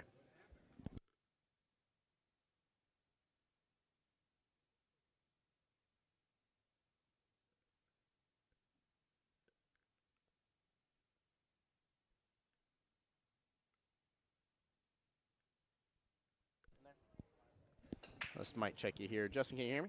Yes, sir, I can. There we go. What's up, brother? Not much. Living the dream. Living dream, never wake up. That's right. Well, welcome to the live stream, man. Glad you're here with me today. That's right. Yes, sir. How cold is it out there now? It's dropping a little bit, actually. Yeah. It's pretty chilly. I was laughing my butt off last night. I was telling Stream about this story, and Wifey and I actually had date night last night. Went to Texas Roadhouse. Oh, I love that place. Oh my gosh, it was amazing. So we left the house. It was chilly. Went to Texas Roadhouse. Had to wait outside for a little bit. Went inside. We were there for probably an hour, and went back out. And I stepped out, and I'm like, it's definitely later, and it's definitely warmer. Yeah, it got a little warmer last night. I'm like, what is going? I was like, oh man. I was like, that can only mean one thing. I said the storm's rolling through. Right. And sure enough, I checked, and I went to the hourly forecast. And I was like, wait a minute. I was like, how is it just going to keep dropping throughout the Right. middle of the day? I'm like, gosh, darn it. Oh, man. So we've been having a good day staying indoors and staying warm. And Yeah. I'm having my cup of coffee now myself. So, Nothing beats a little pool on a Saturday. yes, sir. Love it, too. Like earning a little trip to Canada. Yeah. To the Montreal. It'll definitely be cold up there. Yes. A Yes. lot colder than here. It's funny. A couple of my buddies, whenever they heard that I was going to go to Montreal last year, like, oh man, you might get to see snow and stuff. I'm like, I'm okay with that. Right. I'm okay if that doesn't happen. Oh man, no, it was definitely chilly. The only time it was like super cold was I was walking back, and I was out late one night because I got done late streaming, and one of the places I went is about a block and a half, 2 blocks away. And so, like, didn't have much wind or anything like that. Walking through the little park area and stuff, everything's good. And I come around just one corner of the building to get on the main side to the hotel. And next thing I know, I mean, it was like 30, 40 mile per hour wind that just almost blew me over. Like, I had my plate of food in one hand, and that almost flew out of my hand and stuff. I had to, like, catch it as it was as it was going. And, like, at that point is when I got the shivers. I was like, I'm ready to be in the hotel room. Get me out of here. Yeah. Nothing like being too cold, you know. Oh, yeah. I was like, it gets deep in your bones. You can't get rid of it. Yeah, us Floridians aren't too used to that. No, sir. Not at all. Not at all. How's Sam doing today? She's good. Good. She's right over there on the other side of that pole. You probably just can't see her. She over here hanging out? Yeah, There we go. we just came up to hang out. Probably go over there, hit some balls in a little bit. Good, So, man. Yeah, gotta stay in stroke, you know. Oh, always, brother. Always. Got a couple Vegas trips coming up in April, so Yeah. What? Remind me here, because we've been doing so much lately. I got so much on my brain here. Which ones y'all going for again? I'm going for singles for 8-ball and then That's right. Masters. That's right. There we go. So looking forward to it. Yeah, I'm excited to see Masters being in the springtime frame. I like that. I like the fact Jack and Jill's going to be in the springtime frame. Does this one go the same time too? Or no, this is going to Montreal. So Yeah, never mind, yeah. that answers my own question. Yep, just to Montreal. But yeah, I've never played singles out there, so I'm looking forward to that. It's interesting, man. I still think it's one of the most interesting ways of earning a trip to Vegas that APA offers. They paid the most out there for singles, so It's amazing, dude. It's amazing. And you can still get in some action on some minis while That's you're right. at it. Like, for sure. in case a little bit of singles wasn't enough for you, you can have a lot of bit of singles and bring back some singles. Exactly. Good shot by Duke there. Well, we got matchup number 1 and 2 happening at the same time. So we are running 2 tables at once here, normal 8-ball high-level tournament format. Nice. And for this particular matchup here that you're coming in on, 4:35 p.m. will be the sudden death. So we are an About an hour and hour. 5 minutes away. Is this a loser goes home match or? This is the first one of the day for losers go home. In fact, with you being here in the booth, the tables on our right here is the other 2 teams playing, and both of those are the same thing. Right. Loser goes home at this point. So, and then the winner, which we're waiting right now, we've held it back for just a moment so that way they don't get too far ahead. But the semifinals within the winner side bracket is already ready to go. Right. And then once these 2 finish here, the one-loss side brackets semifinals match will be ready to go as well. Yeah, gotta let them catch up a little bit. Yeah, because I mean, no matter what, there's gonna. It's like I told somebody earlier because they're like, oh, but we're gonna be waiting for a moment. I was like, well, firstly, I was like, you just won in 3 Right. matches anyways, so like you were gonna be waiting for Regardless. like you just kicked too much booty. You know what I mean? Like that's Right. a byproduct. But 2, it's a question of, do you not wait right now and Right. wait for a super long time for the finals, Right. or do you wait a little bit now, play your game, then wait a little bit for the finals? You know. Right. I'd rather have a little bit median in between both instead of there being a long time. So,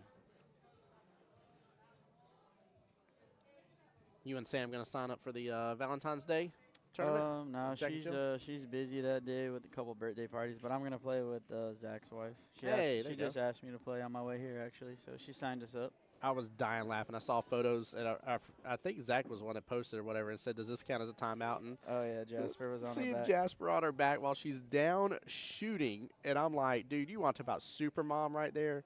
Yeah, that was this past Monday. What's funny is I feel like that's something Kelly would do too, by the way. Right. I feel like straight up, have little baby Connor and Melina on her back here and still taking shots on the pool table. Yeah, if you can make a ball with a baby on your back, then you're doing something right. Yeah, it's kind of like there's people that like play certain sports and they have like weights on their wrists or something like baseball players, and next thing you see the weights come off and you're like, golly, they're a rock star. Like what happened? Right. Yeah, I'm looking forward to it. I haven't, because James just opened up this past week, right? Yes, sir. Yes, sir. We were there on Wednesday. Yeah. How was it? It was great, man. Good vibe. 4 teams already. Hopes to get it probably up to 6 teams, which I'd be surprised. There was actually a couple of people that were in there that were not from like the regular APA area. One of them being Mr. Oliver, and he joined the team that night, which was cool. And I think when word gets out to the Ocean Way community that's there, it's great. And I keep telling this story, but I'm telling it because I feel good about what I did. So it's almost a year ago, and it's about a mile down the road from where Dick's Wings is. There was this newer area of buildings that were being made, and they had the buildings physically up, but they didn't have any, like you could see that there was still dirt on the floor. Like there was no floors there, and they didn't have walls to separate the units yet. And like I even called Mike that night, and I was like, Mike, are y'all able to like make a pool hall? He was like, no, we're not because of it being our area, et cetera, and there's rules against it. I'm like, okay, cool, that makes sense. And I was like, man, this right here, this Ocean Way community would just needs a real good pool hall up here. I was like, they could really use it. I was like, there's a lot of growth going on here. And so after I heard about James moving into the Dick Swings location, I was like, he knew what I knew. He figured it out. Right. He figured it out. So, but they're doing good. There's still some more movement of the tables a little bit they're going to do to spread them out a little bit and still work on some stuff. But do they still have like the restaurant seating in there? Still restaurant seating. There's actually plenty of seating, to be honest with you. The seating is very abundant. In fact, there's a nice little, I'm going to call it like a nook or corner here where they have the 9 Ball Heaven sign. Actually, the big sign that was outside is indoors. Yeah, there used to be a little room in there. I'm assuming they maybe knocked the walls down to that room. They did. Yeah. They sure did. Opened it up. It still gives you a view of the entire room, but it's got tons of seating options over there. And nice. That way you can eat your meal and still watch the matches going. Cool. But yeah, talking with James here, I met Mr. Ken, who is the other the half of the equation there, and got to talk with him some. He was nice to meet, and staff there seems really happy and excited about it as well. So yeah, he should go to that Dick's every once in a while to play bingo on Tuesdays.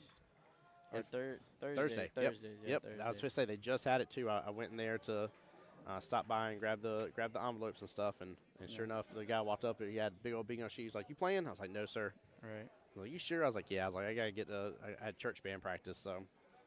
Yeah, I used to go in there every once in a while to play bingo. So it's definitely a good vibe.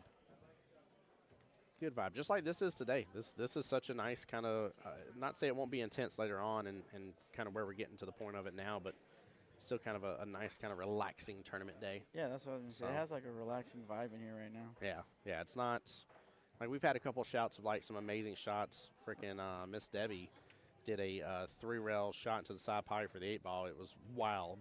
Wow. And called it, like marked that pocket, called it that way, like went for it, like it would have been cool to have on stream here, but she was shooting over here on table 6 when it happened. What a shot by Jose. Goodness gracious. But, yeah, it's been, like I said, nice chill vibe, nothing crazy, and nice. Really perfect for a good Saturday, especially to start the new year. I think, if you were starting off a little further intense here, it's kind of nice not to have that. Yeah, got to ease into the new year. Ease into it, that's right. Well, I mean, especially with everything that's going to be going on, we're going to have a live stream on Monday kind of talking about what to expect with 2025. And this year will be the first year of change for, obviously, National and Vegas switching up for Yeah, I'm moving excited things to to see the what spring. that's going to look like if Yeah. I make it for teams in August. But I'll be out there in April, so I can see a little bit of the change.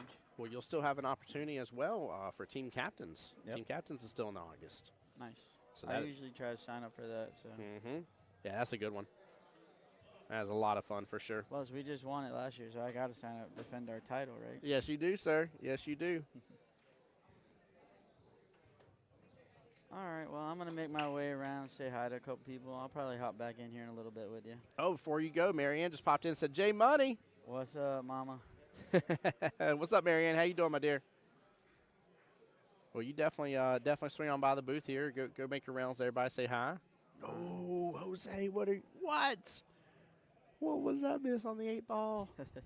Oh, he's gonna have me start biting my fingernails. I ain't even got You're them. gonna be nervous for him. I am.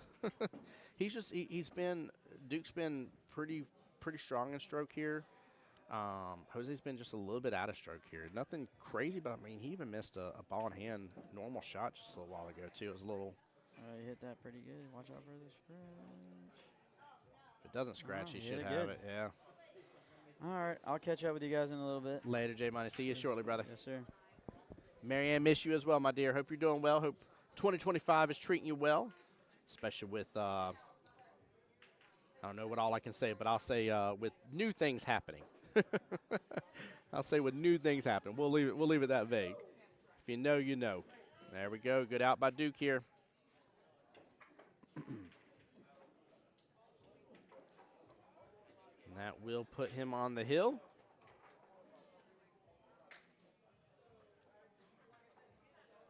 And give Team Mama and the Kiddos here their first point.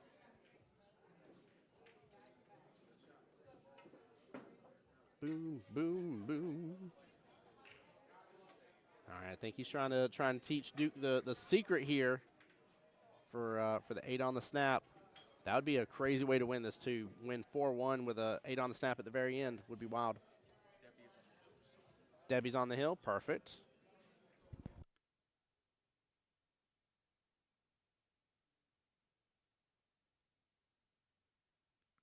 All right, Miss Debbie is on the hill here, so I'm going to actually go ahead and update that. Debbie up 2-1.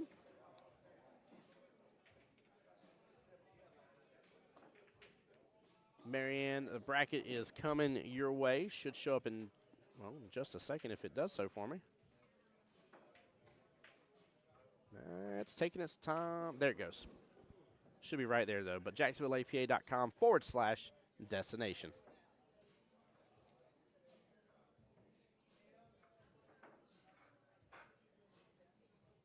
So right now, Mama and the Kiddos with a good opportunity here to potentially take the first 2 wins. Both on the hill, both securing at least 1 point for their team.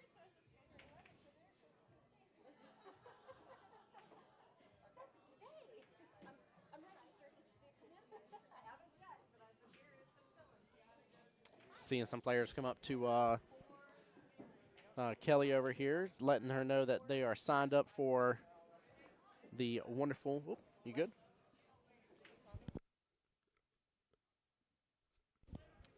But letting Kelly know that they're signed up for the wonderful Valentine's Day tournament.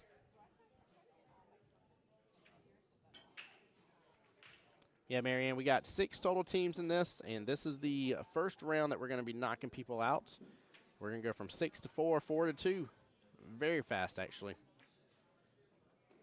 The semifinals on the winner's side is ready to go, and we're waiting for these 2 to finish so that way we can have the semifinals on the one-loss side, and then immediately just hop right into the finals here. But having a good day here at Cue Ball.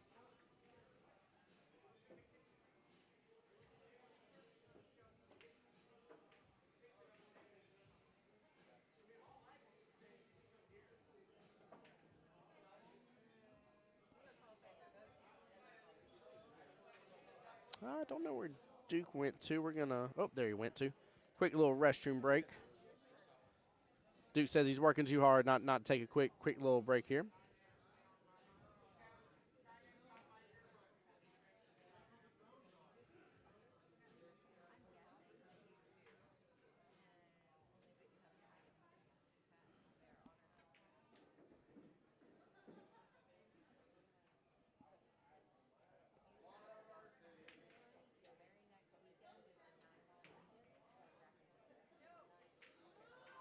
All right, back to our main table for action here.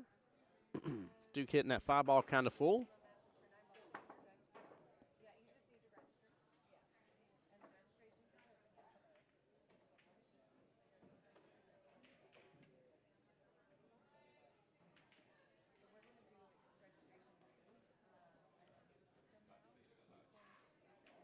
Jose hanging up in that top right-hand corner pocket with that stripe. Again, that may bode pretty well for him, though. Very interested to see what they do about the 3. And I believe it's the 14 ball that's kind of tied up there, top left-hand corner of the screen.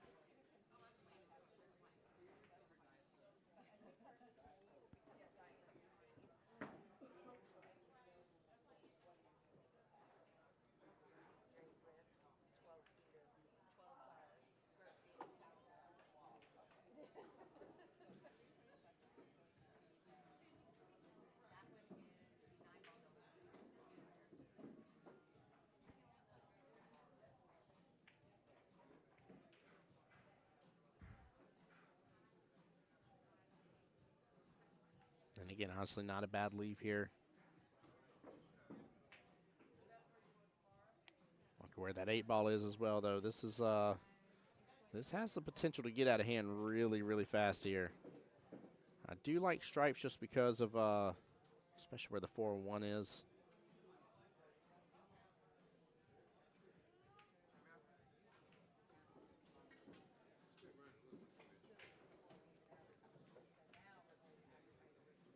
A good try on that.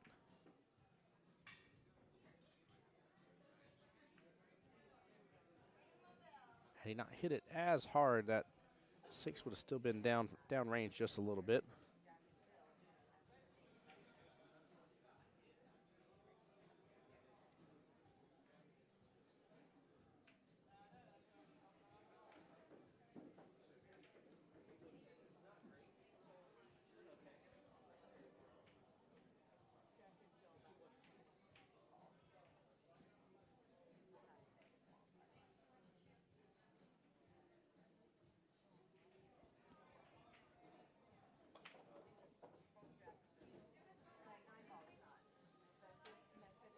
Jose pulling back on that. Keep eyes for that top left-hand corner pocket again. Actually, the run is on here. He could be out here.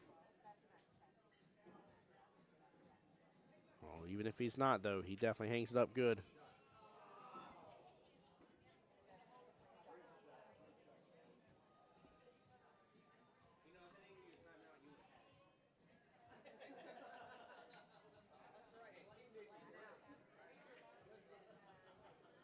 I don't know what Duke's going to do, to be honest with you, to get out of this predicament.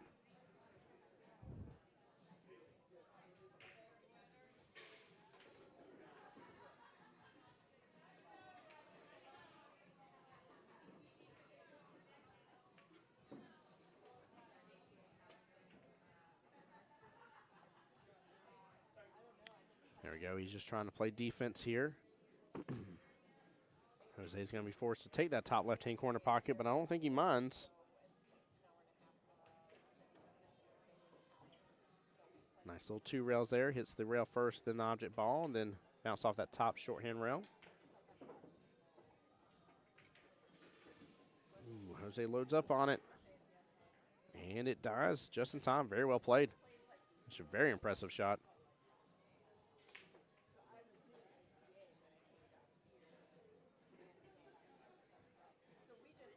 Jose trying to do a lot there on that shot. And now Duke has the same running potential that Jose did. 4 ball definitely goes by the 8 bottom left here. 1 ball will allow him to get back up for the 4. Then he can work on the 6 and 2 after. Or he can work on the 2 right now, save that 4 for his out ball. What a brilliant shot. Very well played. Both gentlemen really bringing out some impressiveness here. I said, if Jose can just buckle down a little bit on some of his misses, he'll have Duke's number.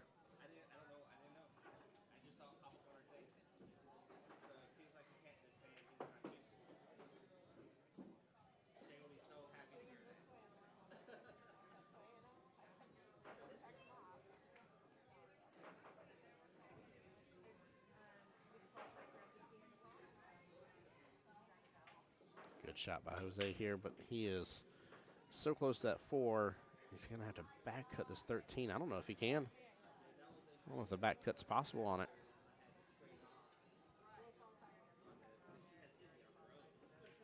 That's a tough situation.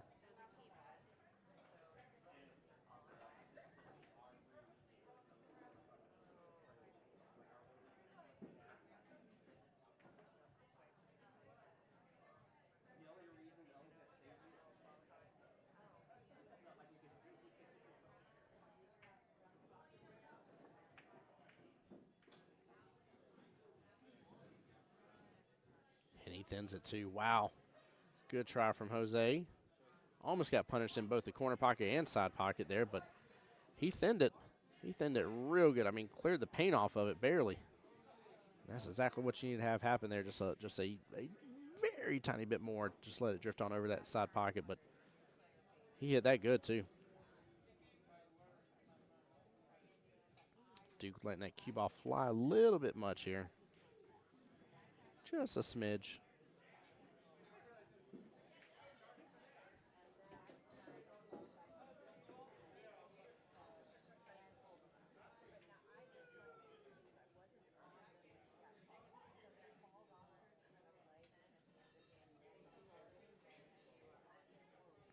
I would tell him to use the 6 and play a defense here, but I've seen Jose kick out of things, and that last stripe is awfully close to that side pocket. So he has got to work with this 2 ball here and get shape for something on the 6.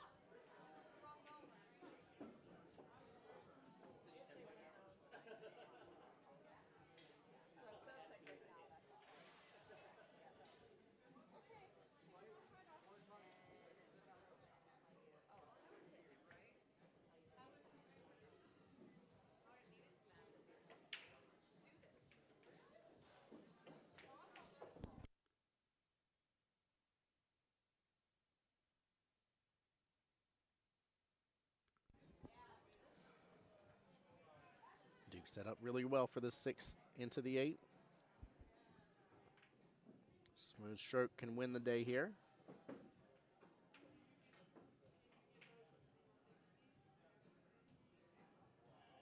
He stabs into it a little bit. Jose with the opportunity to smile right back at it and make it 3-2. And it'll still be a 1-3 race left in this battle here, but the odds definitely favor Jose on this one.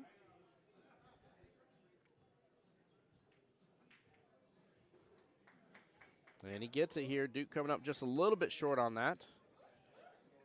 Good try, though.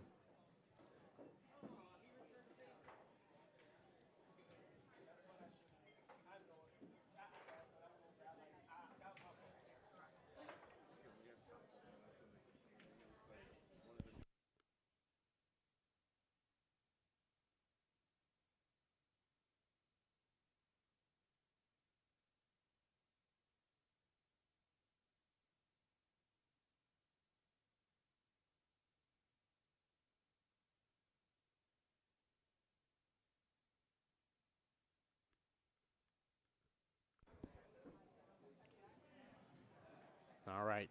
3 out of 4 racks for Mr. Duke. 2 out of 5 racks for Mr. Jose Santiago. Looks like Haley and Deb here still fighting through it.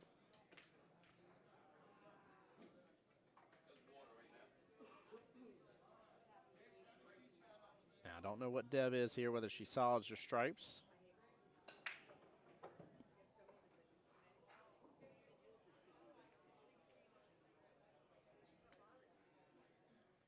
I do know last update we had, Miss Deb was on the hills. Okay, she stripes.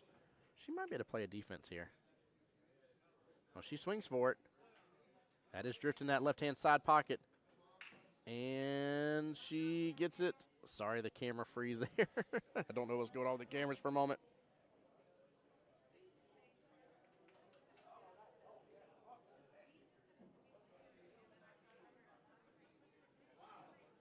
She does not have it easy, though. That is for sure.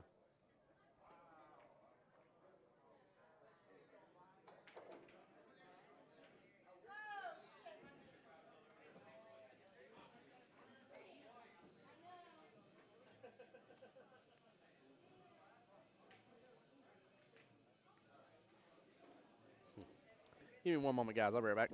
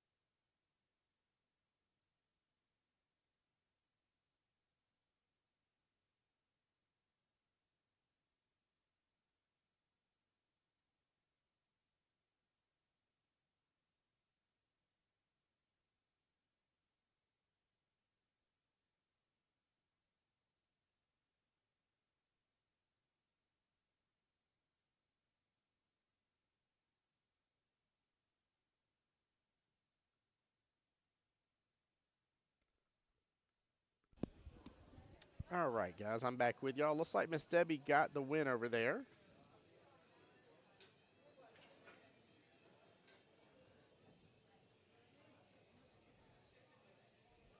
Actually, I got to find out if that, I don't think that was a 3-0 shutout. I think they both had one. I'll put it as a 2-0 right this second here, guys. I'll double check with the teams around the score.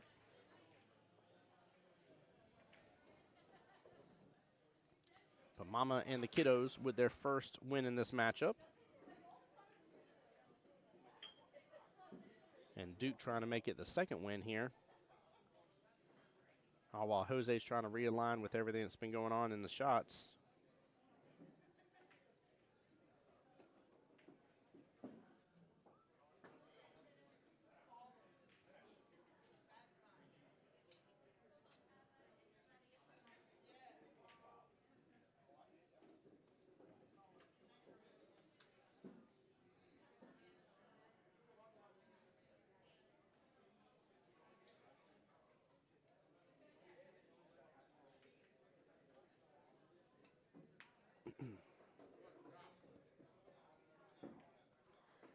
Mr. Logan Lane has showed up as well here.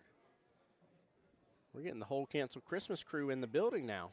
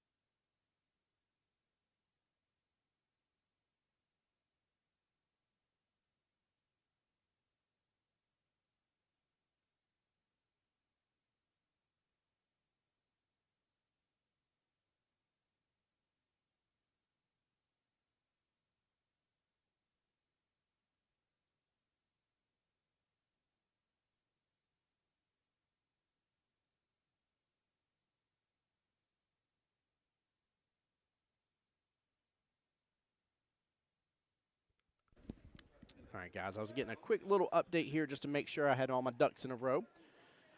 So it is Brett versus Emily on the other table here. That is matchup number 3 out of 5. Miss Emily representing for Mama and the Kiddos here. Mr. Brett for the Rack Bullies here. And let's double check. Emily is a 4, Brett's a 4. So that is a 3-3 race as well. And it was a 2-0 victory for Miss Debbie, winning for Mama and the Kiddos. And right now it is 1-2 left in this matchup here that we've been watching on the big screen. And we are still a little bit out till sudden death. 4:35 p.m. for sudden death.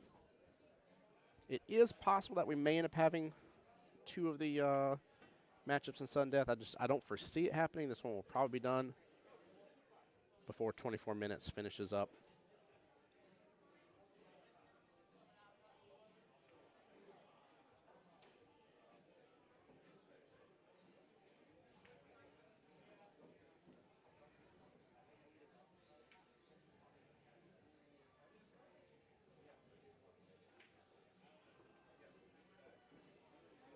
right, Jose on a bit of a tangent here. He's got to be feeling a little bit more confident, though, getting another win under his belt here. I do understand that he's up against the wall. Duke is still on the hill.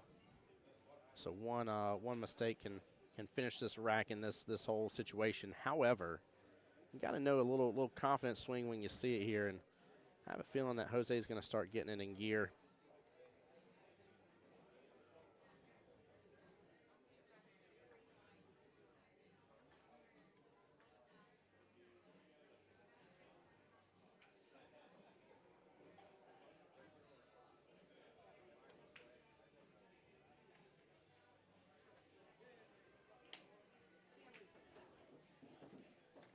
A lot of movement there on that 8 ball, sending it to the top short rail.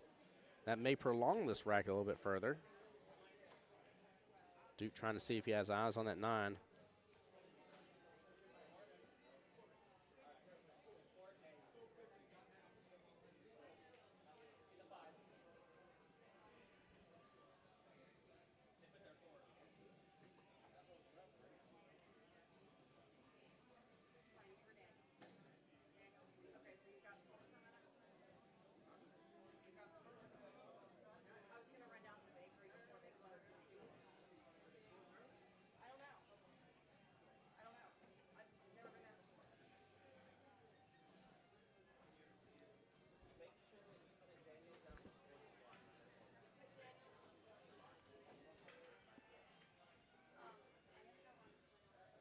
Guys, here in a moment as well, I'm going to check in on the other matchup that we have going on, see if I can get you guys a good little score update. And that's between Team Racks On, Racks Off, and That's My Pocket.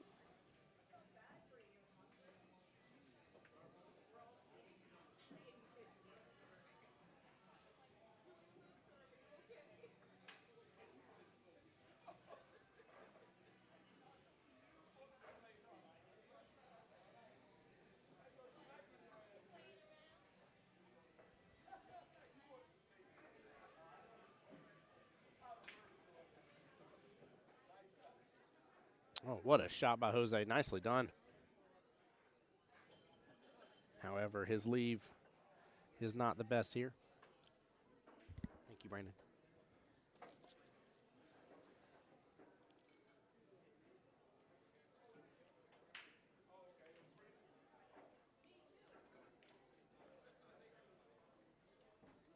All right, guys, give me just a moment here. Going to mute up for a minute here and chat out on a little bit of my food that just came through. So I will be right back, guys, but I'll try to keep you up to date on everything.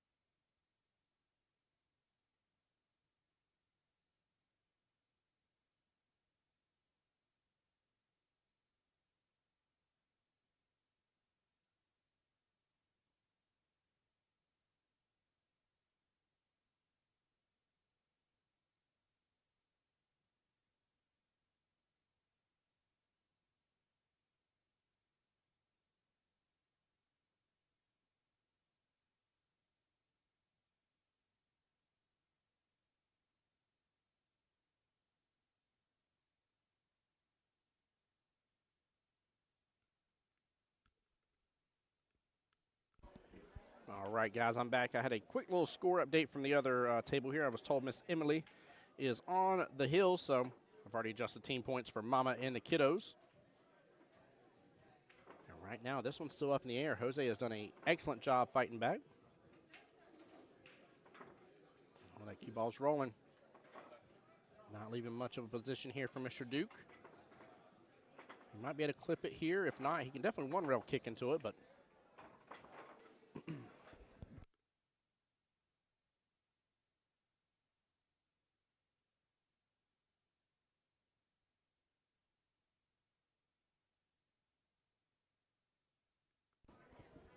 that is significant for Mr. Jose here with the opportunity to take home the win for this this matchup. Also, guys, looks like we already got 8 team signups for the Valentine's Day tournament on February 15th.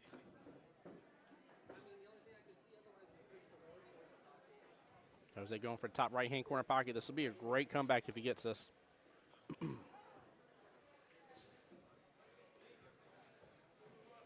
And he does. Nicely done. So that will leave both Mama and the kiddos and the Rack Bullies with a win under their belt. Jose did really good to fight back on that as well.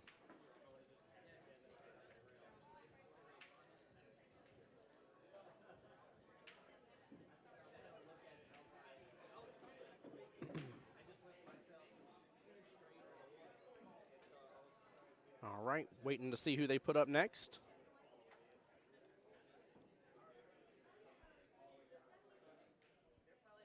Give me just a moment, guys, while we're waiting for that to kick on over.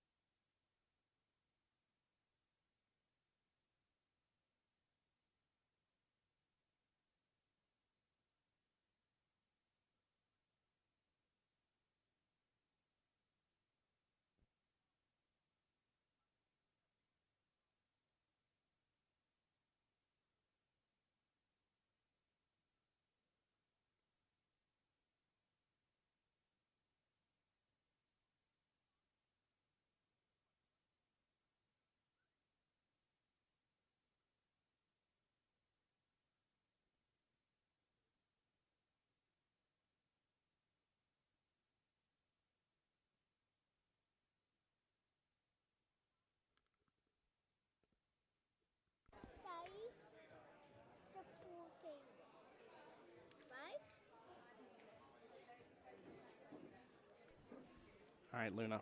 Say hi to everybody. Hi, everybody. Tell everybody your name. My name is Luna. And how old are you, Luna? 6.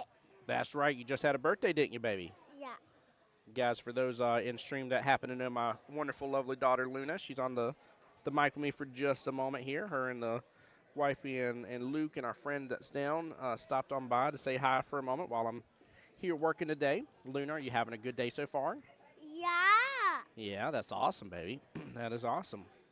Now, that's Miss. And I have a good idea with fun because we know everyone because everyone is here because I went to Connect Church. Yeah, you go to Connect Church?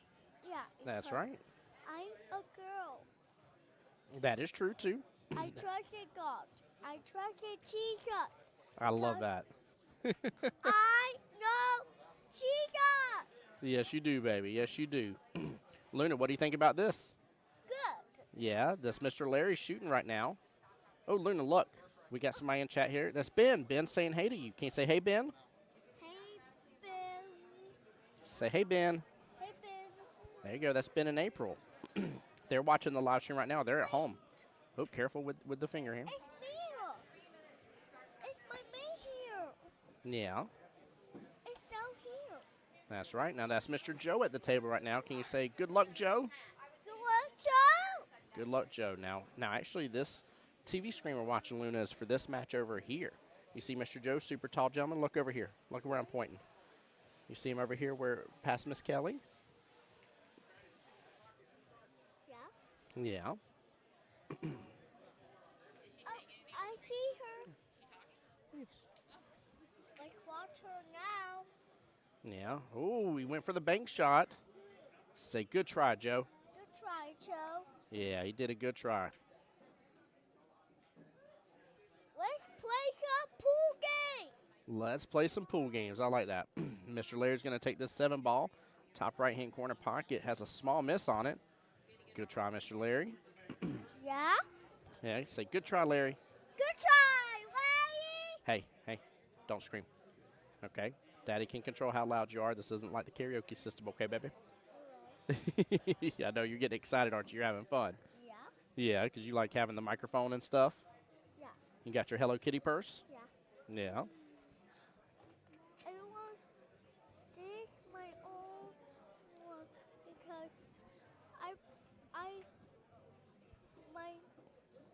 how about getting this got me this one because I love it. Well, guys, I know y'all can't see what she's talking about, but she's got a little Hello Kitty mirror compact there, and she's keeping in her Hello Kitty purse. Oh, that was a good shot by Larry. Nicely done. All right, Larry. So, Come over here, Luke. yeah, Luke. Luke, don't be loud about it, but say hi, everybody. Hi, Say hi, Ben. Ben. There you go. Good job, buddy. And 50 miles to 100 games because we need to do it now. Because here, I'll let you get you 150. There you go. Now, You're going to have to you win. if you win, you win. Yeah. I agree with that. If you win, you definitely win. Yeah, don't touch any of those buttons, though, buddy. You'll make us sound all funny on the mic. You out. What, you want to wear the headset for a second? Okay, Luna, we're going to give Luke just a split second to be on the headset instead. Here we go. Luna, say bye to everybody. Bye, everybody. Good job, baby. I want to stay with you. You can stay right here, baby. We're going to let Luke on the headset for just a moment, okay? All right, Luke. Okay. Luke, say Joe is shooting the 15 ball. Ball. Actually, maybe shooting the 12 ball. I'm not sure. Yeah. Yeah, you can hear yourself. You like this? No. No. Don't get that close.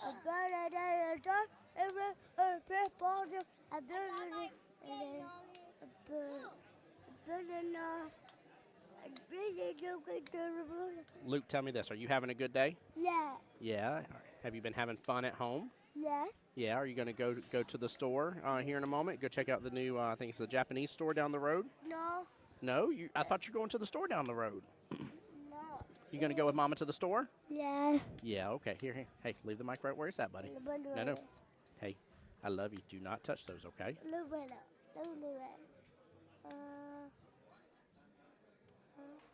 All right. What do you think? What do you think about pool there, Luke? You ready to start playing? Yeah.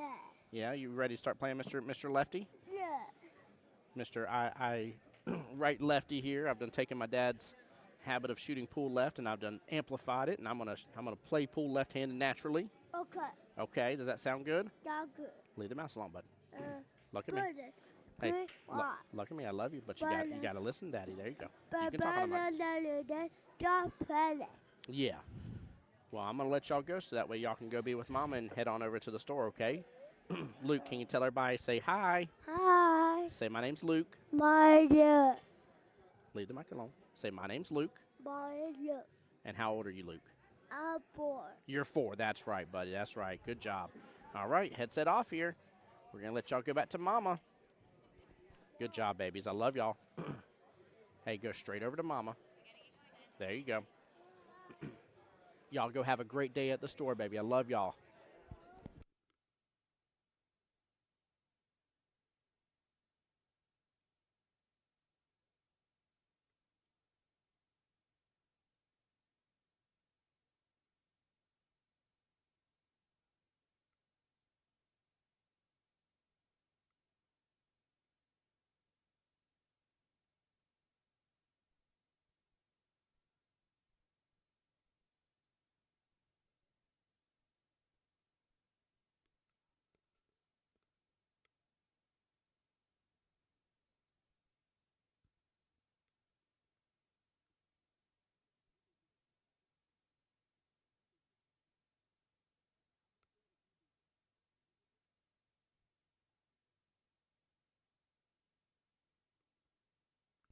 All right, guys, back in the action with y'all here. Mr. Larry getting the first rack.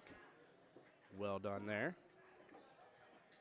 Let me double check here, make sure I didn't mix up the skill levels. Larry 5. Mr. Joe is a 4. Yep, so a 4-3 race. So all I did was just even the playing field here. Then here in a moment, I'm going to double check with the teams, make sure I got the correct updated score. I'm pretty sure I do on everything. I think we're good to go, but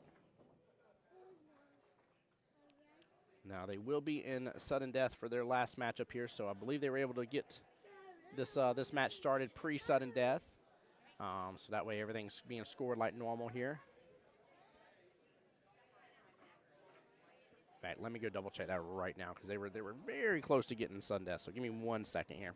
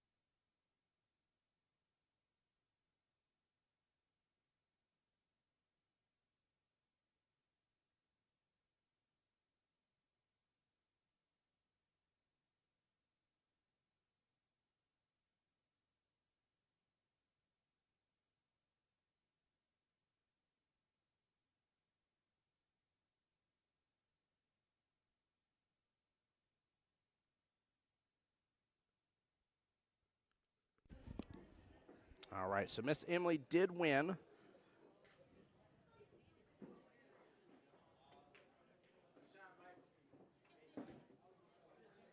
Let me see here, double check. Yeah, I think Dakota has it listed as 6-3 here.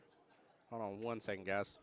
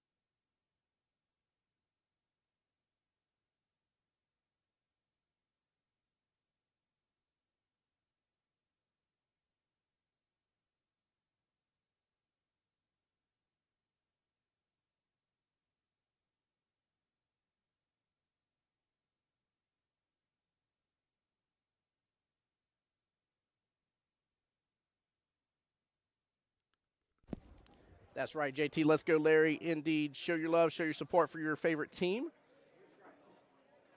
And then, yes, it is 6-2 in favor of Mama and the kiddos here.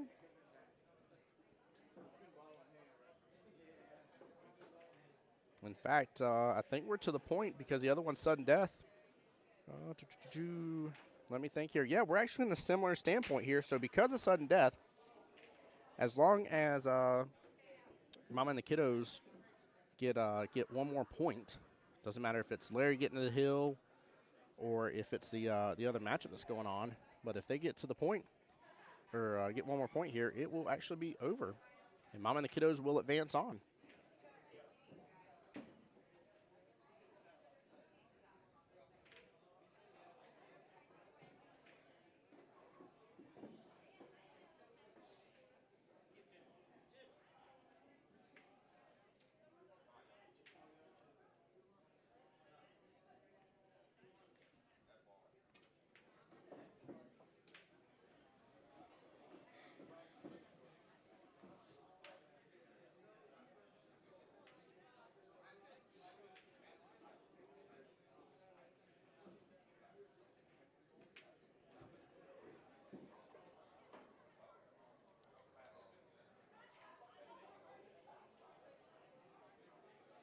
Jose giving Joe a timeout here. Very important one. Larry's already off to a really, really strong start from what I was seeing here, shooting really, really well.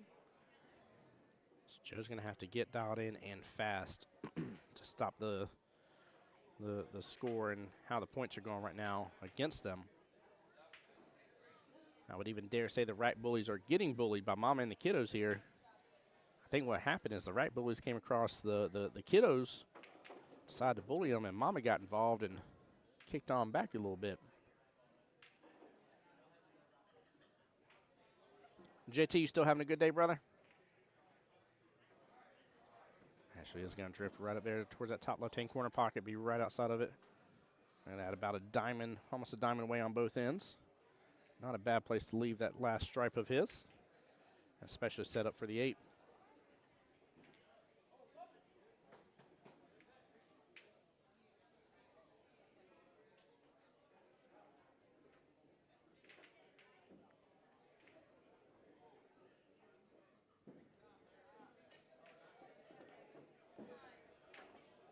JT says, not bad pulling a lazy day. There you go.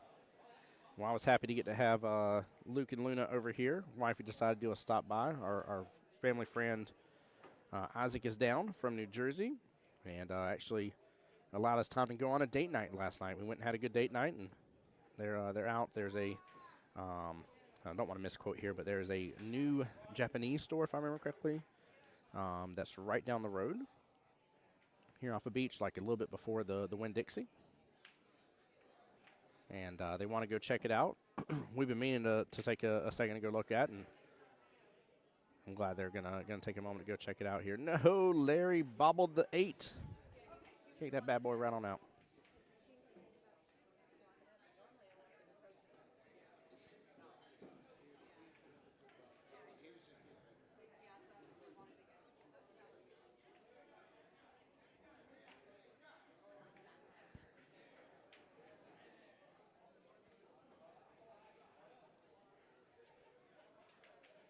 Joe's got to get a bit of a run here. Get a bump in that 6 ball. There you go. Now he's set up pretty good for it.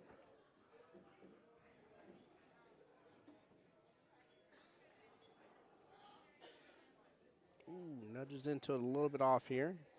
He will open up that top right-hand corner pocket again for Larry.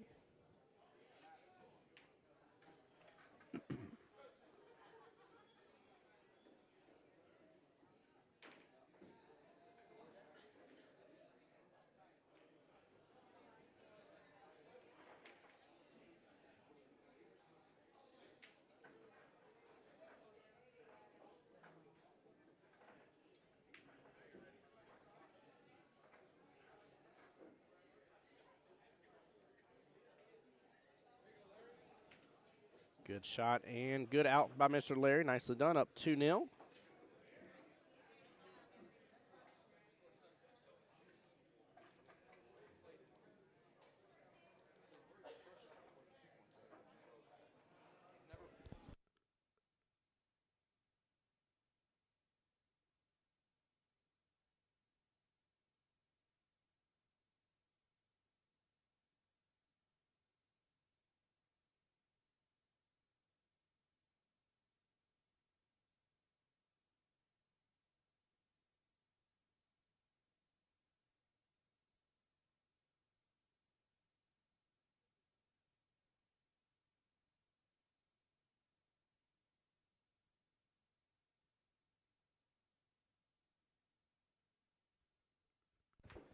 All right, so I was told over there that the rack bullies got that rack here.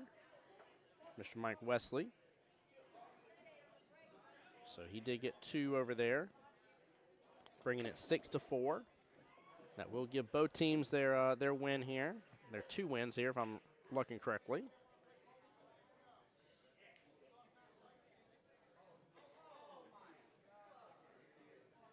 However, it still sits the same here as long as the teams agree that the score is correct. If Mama and the kiddos get 1 additional point, it should be over, I should say. Let's see, if Larry gets 1.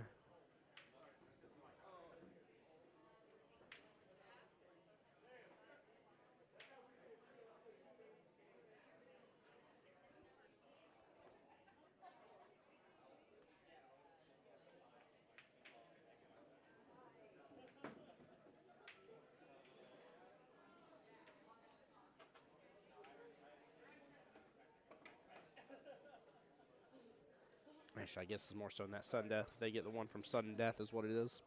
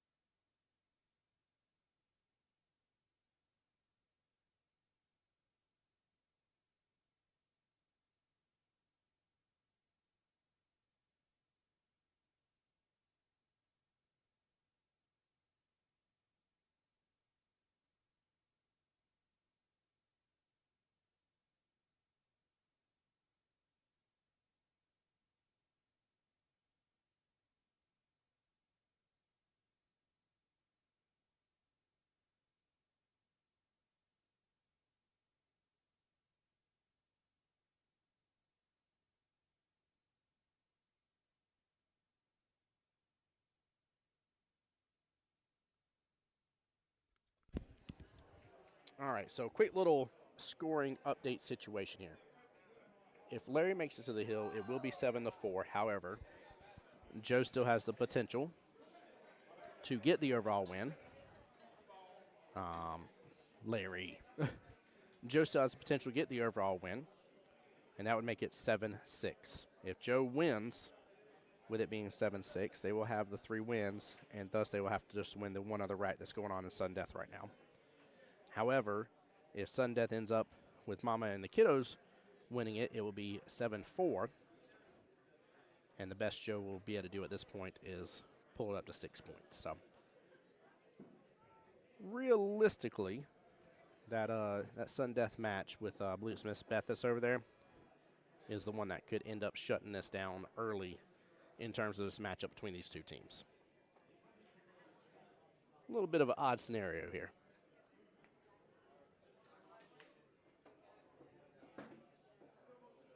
Larry playing smart, being defensive there.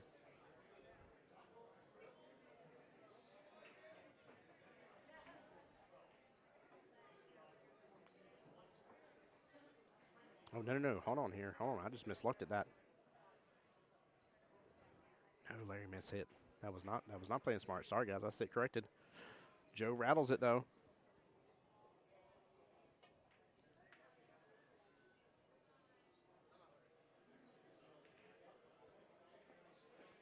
Timeout being called for Larry here.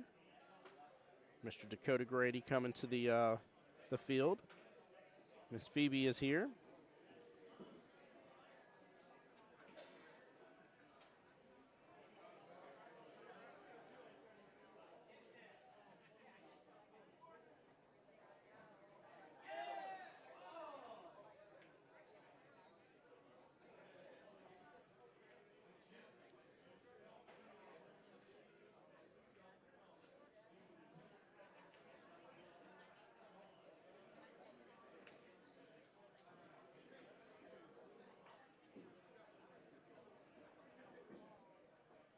I like that, JT. I was just looking at kind of contemplating what he's telling him here, and I agree with you.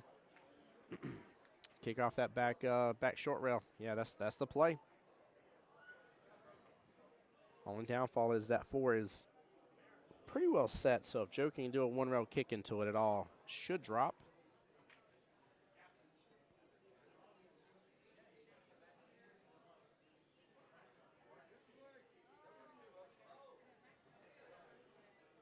Oh, no, Larry's going to come up short on it. It'll be ball in hand to Joe. I'm really surprised he didn't go for the back row kick. I don't know what he was doing right there. I don't understand why he was just hitting into it regular. Because he's hitting it so slow that it didn't, I don't think the 11 was going to go. They look off kilter a little bit, too. I'm really confused by that. Unless, forgive me, I'm sorry. I think I know what's going on. Oh, no. That's the 3 ball. That's not a – that's a foul. He hit it with the cue ball.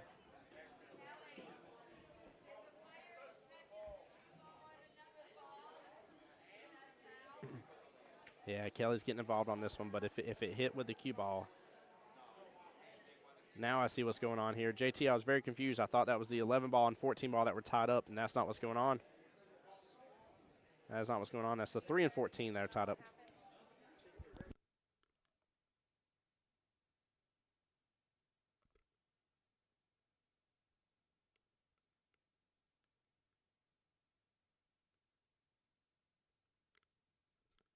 Yeah, so just we got confirmation. I wanted to wait till Kelly got involved just to be 100%. So cue ball was in player's hand. That cue ball is live. It's active. It's here, right?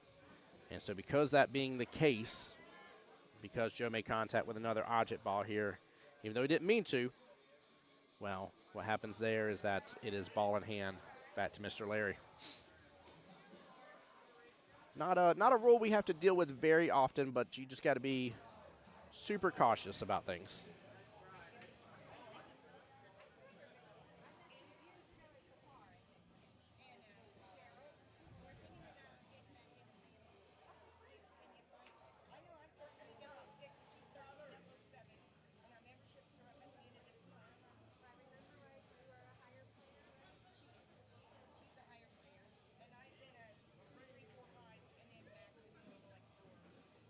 All right, Larry with a chance to get on the hill here. Guys, I'm going to try to keep my mic close and talk a little louder here. Music is now playing a little bit louder here. We're at 5 o'clock in the afternoon. Cue ball is pumping up with all the regular patrons here. So they're trying to jam out and enjoy. And that's a good out by Larry.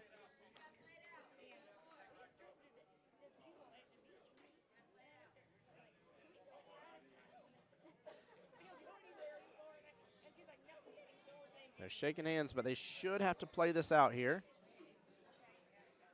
Yeah, Joe's racking it. So that will pull up Mama and the kiddos to 7 points now if Larry wins, or if they get the 1 point from sudden death, it is officially over. The reason behind that, guys, is Joe still has the ability to pull off 2 points for the team, which would make it 7-6. That will also give the Rack Bullies their 3rd win, and there is still 1 more point possible in the sudden death matchup that's playing directly to the right of it.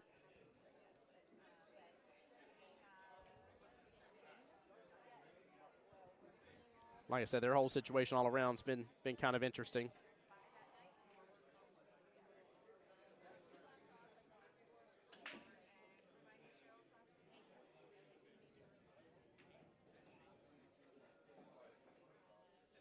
I would have felt bad for Joe, but I won't even lie. I would have been laughing my butt off if Larry would have made an 8 on the snap there.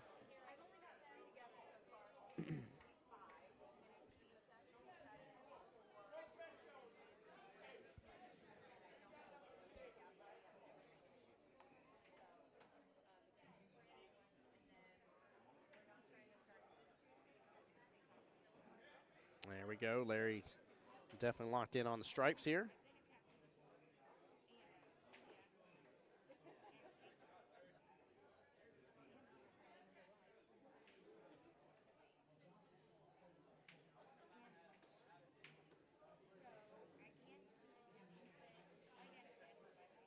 Larry with a great run potential here, guys. Look at this. He's got to go after that 10 ball next. Unless he has good eyes on that 15. If he does, never mind, I get it. But it looked like the 5 was blocking up his room for the 10 ball.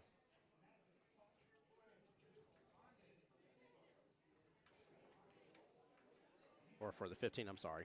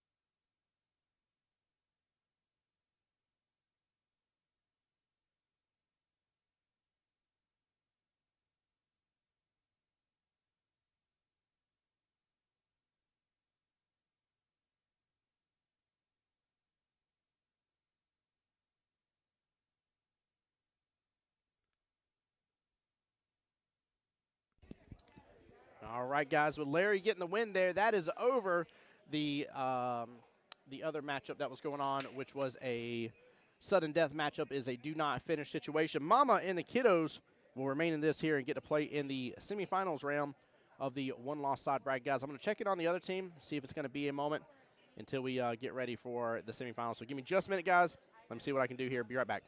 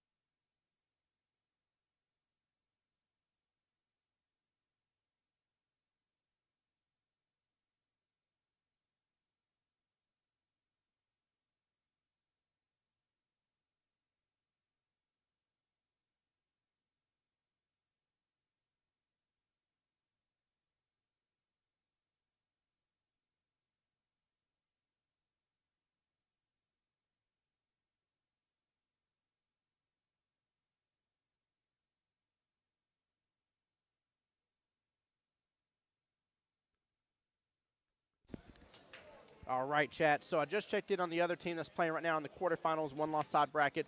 It is going to be a moment until they are ready here. So what I'm going to – hold on here.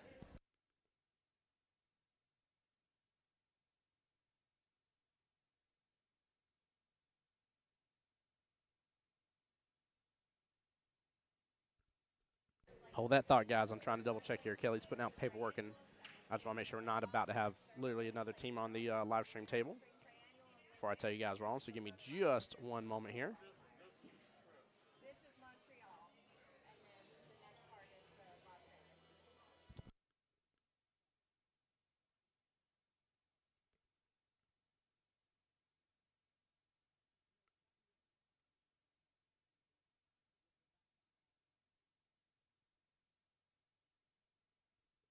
All right, just kidding. We're going to go ahead and get this bad boy started here.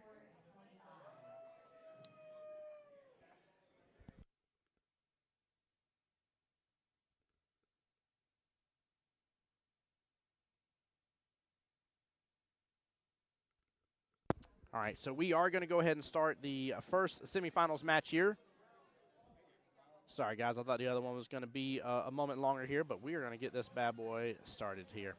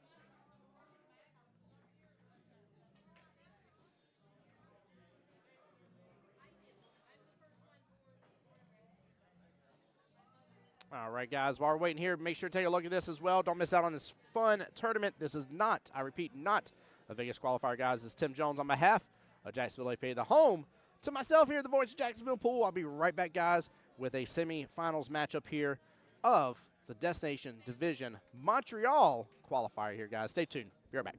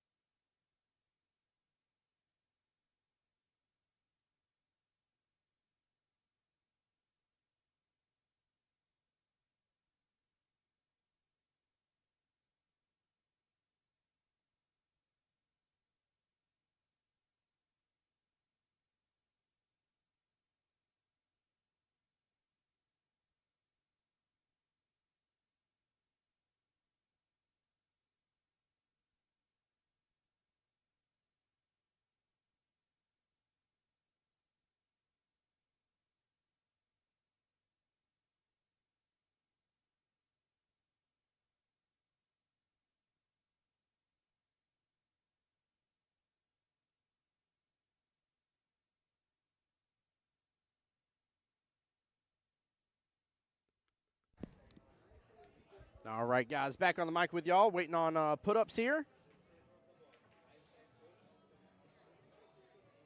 Now, guys, we are back on the winner side. This is the winner side semifinal. However, this is not double elimination. This is modified single. Reason that's very, very important to everybody paying attention to the live stream here is if you lose here, you're out. No matter what, coming into the finals here, we got to have only 2 teams left. So 1 from the one-loss side bracket, 1 from the winner's side bracket, and 1 to rule it all and get to go to Montreal.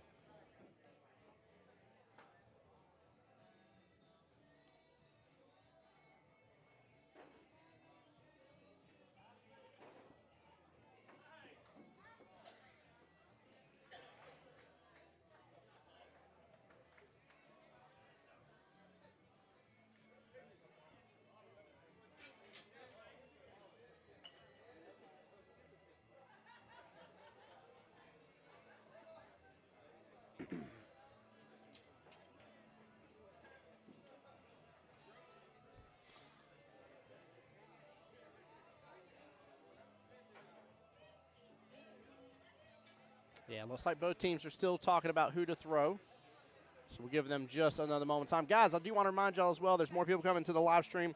Monday, 11 a.m., 9-ball heaven. Myself and Kelly will be on the live stream here, giving you guys a little sneak peek into what 2025 holds for you. You do not want to miss that live stream.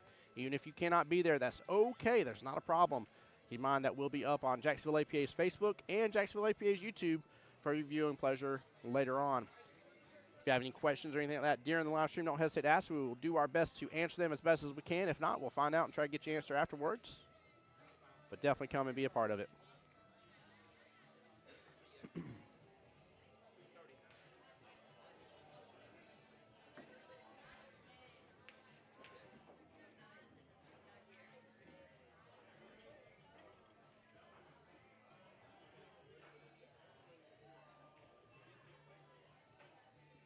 Looks like on the second table will be Ashley and Cynthia playing 2 skill level 3, so a 2-2 race for that one.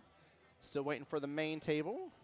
I see Mr. Robert at the table here right this second, so I'm assuming that's Unhinge's throw. He's a skill level 3 as well, so we might have, yep, there's Miss Fantastic to the bat here. So both matches, actually, this could be a massive swing here for both teams. Both matches throwing 3 threes here. Both will be a 2-2 race. Woo! A lot can hinge on these.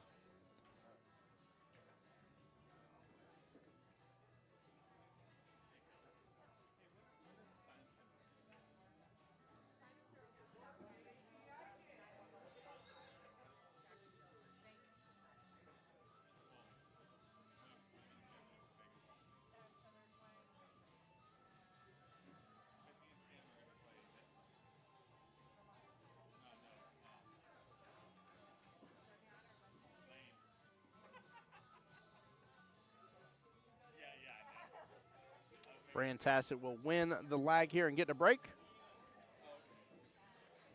Give it just one moment, guys. We'll be right back as soon as they get this party started.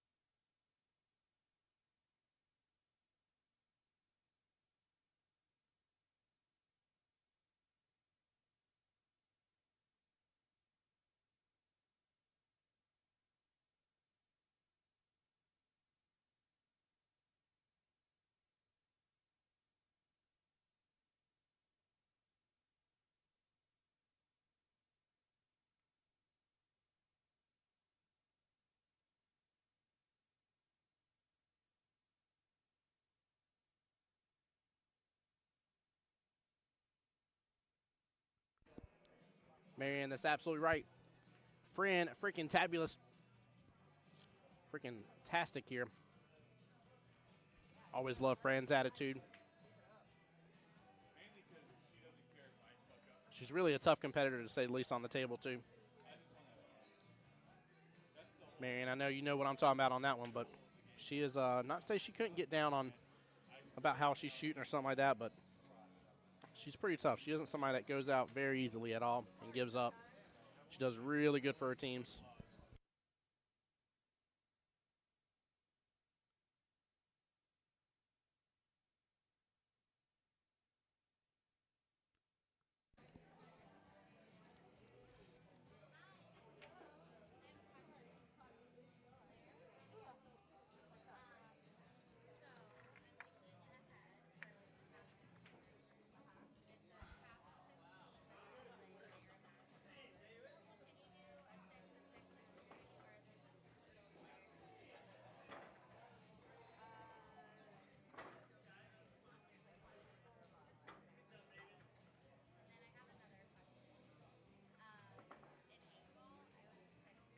Ooh, already up to 10 teams for the Jack and Jill Valentine's Fun Tournament. 10 out of 32 guys. Make sure you go get signed up as soon as possible.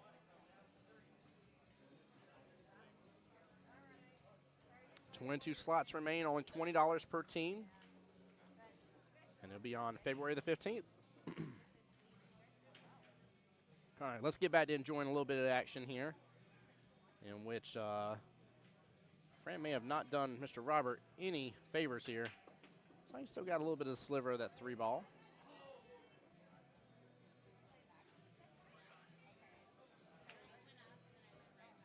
Oh, look at that, nicely done. He even worked out a little bit of room to have eyes on the 2. Could shoot after the 6 as well. He could work towards a back cut on this 2 by the look of it. At least get a little bit closer to that top left-hand corner pocket.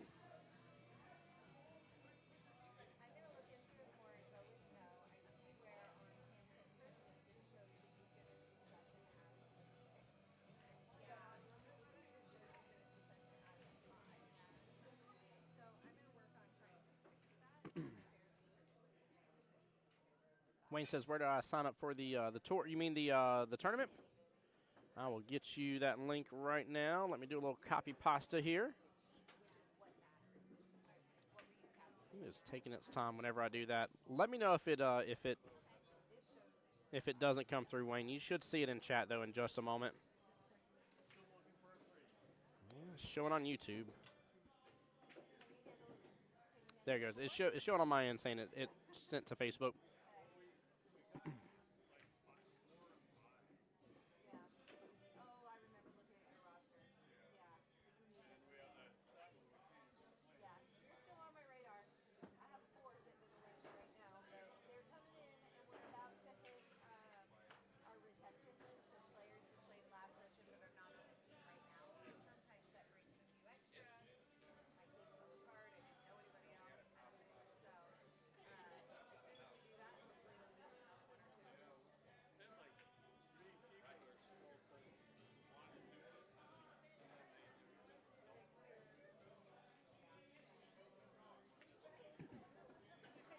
Wayne, are you, forgive me here, sir, are you on a team over here for Jacksonville APA?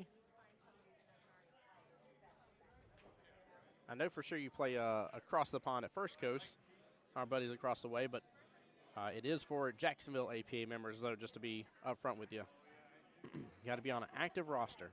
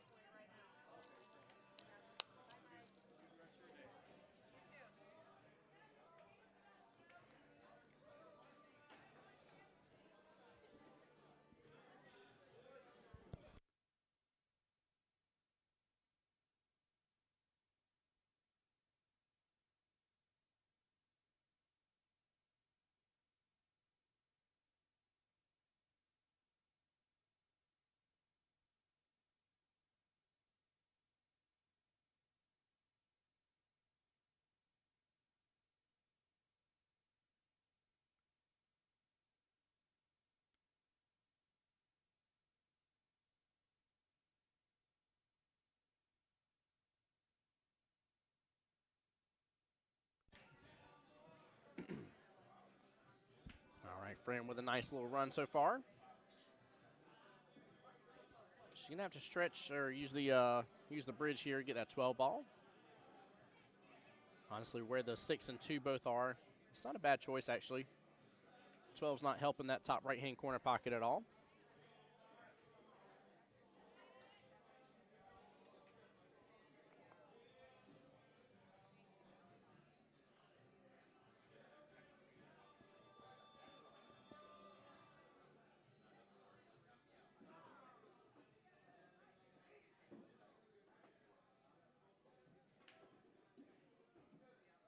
Good shot. She might just open up a little window here for that 10, top right as well.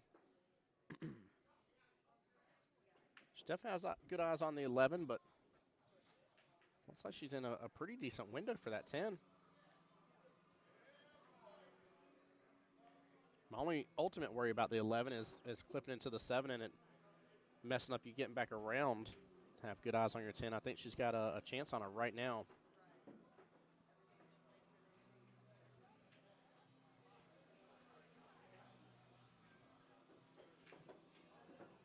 There we go. Fran freaking tastic there. Nicely done, Fran.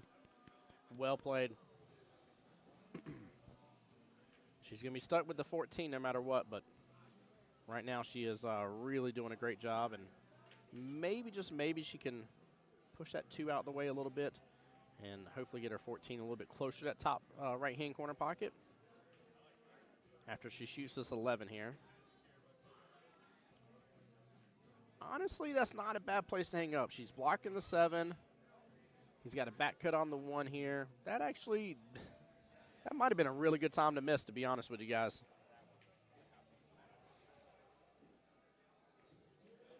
Man, I tell you what, Jacksonville APA, you guys crack me up, though. Kelly posts, during the middle of this tournament, posts a fun Valentine's Day tournament here. We are a month and 4 days out from, and we already got 10 out of 32 teams signed up for it. I love it. Love it, love, love it. And in fact, I'm pretty sure she just talked to probably 3 different people in here about the tournament as well. So a lot of you guys are really interested in it.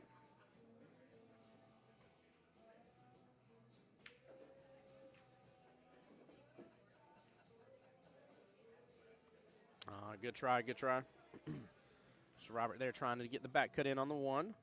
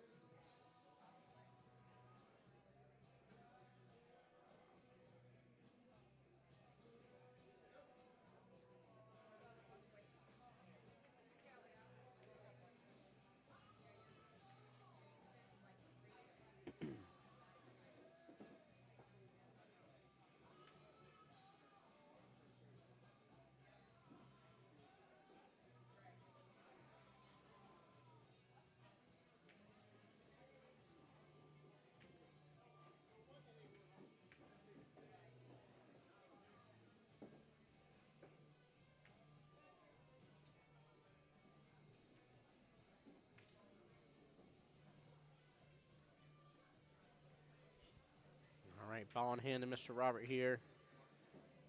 And he's stuck with a little predicament with that 6 and 14 situation. As weird as it sound, I take it back. I was going to say you do the 6-14 too, but honestly, I wouldn't mind him going after the 7. Take back over that bottom left-hand corner pocket. Leave Fran really stuck, having to swing at something else, possibly get a breakout, possibly get a ball in hand.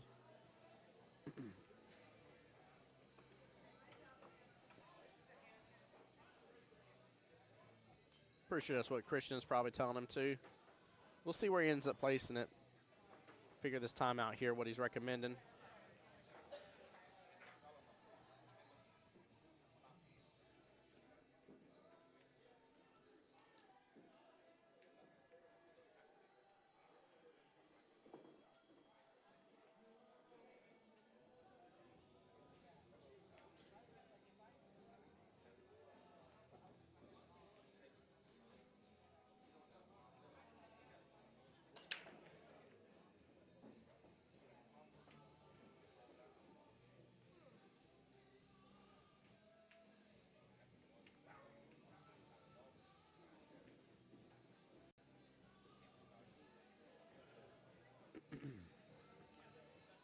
Robert ended up back on the, just barely over the top half of the table here.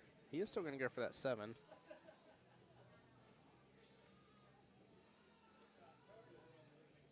What a shot. Nice job taking over that pocket. He may have left Fran the ability to still see her 14 ball to clip into it and make a good hit, though. That's kind of the reason why I liked him going after 7 there. If he aimed up the 7 in that last stripe in that bottom left-hand corner pocket, if he aimed it up with some bottom, bottom will turn your object ball into top, which will then make it force follow. And he could have taken that 7, taken over the pocket here. All right, good try by Miss Fran here, but ball in hand to Mr. Robert.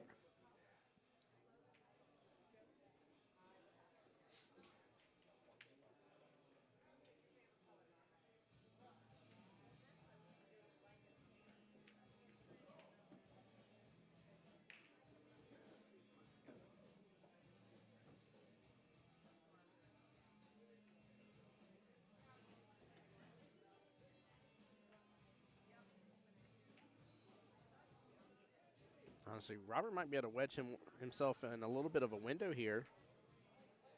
If he can roll up on this 6 just a little bit, he'll have eyes on that 2 and still be able to clip that 2 in that top right-hand corner pocket. It's not going to be easy, but it is possible. He just doesn't need to let this go to the wayside here.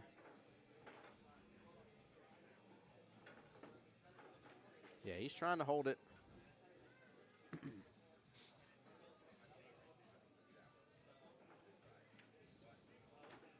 Miss Fran needs to get her ball out of that mess, and in fact, maybe it actually banked this left-hand side pocket. The angle looks a little bit wider than I think it needs to be.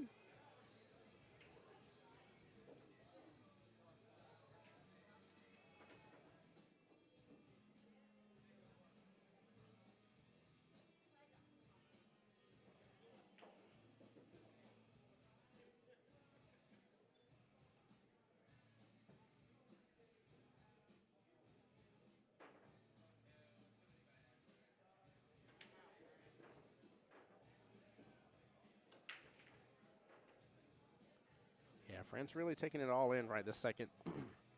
I don't blame her. She doesn't want to sell out because, let's face it, Robert's balls are getting placed in pockets here and getting closer for him to potentially win this first rack. Mr. Nick Osborne on scene here.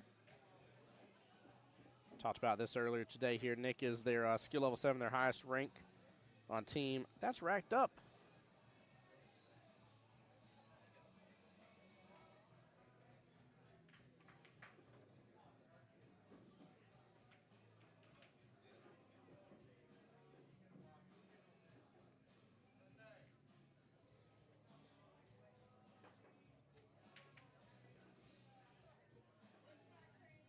Yeah, she went for the bank here. Good try, Fran. Nicely done, man. That was close. That was close. I like it, too. She was set up pretty good for the 8. That was a tough bank, too. I feel like you really had to drill it to shorten the angle up enough. Like I said, from our point of view, it definitely looked wide, and that's what it looked like it finished up with. That was a wider angle.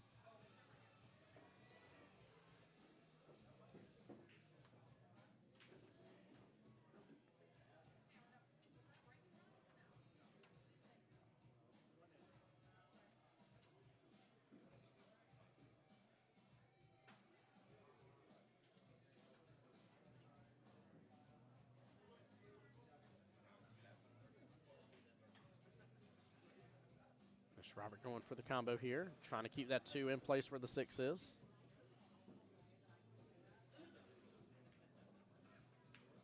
There we go, nicely done.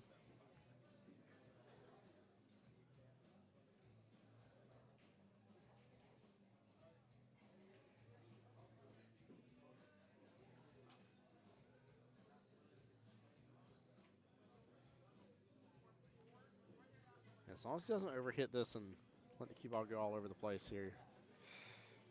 He was already popping up on that shot just a little bit, but he's going to get an amazing leave out of it. He almost snookered it right up against the 8 ball, and Fran's going to have to one-rail kick this bad boy.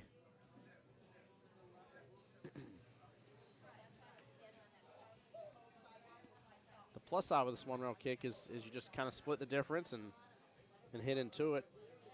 Plus that right-hand side pocket is open up for her to be able to go at it as well. The downfall is that, you know, lots on the line with this, right? If this costs you one game here, that's going to keep you from being able to get a 3-0. And on top of it here, it's going to give your opponent the chance to get a 3-0, but the best you can do is a 2-1 or 2-0. She does clip it, though, so it will not be ball in hand.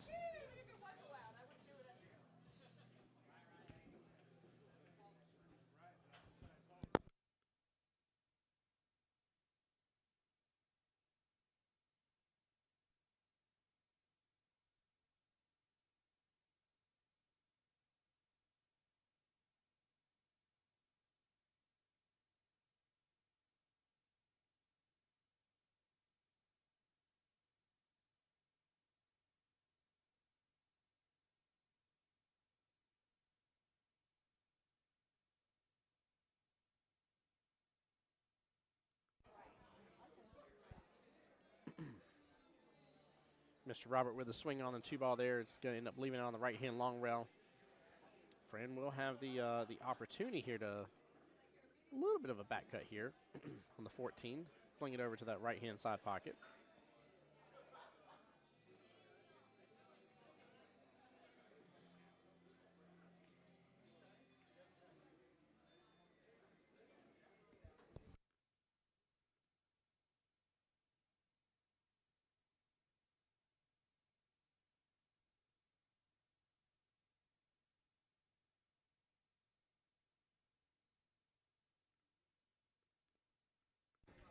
All right, on the other table, Miss Cynthia ended up getting the first rack here. It's going to give team that's racked up their first point.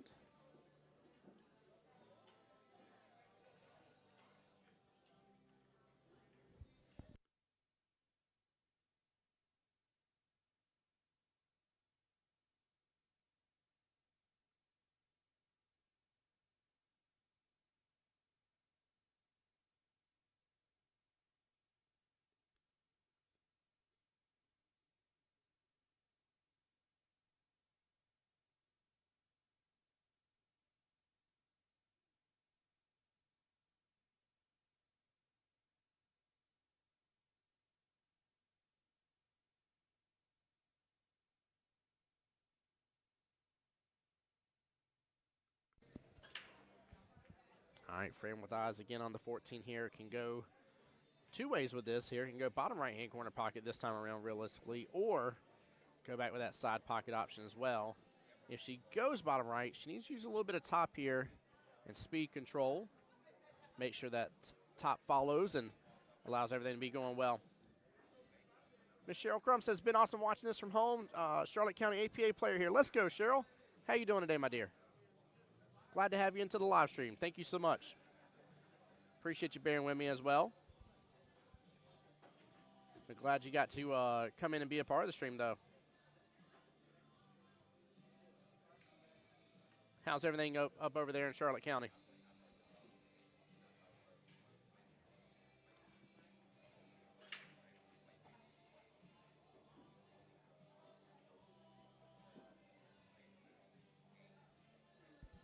I say up there. I should say down there. Don't know why I instantly took it as the Carolinas, but Charlotte County is definitely Florida. I do know that.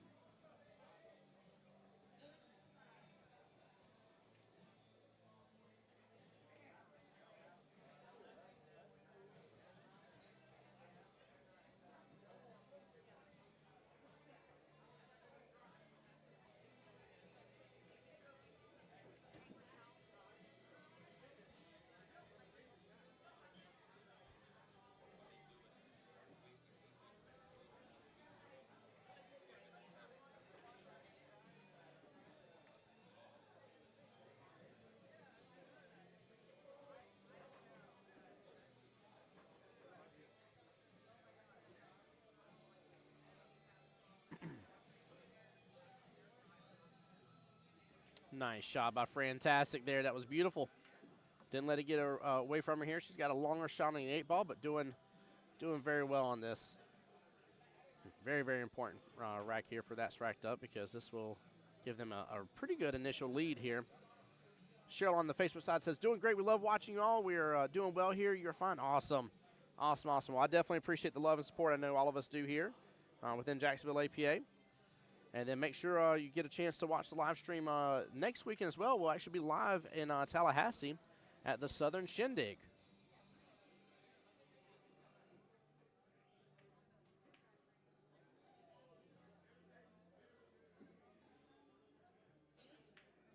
Hey, Cheryl, that's my honor and pleasure. Seriously, tell them I said thank you so much.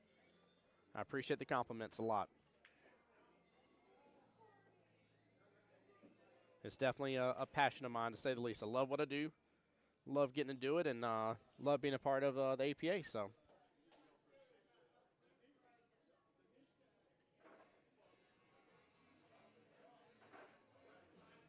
Now, Cheryl, I know not all APAs get a chance to, but are y'all sending anybody or any teams to Montreal coming up this March time frame? Oh, good try by Robert here. Ball in hand to Fran. She needs to take advantage and punish him for this. Get that point, get on the hill, and really put that pressure. This is my worry about throwing 2 back-to-back skill level 3s versus 3s. I feel like you have a higher probability of it being a 6-0 team point swing than it being almost any other time with it being that big of a swing. And all it takes is 4 racks for that to happen. So, whereas you could have 2 skill level 7s going against each other, they could go hill, play 8 racks total, and it only be a 1-point swing difference overall. Yeah, this is a wild and bold move for sure.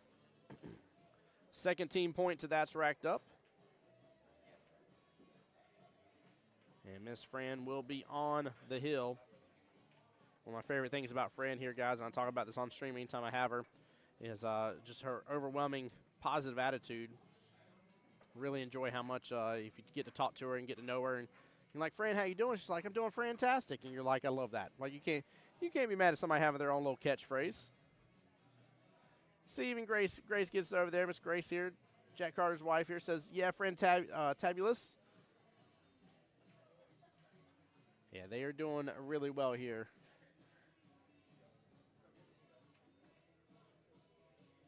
Miss Cynthia getting on the hill first. Miss Fantastic getting on the hill first. Both for team that's racked up.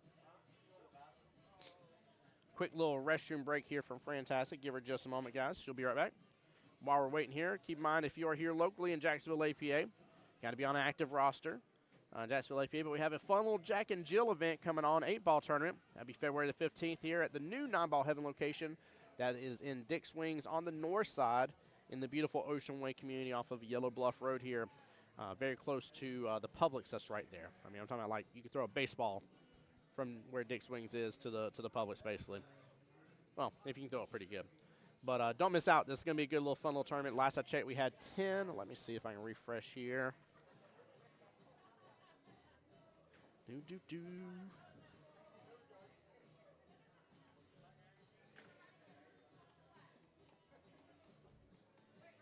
Let's see here. 11 teams. I said corrected. We're up to 11 teams. Cheryl says Charlotte County will not be sending anyone I'm aware of. Vegas was wonderful in August, though. Yes, it was. Vegas was an amazing, amazing time. Really enjoyed myself. Can't wait to go back. I love the excitement, the camaraderie, every bit of Vegas.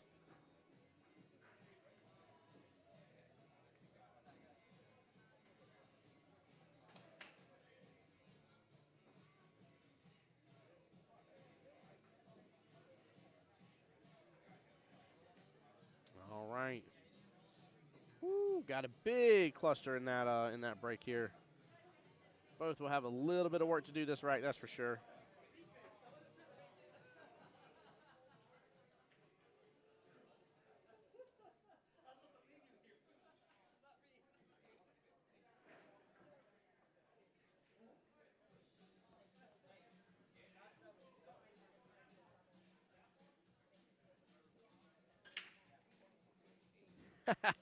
Johnny, don't boost my ego that far, brother. I love JJ, man. He says, Jeremy Jones, wish he could commentate as good. Good to see people loving the game as much as we do. I will say Jeremy is amazing at being able to call the action of the game, though. That man knows this game inside and out, to say the least. Always good whenever he comes through Jacksonville, too. That's been one of the biggest blessings in my life. That was one of the one of the big deals during the weekend when I was doing live stream here. I won't go through my long story of my life story here, but just needless to say, it looked like I was gonna get to commentate with Jeremy. It looked like I wasn't gonna get to commentate with Jeremy, and then I was able to still get to be in the booth and commentate with Jeremy Jones, and it's definitely a blessing and a half, to say the least. So.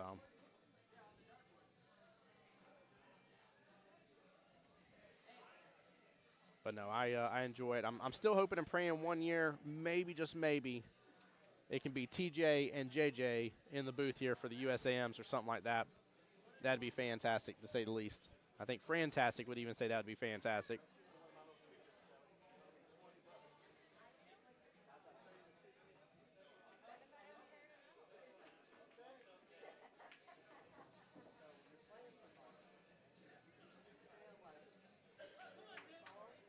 No, I was Johnny and Cheryl. I was talking to chat quite a bit earlier today, trying to find out everybody's like 2025 goals.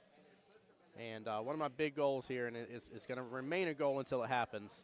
One of my big goals here, don't you scratch in that right-hand side pocket. Oh, disrespectful key ball.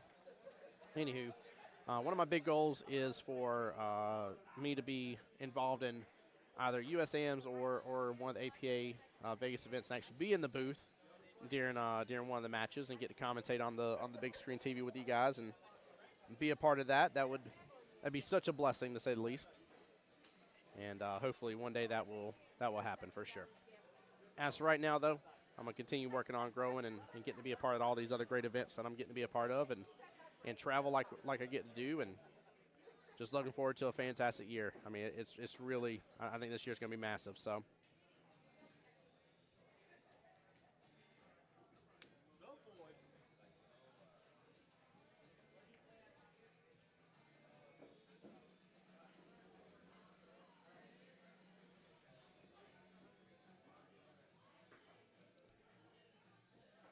Hey, Johnny says we'll be waiting for the TJ-JJ combo. Let's go.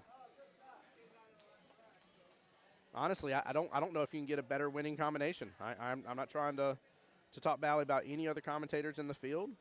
There are a lot of people that absolutely have the ability to do this better than I can. I'm not going to sit here in front and act like I'm the best in the world here. I'm definitely not. I'm a fairly decent one-man marching band, but still plenty of room to grow and go after and do stuff. But you take his amazing and I'd say basically near perfect knowledge of the game. You take my love for the sport and for APA as a whole and combine them in a APA major event, and I just don't think you can go wrong with that combination. But obviously I'm a little biased.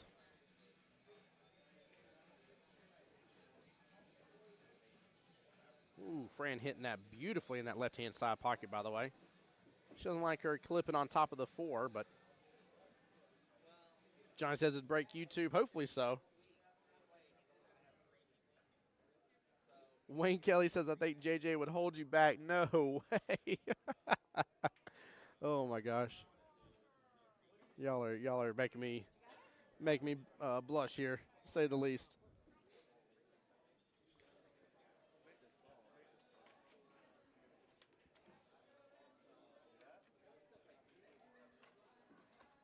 So it looks like the other quarterfinal matchup is done.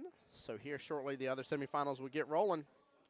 Now, guys, in between these semifinals, because it is highly probable that, we will we'll have a little bit of wait time, plus we're getting close to the 8-hour mark. For those who don't know, 8-hour mark is important because Facebook says, hey, you've been streaming too long and will just kick me off air. They don't even warn you now. It's just boom, gone, out of here. And next thing I know, everybody's like getting quiet. I'm like, man, chat was real talkative a moment ago, and they've all disappeared.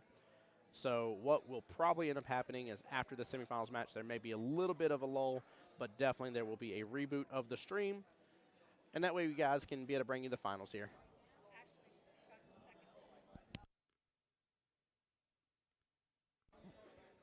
Hill over there on the other table.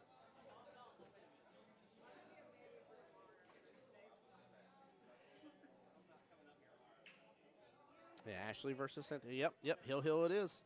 So I need to give the point over to Team Unhinged here. Really, really big deal.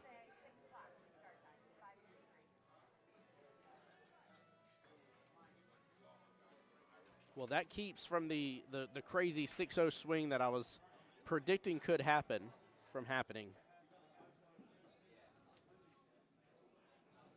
Good try by Fran here. Great job waiting for the cue ball to basically slow down or stop here to where it ain't going to make contact with another ball.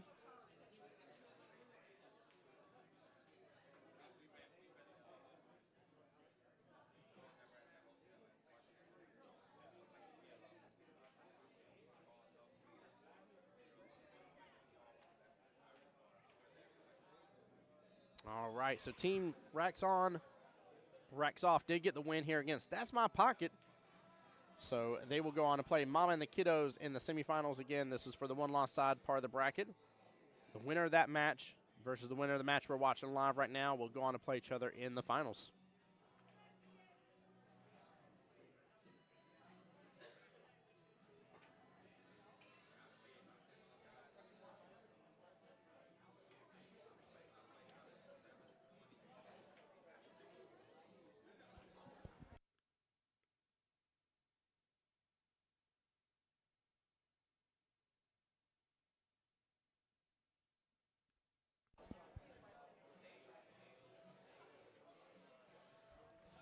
Guys, also for everybody in the live stream, especially on the Facebook side, we got quite a few of y'all. Do not hesitate. One of the best ways you can support the channel is absolutely free. It takes you 1 moment to subscribe to Jacksonville APA's YouTube, and it takes you 1 moment to subscribe to my YouTube channel as well, The Voice of Jacksonville Pool. Those are both free for you to do so. So don't hesitate, guys. We're trying to continue to grow both channels here.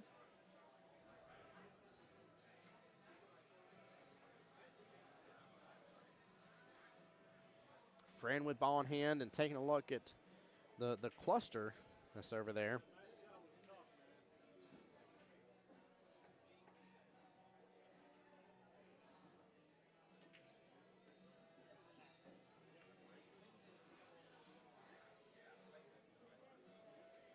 She's going to opt to go ahead and go for the 3. I don't really mind this because no matter what, she should have eyes on the 6 afterwards. Maybe even something to deal with the 2. It's kind of hard for me to tell with where it's at in the cluster. That was my only concern. She did end up clipping a little bit of the 4. Just pushed it a tiny bit away from the pocket. I would say if she has good eyes on the 2 to go in top right, and if it's like the 7, if that's not blocking it, go for the 2. If not, she definitely needs to go for the 6 here. And just a little more, she would have had a little bit more of a breakout and still good eyes on the 4. That is not a bad leave at all.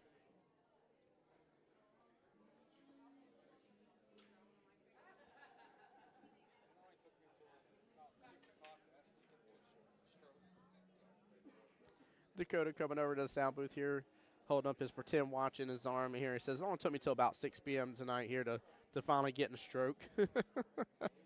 I love it.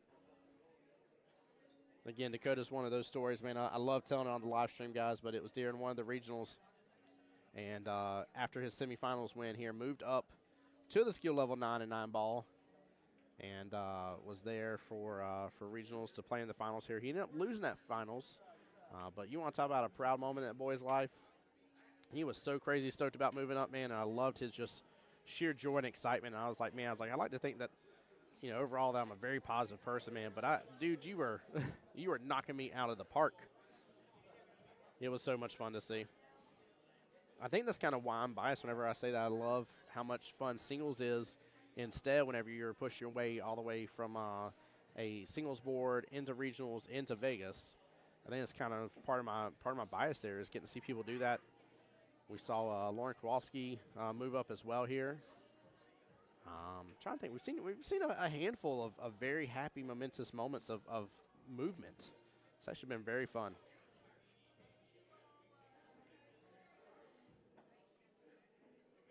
Fran here just needs to control this shot, and she's doing what I love seeing right here. She has the bridge down. Right there. It's resting on the rail. It's down. She's not moving it. Slow down, cue ball. Oh, Man, it's hard for me to tell. She still has that angle for that 6. I think she does. I really do think she does.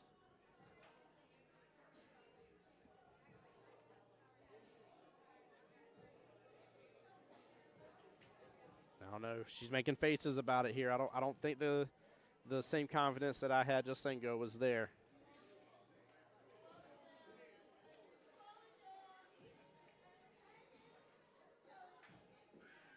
There you go. She clips into the 7 there. Almost gets to the top right-hand corner pocket. What a shot and a half that would have been. Honestly, still not a bad leave. Roberts' 11 ball sitting right outside that right-hand side pocket, just a little bit above it off the rail. He's shooting for the 15 left-hand side pocket. It's going to get set up pretty good for the 9 by the look of it. If it rolled a little bit further here, he's got a little bit of a steeper cut here than what I was expecting him to have at the end of the shot. Expected probably about another half a diamond to it, angle on down. Giving him a really good shot here. He does have a crossbank action on that 11 ball.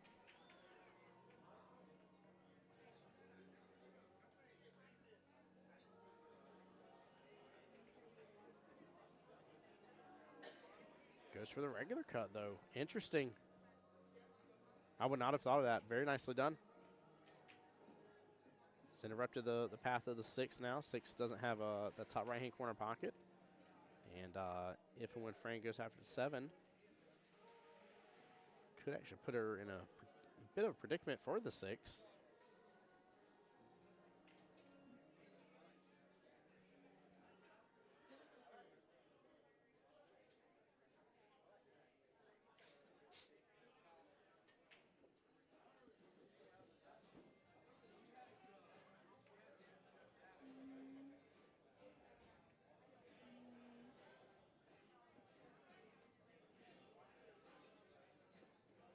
Good shot. She actually broke it out just a little bit.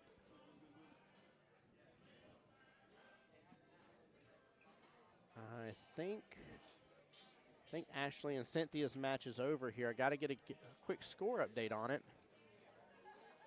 I see her passing cues around, so I don't know what happened over there.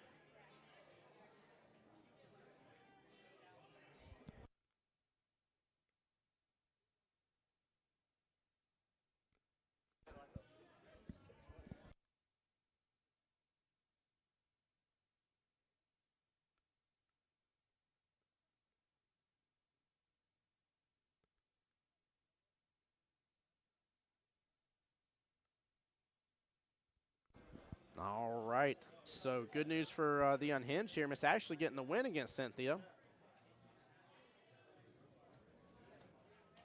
So that will actually make it 2-2, but that will give Unhinged their first team win. That is important in case of the tiebreaker here.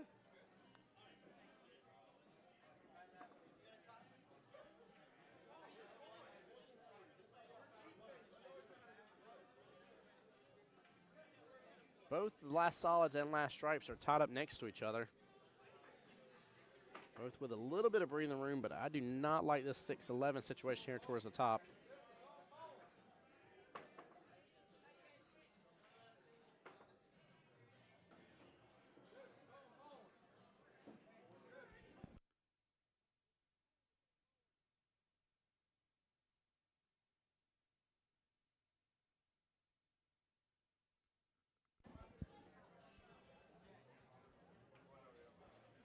All right, Christian Daniels coming to the scene here with a timeout.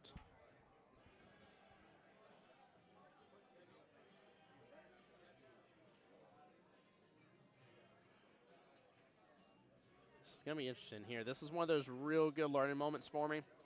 I don't have a really great answer here as for what should be done. And this is one of those moments as well, guys. Anytime that you know people in your league here, you got them on the live stream here, and they're giving somebody else a timeout, you know they're a very higher ranked skill player. You definitely want to pay close attention to what they're saying and are doing here. You'll catch on and kind of start to understand the whys behind what it is they're going after.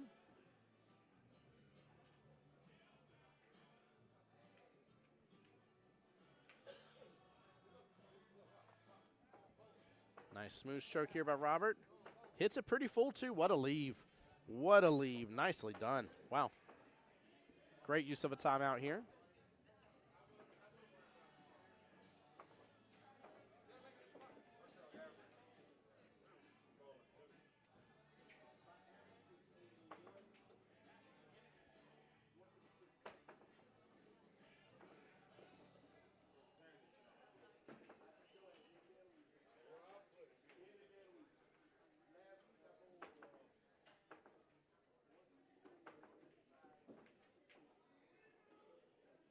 Friend playing smart and defensive as well, but hits it just a little too far over.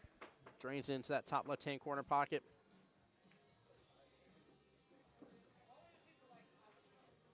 Mr. Robert will have ball in hand, and an important one at that, because if he can land out these last 3 balls and run this, he'll be right there on the hill as well, actually giving Team Unhinged another point, but very, very important, giving them the lead back.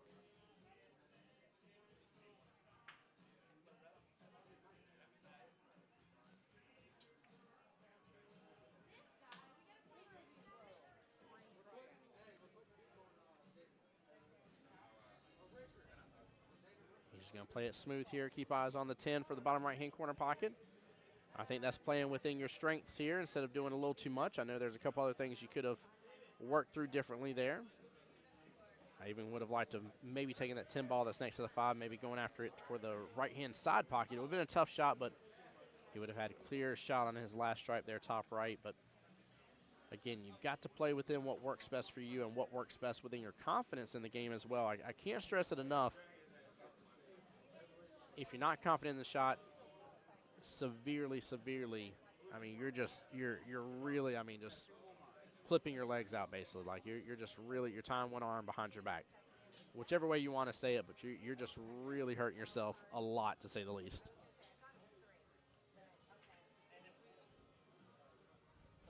That leave will work there. That's not a bad leave. He's got a pretty huge majority of the table he can make that from. I dare say about 95+% of the table he can make that from. Pretty much as long as the cue ball doesn't wind up close to it and to the right of it.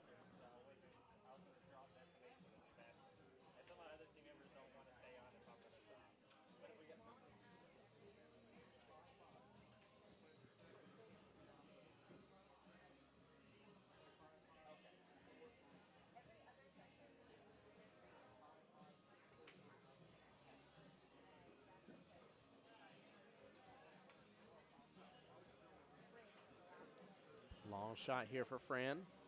She's going to hit off just a little bit on the left-hand side of the pocket. She will leave Robert where he can see it, but he's got a long-distance shot here. Nice thing is, though, is if he hits this right, the cue ball's going to go right up the table here. He's going to have eyes for that 8 ball. Very likely in the top left-hand corner pocket after this is said and done if it shoots straight back up.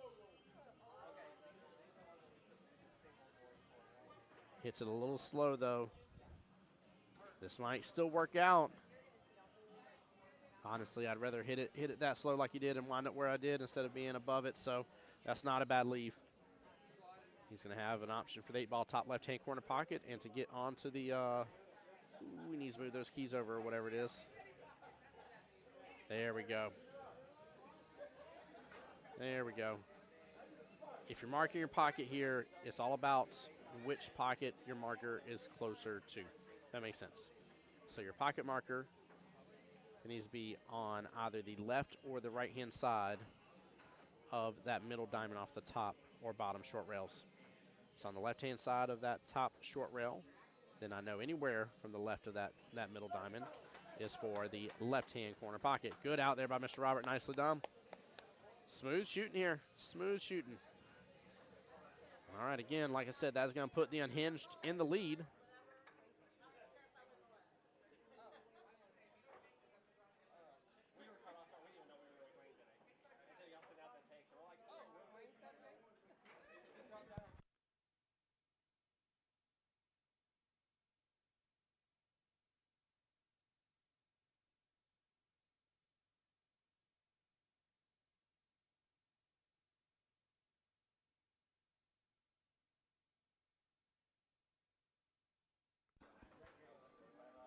All right, nice hill-hill matchup over here.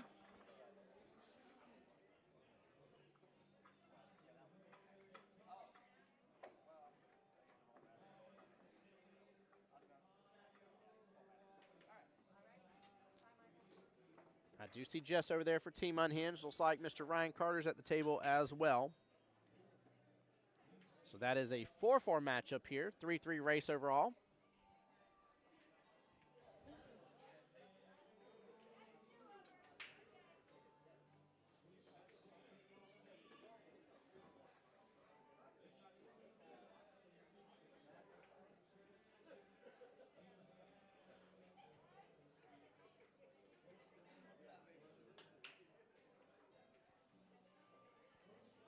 So quick little score update here, guys. If Robert wins this here, Unhinged will have their second win of the 5 matches and will be up 4-2.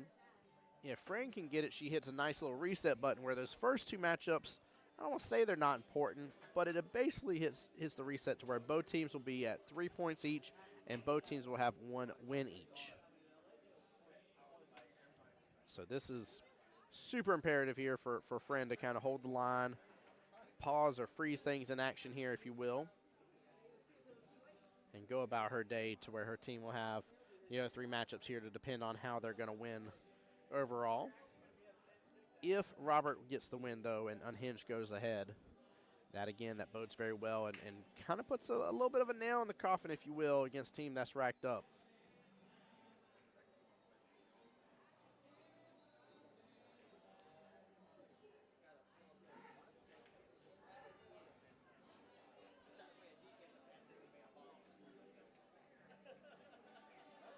Robert with a big long-distance shot here.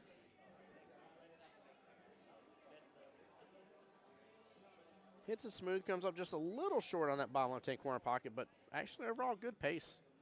That was a tough shot. And this ain't against him personally, but just knowing that they're both skill level 3s here, I mean, I'd probably give less than a 50% chance for that back cut of a shot. So with him getting as close as he did, I know he still didn't make it, but he came mighty darn close. That was very nicely done. Good attempt.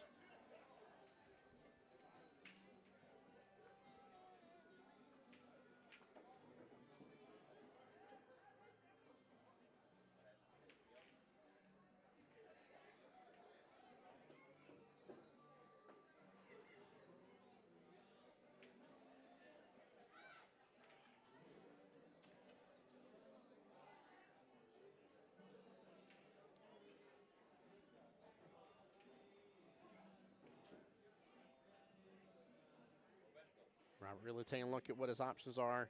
I'll be honest with you, I know it may sound crazy, but I still like him going after his 10. I think that 5 is just enough out that if I can see it here, he can actually take over that pocket from the 5.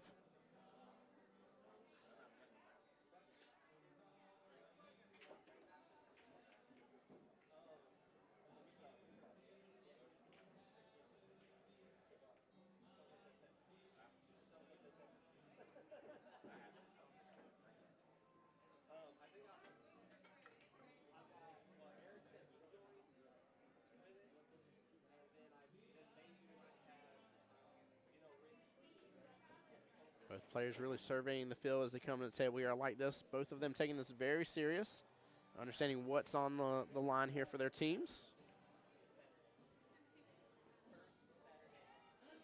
Feel like I need to pull up a little postcard here or something in Montreal and be like, this is what you're fighting for.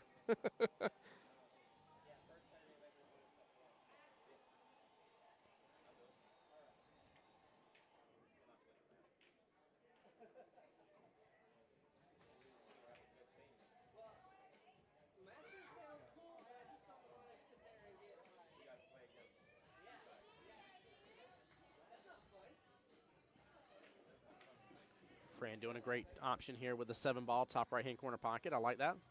I was kind of trying to stare at and look at the 6-1 situation a little bit further.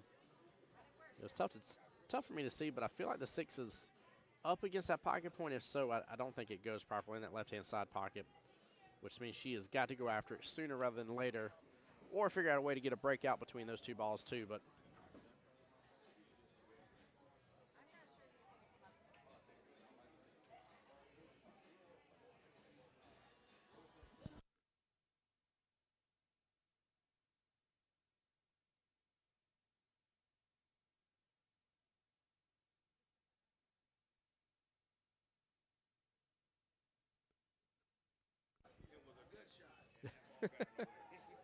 sorry, guys, getting a little lag in the internet here. Should work itself out in just a moment.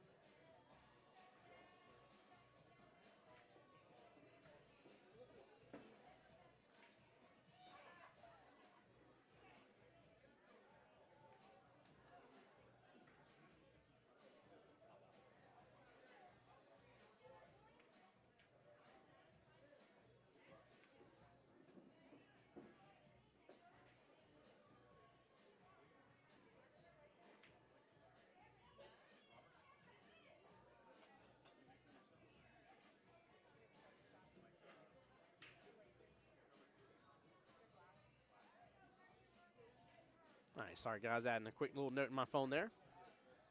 All right, Fran might be able to work with this 1-6 situation here. Let's see what it can do. Honestly, she opened it up a little bit here.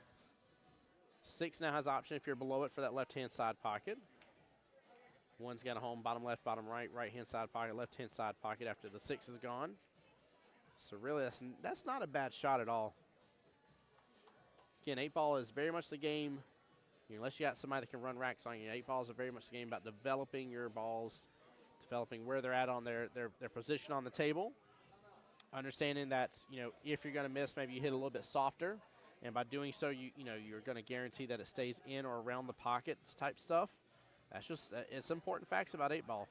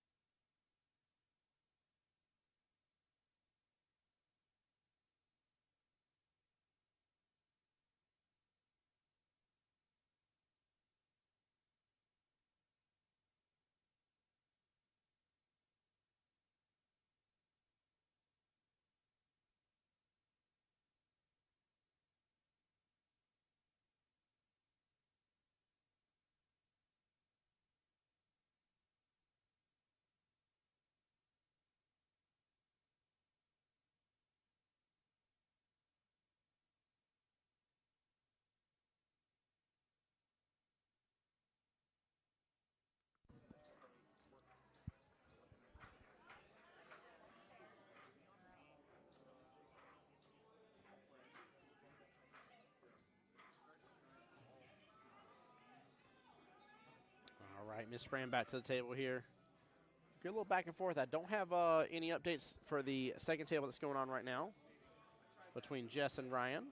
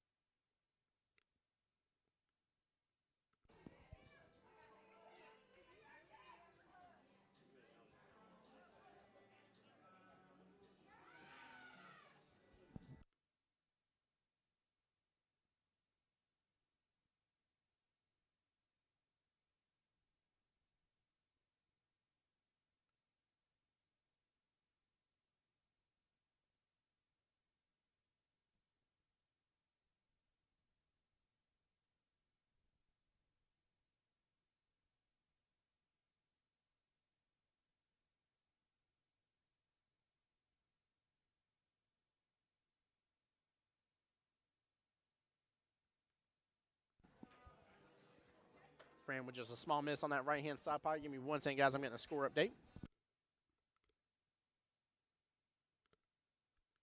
All right, Jess just got the first rack against Ryan here, making it 1-0, and the race to 3 over there for both of them.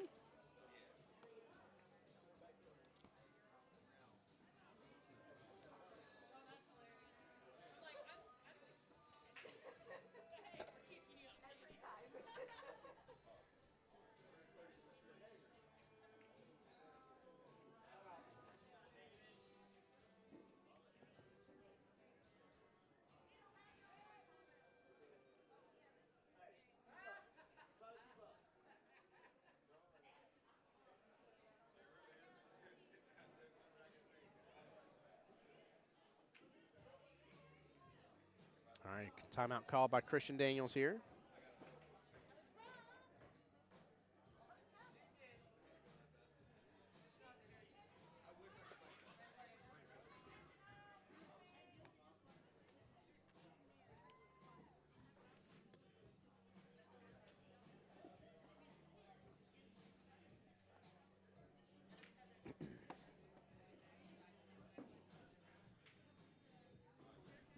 Looks like Christian told him for sure to go after the 15 ball first.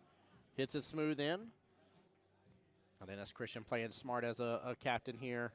Just captain, Christian co-captain. I think that's him playing smart as a higher skill level player when given the timeout. Robert does fairly decent with the pocket speed style shots overall from what I've seen. Kind of works pretty well within his will well, and realistically by going after that shot first, he kind of gives them pretty much pocket speed shots for the most part throughout the rest of the run. He does not have to overhit these to really develop them into something.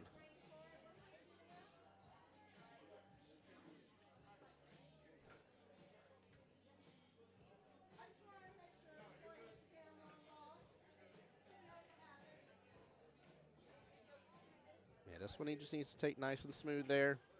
Take his medicine on the 10 ball, but get on down to where all he's got left is the 10 ball. There we go. He does have a cross bank possible here.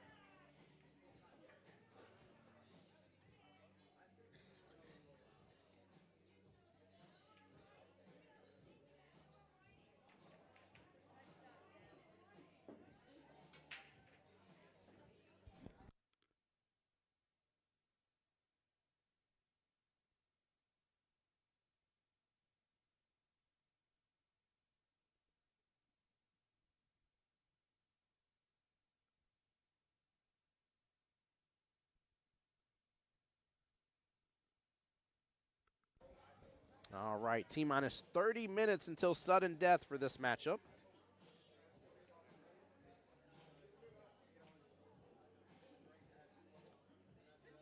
Robert's calling that right-hand side pocket. Again, from that middle diamond on the right-hand long rail, if he's above that middle diamond or below the upper diamond where the chalk is right now, anywhere in that zone here, he'll be marking that right-hand side pocket.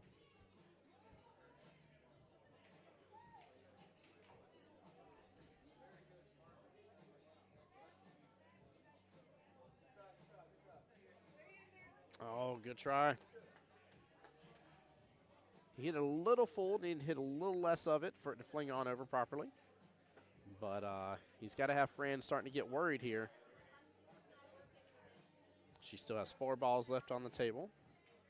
However, the beautiful thing, the beautiful thing is that the 1 ball's playing blocker. And he's already had his timeout, so.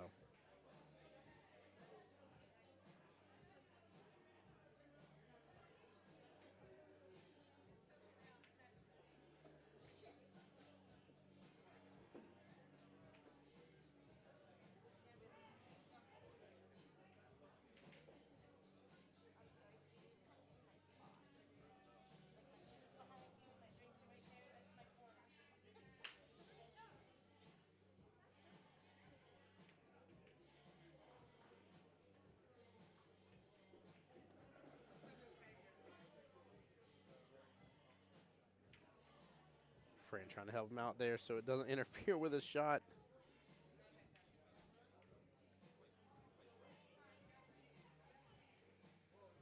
I think Robert needs his own specialty pocket marker there. This is possible. The scratch is possible too, which is very, very dangerous here. He overthins this here and sends that cue ball right on down, bottom right-hand corner pocket.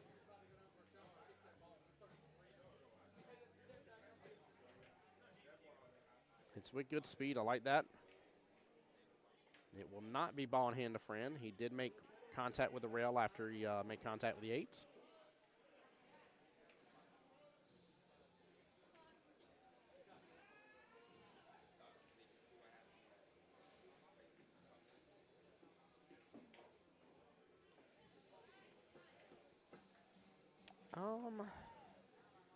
I'm trying to think if Fran will be in trouble swinging after this one. Because the angle knows she'll be fine as long as she's going for top right.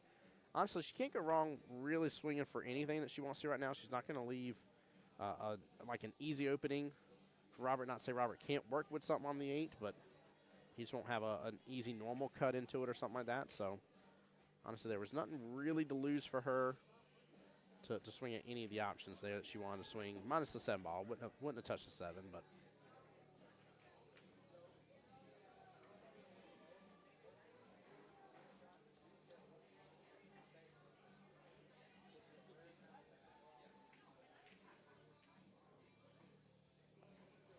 Robert is going to go for the bank here.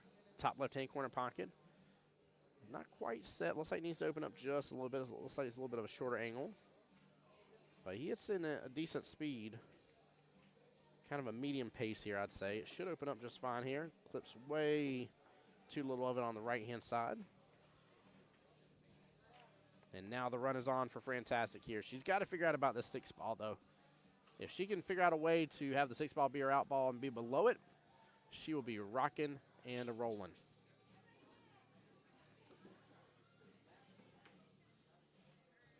Two ball first, then probably the 7 next.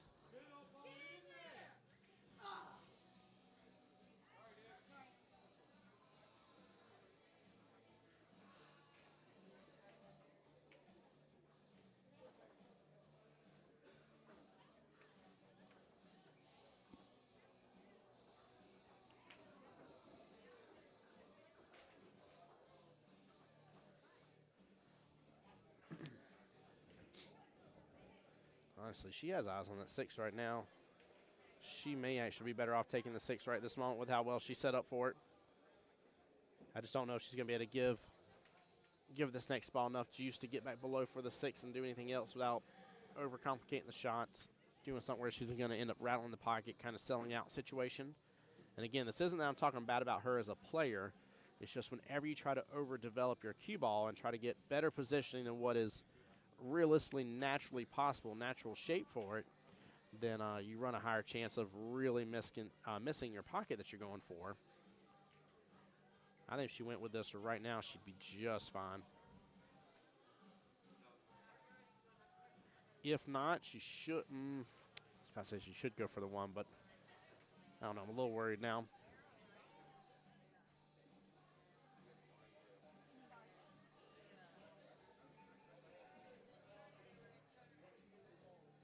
All right, so she's on the right-hand side of the table here, just a little left from the 1 ball.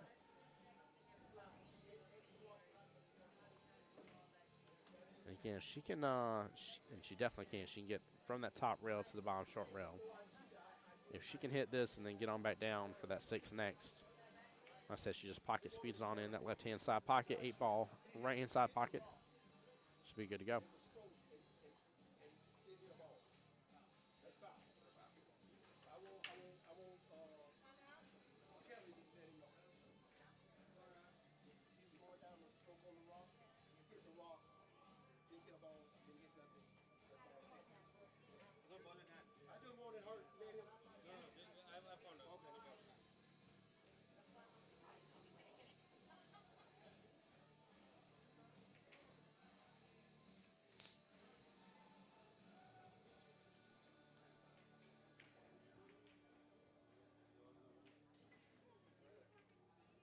Fran's in a little bit of a predicament here.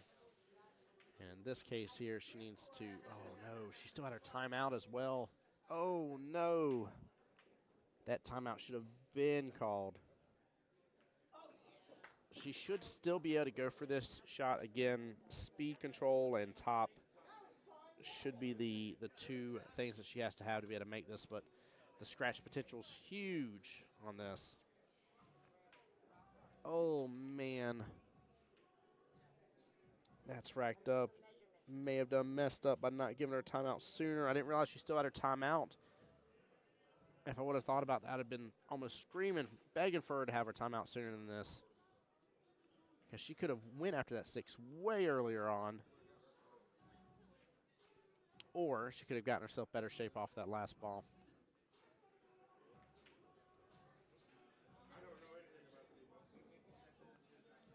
Oh, she didn't scratch.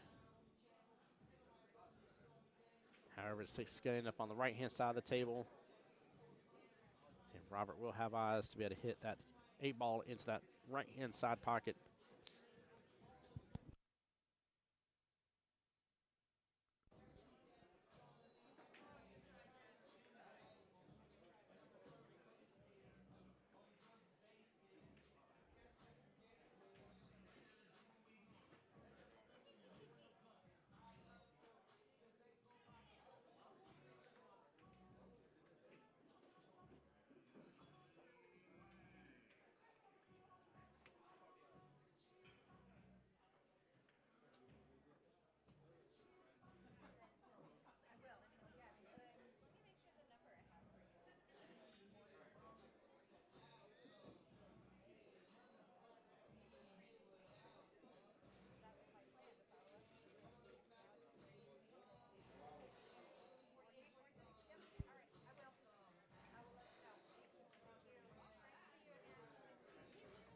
hits it kind of full here, sends it just straight across instead of up just a little bit. Fran will live to speak another day. Woo! Bet she was biting her nails over there because I definitely was. Good try by Mr. Robert here. He almost closed it out. And again, really giving a good lead here to Team Unhinged. Keep in mind, last update I had as well has Miss Jess up 1-0.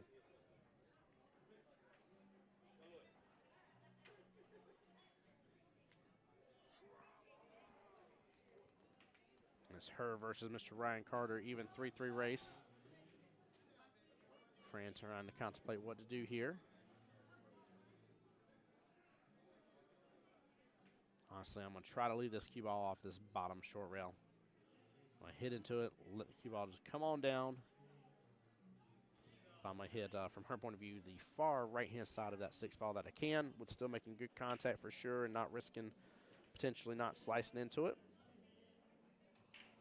Let that 6 going up to the top left-hand corner pocket. Let that cue ball bounce between the 2 long rails here and hopefully settle along the bottom short rail.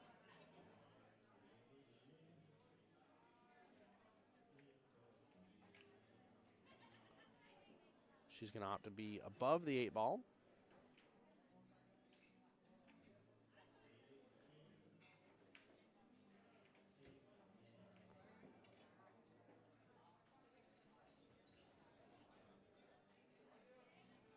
Everybody's getting a little bit more quiet, a little bit more serious. I know cue ball itself is getting more active here. It is a Saturday night here. Let's see, 6:30 in the evening already, so things are pumping up a little bit. But in terms of this destination division, I said things are getting a little bit quieter. People were more in their chairs, not being as loud amongst each other, and minus when cheering for something extraordinary that's happened. Mr. Robert looking at the tangent line here. I know I got to come off the rail, but I can't get to where I need to come off the rail.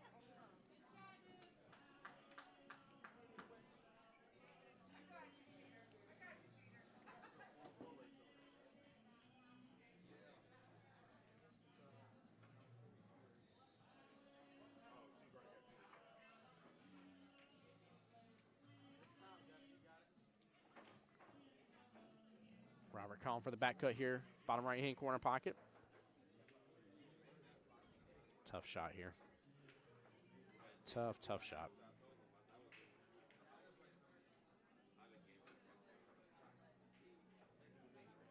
That leave will work, though.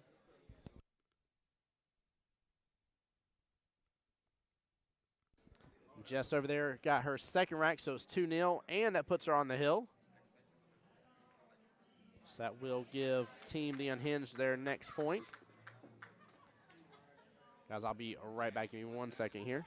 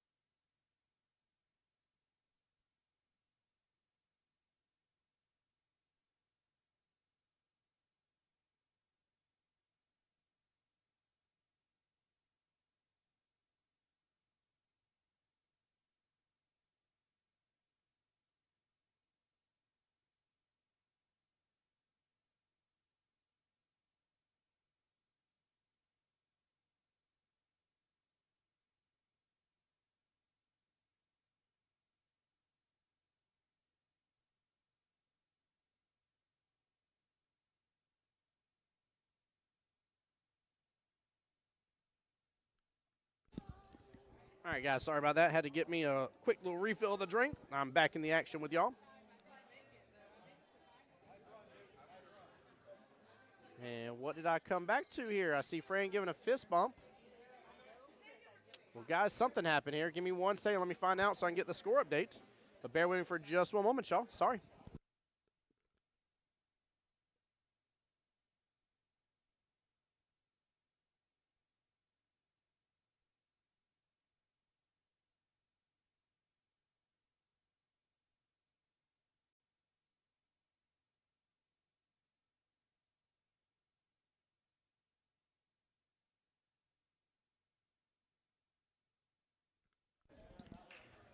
All right, well, as I've been told, Fantastic got the win here. So that will give her the next point. And looks like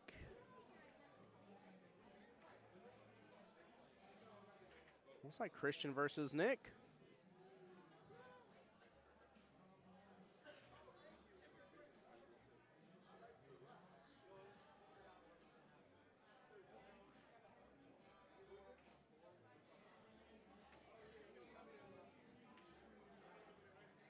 Yeah, both skill level 7s here, so this will be a nice little 5-5 race.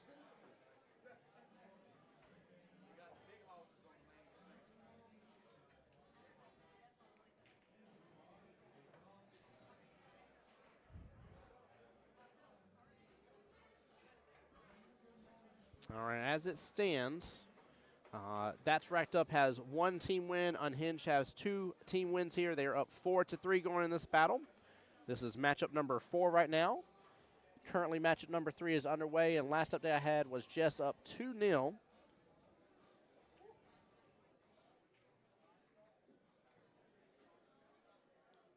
She's playing Mr. Ryan Carter over there. Actually, one moment, I see her packing up cues. Let me double check that real fast, guys, and make sure, but I think she may have won 3-0. So if so, I owe the Unhinged 2 more team points here, guys. I'll be right back.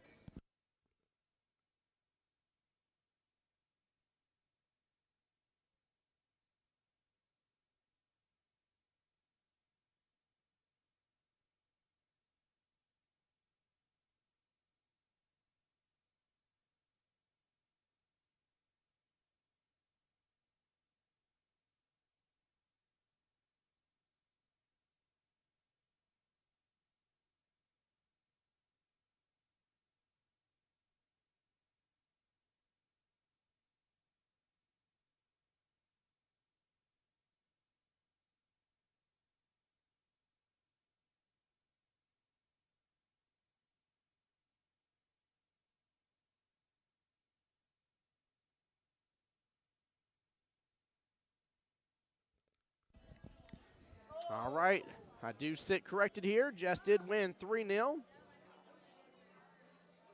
So that will make the overall team score 6-3 in favor of Unhinged with 3 wins, by the way. So a tie will no longer win it for That's Racked Up here. So they have got to get above the 6 points here. So looks like Team The Unhinged may be representing in the finals here, and one step potentially closer. I won't call it right now, but potentially closer to Montreal, guys.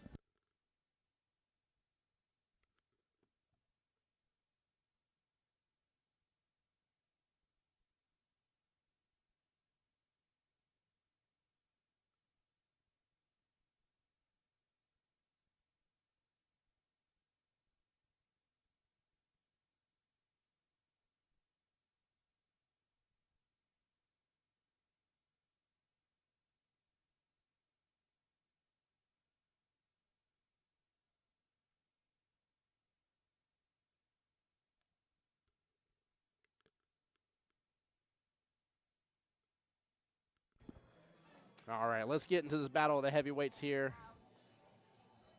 So I think I see Jack versus Tanisha over there. Let's see, Tanisha skill level 5, Jack skill level 6, so that will be a 4-5 race over there. And we definitely hit before sudden death. Let me double check. Should have been 650 for sudden death. And we did actually. They're on match number 5 before sudden death begins. Look at that. They are cruising. They are cruising indeed. So let me do some math here. Obviously, 3-0 wins bring this right back into clarity here. But if Christian wins one rack, the best Nick can do is a 2-0, which would put it 6-5 and give that's racked up their second win. It's still possible. Yeah. There's still some gameplay left to be had. We'll see how it progresses between the two matches here. Kind of keep you up to date. What a shot by Christian! Wow. I think he's got view on the 3-ball here. 3-ball bottom right, 5-ball bottom left. Pop back up table here. Now to go for your 7 or 2 next potentially. Oh, hits the rail just a little too early.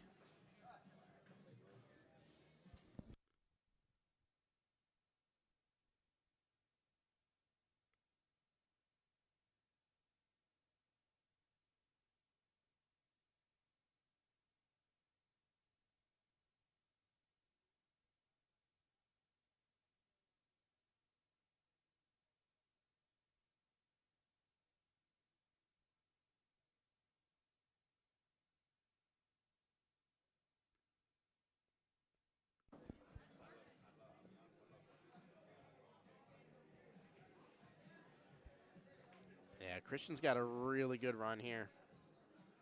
He's got to be above for that 8, though, to be able to bring it downfield, bottom left-hand corner pocket, very likely. I'm interested to see what he's going to do to stay above it and get over there, but I don't see there being an issue with him going clearing out this 5 next out of the equation. Going clear off the bottom half of the field here. It's going to do him no good to leave it. Draws it back like a champ.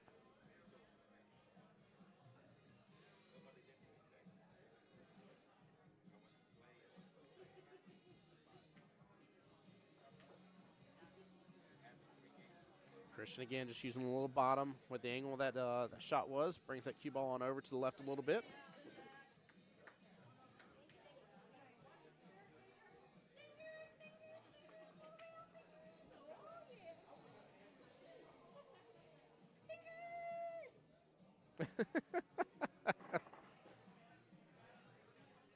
I told you I love Miss Debbie's attitude there.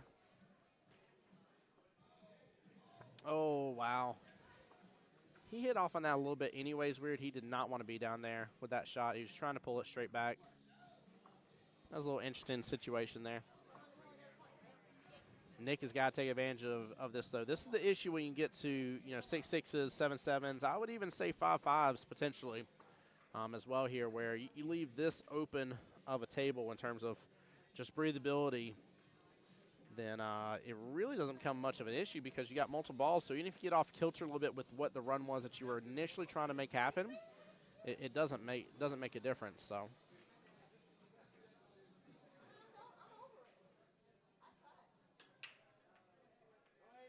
Now he is in a tough predicament with this 12-ball right-hand side pocket, though. Hits it beautifully.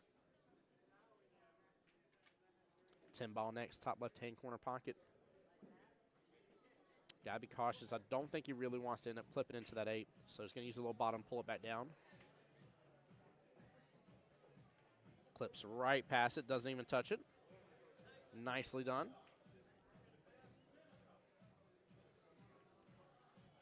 Honestly, he can use bottom here again, go bottom left-hand corner pocket, use bottom, let the cue ball hit to that right-hand long rail, drift right back over about middle, maybe a little bit further left of the table than middle. Oh, he's going for the bank. Wow, almost lands the bank too. What a shot by Nick Osborne. Very impressive. Misses the bank but comes close enough. Still had eyes on the 8-ball. Blocks that top right-hand corner pocket even with his miss.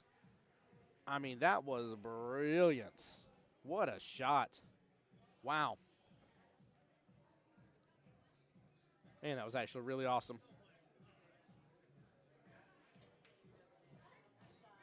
Oh, Christian gets the leave here. He hits that perfectly. Nick, I do apologize, brother. I should have instant replayed your shot here. I'm going to instant replay Christian's real quick. Take a look at this. Wow.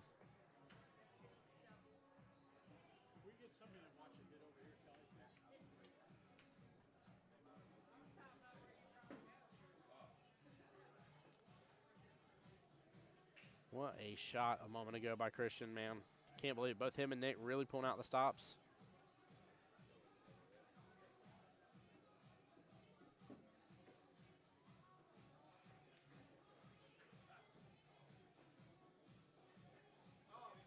Left-hand side pocket it is. All right, Mr. Nick Osborne strikes blood first. It's in the water.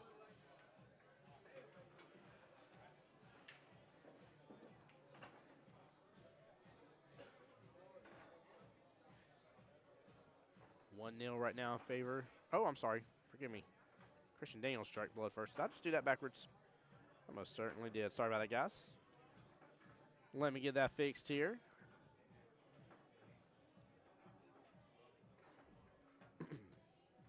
Know what I meant to say, but I definitely was doing it backwards 100%, guys. Forgive me on that one.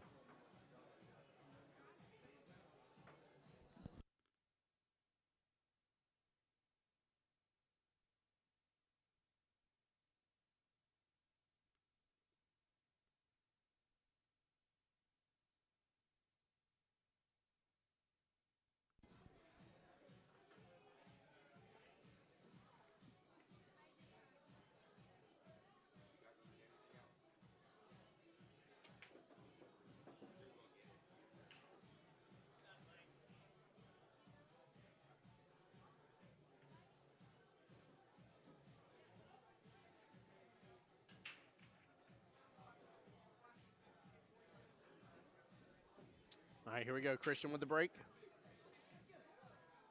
A-ball getting a lot of movement. Oh, it's coming so close to that right-hand side pocket. We have not seen an 8 on the snap yet today.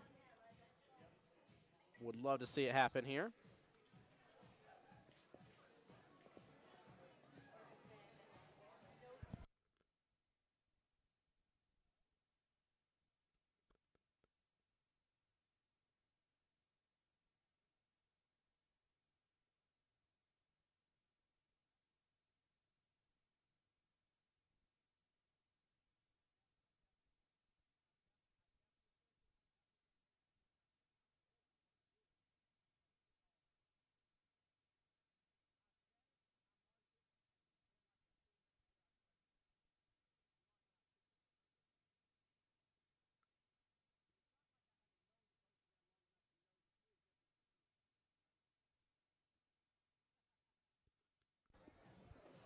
I love it. Dakota called me out on it. He was like, I thought you said Nick won that last one, struck blood first. I was like, I said it, I marked it, and then about a minute later realized that I was flipping them around, and I said I fixed it. I thought it was pretty funny, though.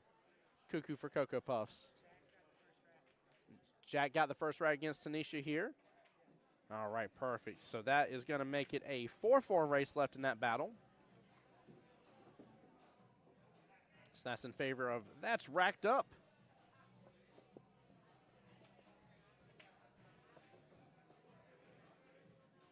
Uh-oh, 8-ball's going to get some movement. Whoo, if it would have hit a little bit more at the bottom of that 8. That was getting risky.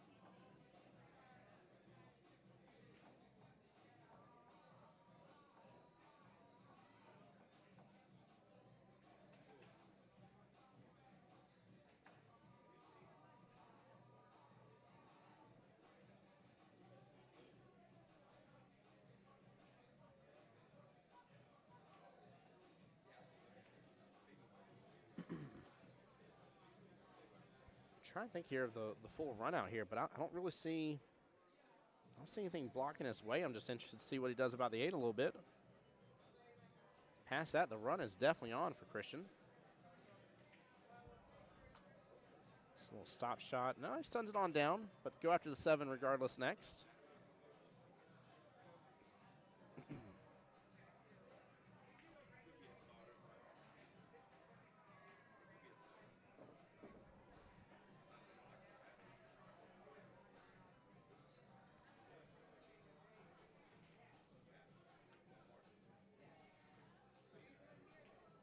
Oh, actually, he's going to opt up for the 6 instead. You saw where he was pointing. He's trying to get the cue ball back out there. Rolls a little further than where he pointed, but still along the same plane that he was looking at. He may actually opt for the 7 and be his out ball here. I think that's why he's working around it. No matter what, he wants to be back above the 8. He wants to be above the 8 for the bottom right-hand corner pocket. That I don't have really any doubts about, so.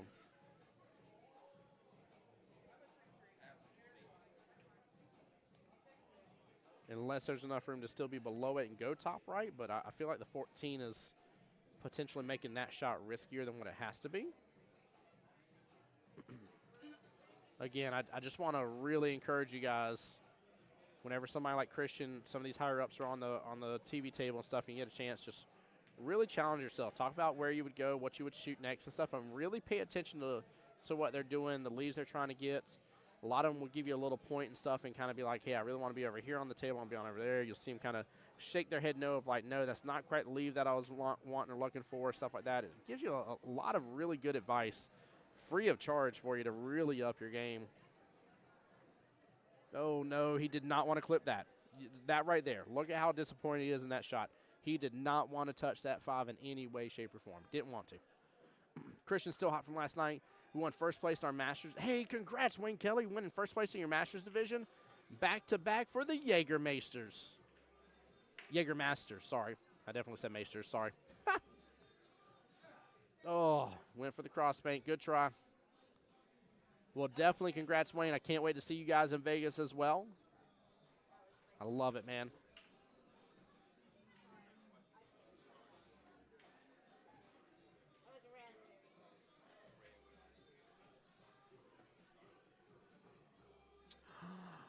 That top left-hand corner pocket again strikes. Nick with the small rattle there on it. And now, no matter what, this is naturally going to leave Christian where he's above the 8 to go for that bottom right-hand corner pocket. Nothing is in his way. He's even going to let it roll all the way up and come back down just a little bit. And he is calling that bottom right-hand corner pocket. Christian with the opportunity to be up 2-0.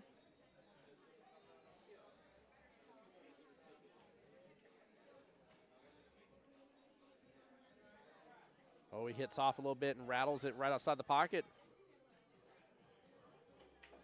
The other issue is that Nick's pretty much trouble ball, that 14, is open. I'm a little worried about the 12, though.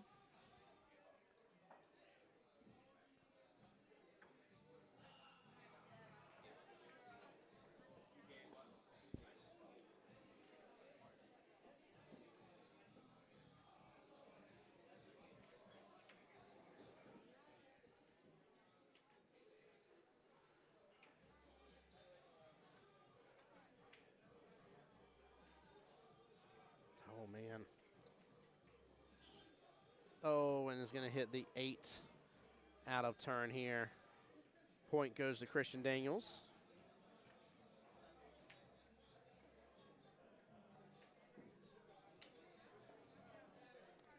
So that make it 2-5 right now in favor of Christian Daniels. Unfortunate that it was through that means here for Mr. Nick Osborne with an 8 out of turn, but all gravy.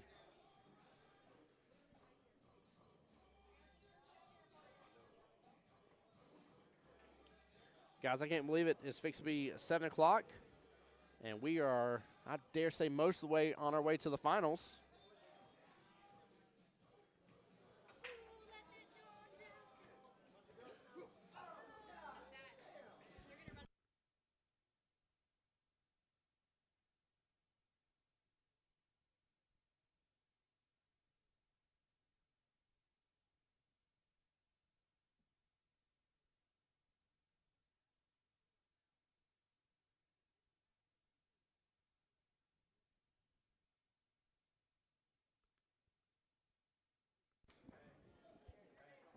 Hey, what's going on, Austin? TJ back in the live stream as well here. Austin says, how many more matches are left, Tim? We're coming back from Orlando and Daytona currently. Drive safe, brother. Please be safe out there on the drive home. So this is a semifinals match. The other semifinals match started about, I want to say about a half hour later than this one did. So right now we are currently on matchup 4 and 5 are both going here. Jack Carter is against Miss Tanisha on the other table to the right of this screen. So we got these two matchups left. We got whatever's left going on in the other semifinals match, and then we'll be in the finals, and that'll be it, brother. So I'd probably say within an hour or less, hopefully, we'll be into the finals. Now, we'll be restarting stream in between now and then, though. Sudden death for the other matchup in terms of the semifinals here is at 7:35 p.m. So we still got about 35 more minutes here, 37 more minutes roughly, until their sudden death is called.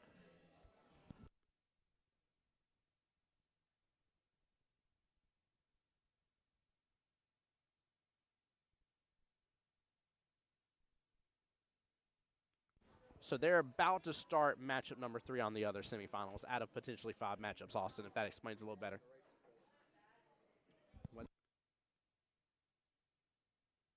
And Duke's up 2-1 against Mr. David Rifkin in the race to 4 right now. So he says, "See, oh, are y'all coming over to Cue Ball?" Yeah, y'all probably. Yeah, I mean, y'all definitely do. If y'all are in Daytona, y'all definitely have enough time to get here and at least get to see some of the finals matchup.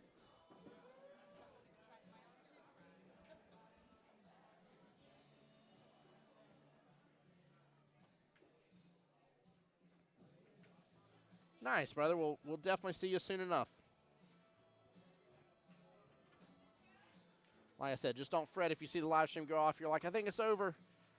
Because I'm already at I'm at the 6.5 hour mark, probably close to 7 hours before this ends. There's no way I'll be able to capture all the finals match before Facebook kicks me off. So I'll definitely be ending the live stream and then rebooting whenever the finals is ready.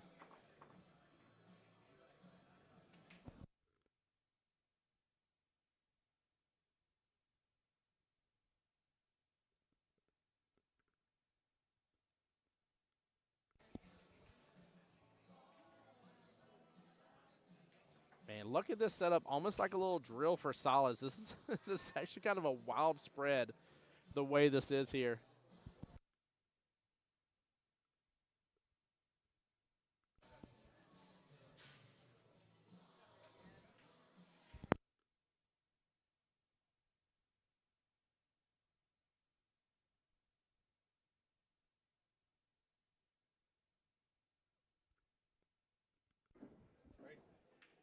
Oh, man. Oh, Wayne, I'm not missing a rack for Nick, unfortunately. I called Nick winning the first one. It was Christian that won the first one. That was my fault. And I even just flipped him backwards here, unless I've done something crazy wrong here. But, no, it is 2-0 right now in favor of Christian Daniels.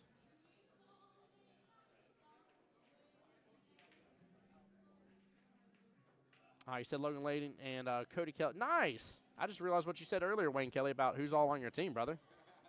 That's going to be a lot of fun.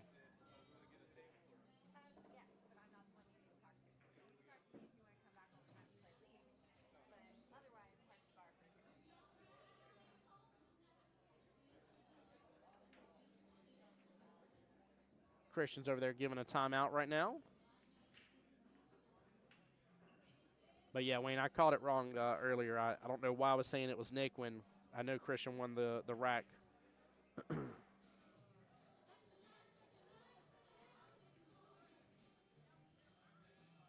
Christian keeping it simple here, playing smart and defensive.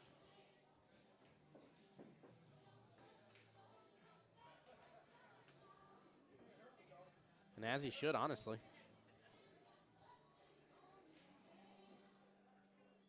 Oh, Lodge says Tim Christian snapped the 8, but scratched in third frame. Did he really? Did I actually look away for a moment and miss that? I'm so sorry. Thank you, guys. Both Logic and Wayne Kelly saying the same thing. I'm so sorry, guys. My fault. I will fix that right now.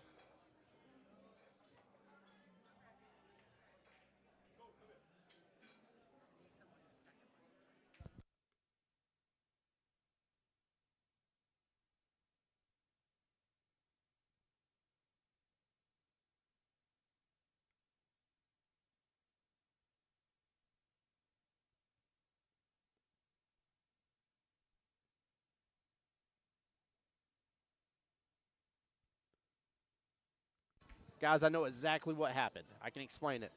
I don't like when that happens. I don't like that ugliness. Ugh. That's why I didn't mark it. Goodness gracious. That makes me so sad. I've been hunting for 8 on the snap. I haven't heard of Kelly. In fact, I dare say she hasn't opened up the patch binder at all here to give away any patches to anybody. So I've been begging for an 8 on the snap or 8-ball break and run to happen for somebody to get their beautiful high-level tournament patches, and I haven't seen it happen once today. Oh, my goodness gracious. Logic on YouTube, thank you. Wayne Kelly, thank you as well. Sorry about that. Didn't mean to be argumentative. I definitely thought y'all were talking about my initial mistake here whenever I said that Nick struck blood in the water first, when it was definitely Christian that did, and I not only said it, but I actually marked it originally and then fixed it immediately after. So I appreciate you guys looking out. Thank y'all.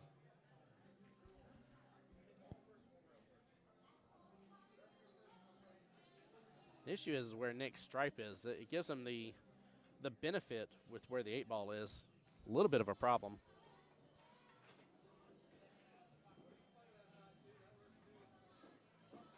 Christian does not want to leave Nick with anything here. I like the battle. I like it a lot.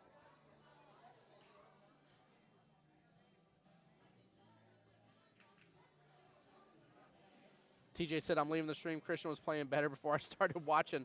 Are you his kryptonite or something? What are you doing over there, TJ?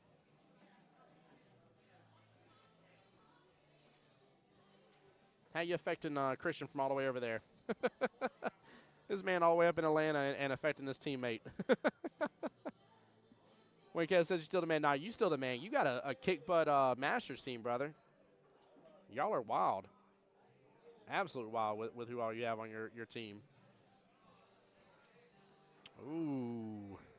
Yeah, TJ, get out of the live stream, brother. I'm just kidding. Stay in here. I want viewers. Ball and hand combo miss.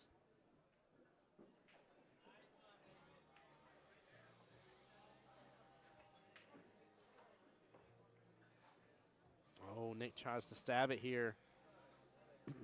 Ends up making one of Christian's, but kind of takes over that top left-hand corner pocket. I think the 3-ball right here has a lot to say about that with Christian's shot.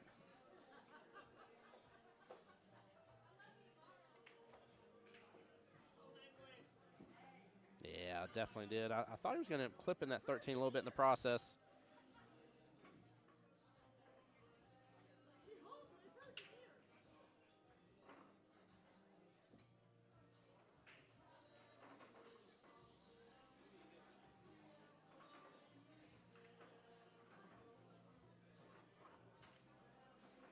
Good shot working around that 13 again. It is eating up some of his room, especially because of where the 4 is. Now, he can actually use that 4 because of the 5. He can use the 4 to take over, right, knock in that 13. Cue ball is going to hide behind the 5, not give Nick good eyes on the 8. That's probably going to be his best play here defensive-wise. He does not drop the 13, though. That is a problem.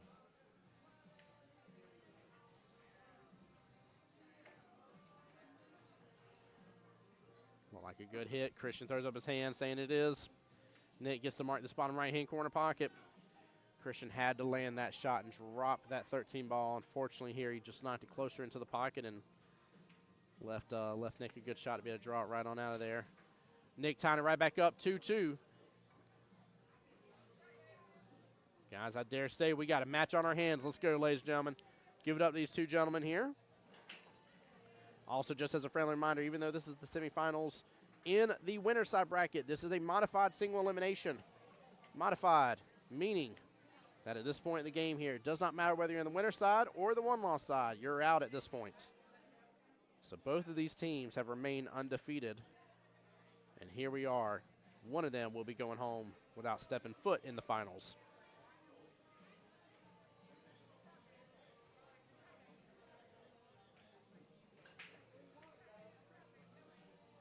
Eight ball getting a lot of movement, but will drift below that right-hand side pocket. Both these gentlemen getting a hold of it really well.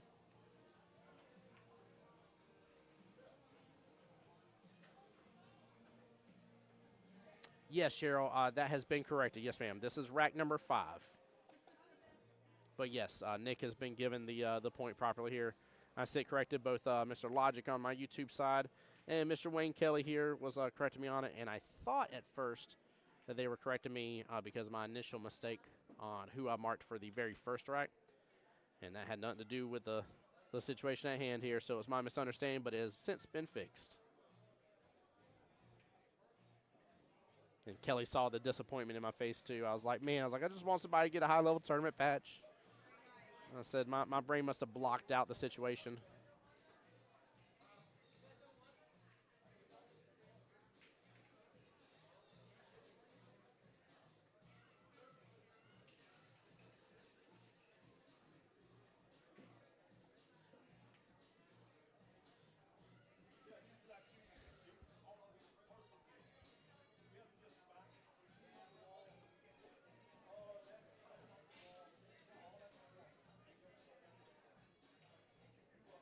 No problem, Cheryl. Thank you as well. Good looking out. I'd rather make sure things are marked correct, even if it means I'm wrong. Me being right doesn't matter. That score being right on the screen matters more than anything. So you guys deserve an accurate score, and I apologize every once in a while. Me as a one-man marching band, I make mistakes. But I know you guys understand. Nick going for the bank here. Ooh, comes just a little short. We'll get on the second time around. Nope. Ends up hitting the top part of the pocket point for that left-hand side pocket. Christian's going to draw into this, get this breakout here between these two. No. Ends up drawing into it, pulling it down. Thought he had a little bit of angle there to kick it on over. He set himself up good on it. Beautiful shot. Wayne, you're not kidding about Christian still being on fire. Where'd y'all play your Masters match at? Which pool hall was it across the pond from us?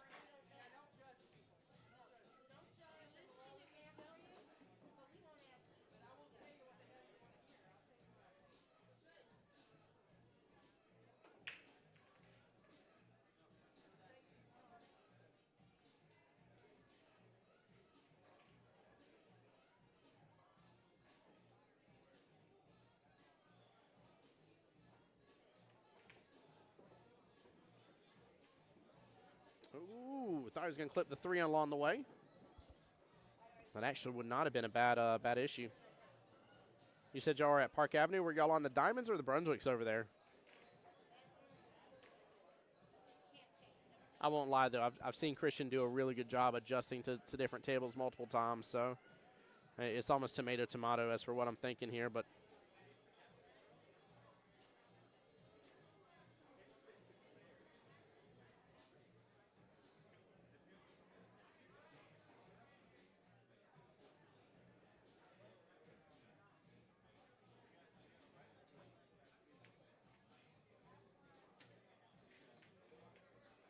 yeah, I'm just happy this matchup came to be. Sometimes in tournaments, you got to play it smart, right? And you gotta sometimes take the cuts when you can, and you don't always get to see the heavy hitters, the big dogs out here swinging and doing their thing. And this time around, we actually get to see it though.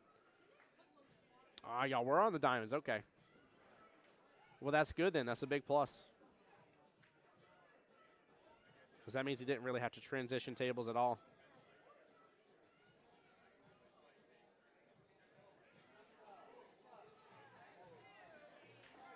Nick has got to leave that 2 alone, though. It's really helping him out.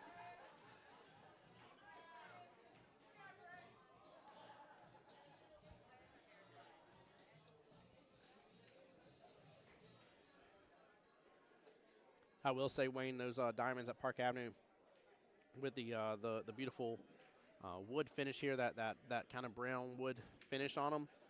Man, those are gorgeous tables. They actually had some of those up in Montreal this last year. I was talking about that as well here. They had, I want to say, overwhelming majority, if my memory serves correctly, of the black diamonds that we're so used to seeing, like these right here on the screen. But they did have several of those beautiful, gorgeous, just the brown wood finish. And they play so well, man. Those diamonds are so well maintained and taken care of. That's probably the other part about my favorite thing about APA changing. Again, one of the most exciting moments being an APA was whenever they did Where There's Smoke, There's Fire. And they did the Diamonds commercial with APA and talking about Jack.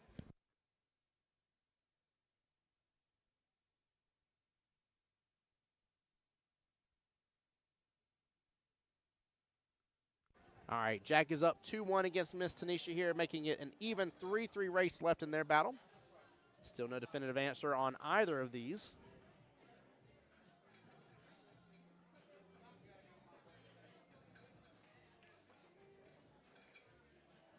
But yeah, I was a huge fan whenever they decided to switch over to Diamonds. Like I said, that's been awesome. It's such a wild thing to watch them do some of the setup and the assembly. How accurate they get with the actual leveling system of it. He got a nice breakout there. Let's take a quick look at that again, too. He really manufactured that well. Using bottom here with the angle he had on the 9, really kicked that cue ball on over. Now, I know he doesn't have a great favorable shot, but he really manufactured that shot well.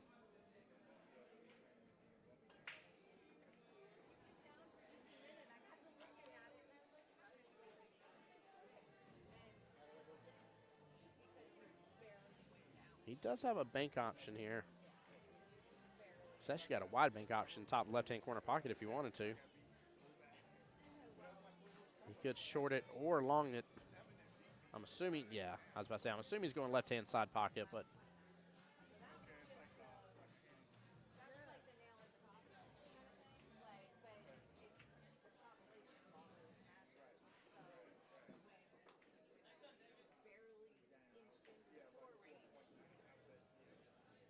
Clipping pretty full into the 6 ball. Nick will have an opportunity here to make it 3-5.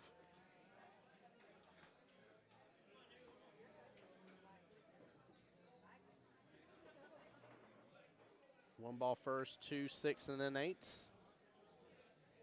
Oh, no. Wow, that was actually very awesome. He is still going to go for the 2. Okay. I thought he clipped it over to open up a little bit more breathing room for the 6 instead, but I still like the 2. Trust your initial instincts.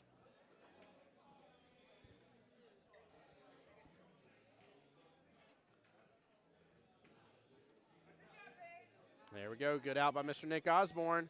Taking the lead now. First time in the matchup here, he's taking the lead, 3-5. It is a 3-2 race left in this battle.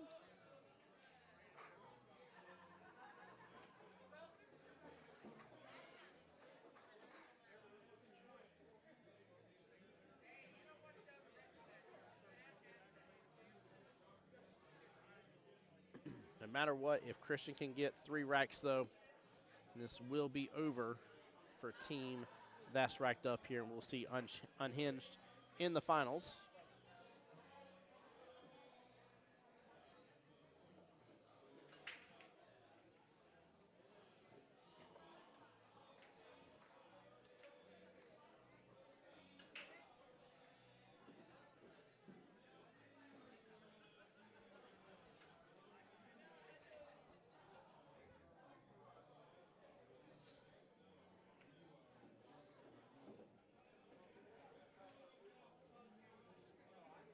Pretty good break here.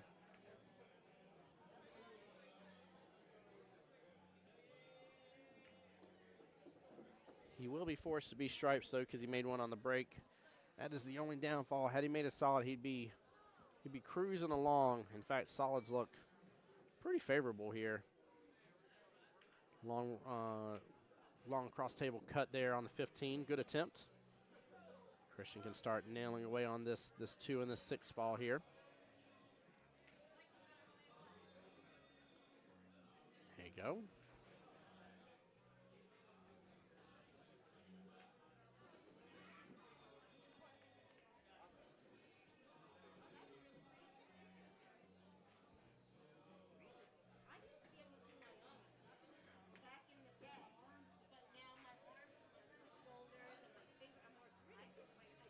Yeah, he's got to see when he can take advantage of the 7-5. It's not full on a problem. Looks like they have a little bit of breathing room between them, but you know he's already looking at him. One ball's nice in the center of the table here. Has a lot of pockets favorable to it. 4 needs to go top left, 3 needs to go top right. So that's one of the things you can kind of do is when you start breaking down a rack here, you kind of determine, you know, what balls have what homes as options, and it kind of starts laying down the pattern of which way you're going to have to start running stuff. If you know the 4, realistically, its best home, and for the most part, its only home is that top left-hand corner pocket, you know you need to be below it somewhere, right? So it kind of starts setting the stage for your thought process as for where you need to go and how you need to go. And again, I challenge you guys, when these big dogs are on the big screen here, challenge yourself. Say, I would go this, this, this, and this. Run it. And see what they do. Start learning. I'm not saying they'll always run the same routes. That will work favorable towards you one way or the other. But you can learn a heck of a lot from them.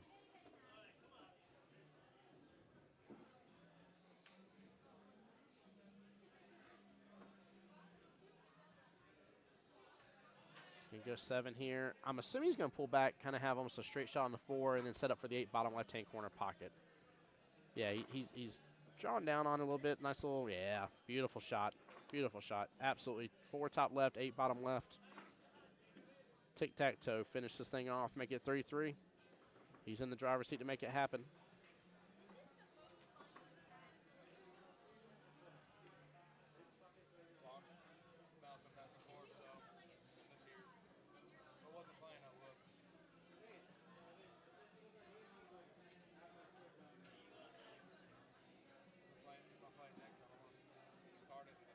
There we go. Christian Daniels with a nice out there. Ties it right back up, 3-3. Neither gentleman on the hill yet, but just want to make the race a little shorter here. Nice little reset.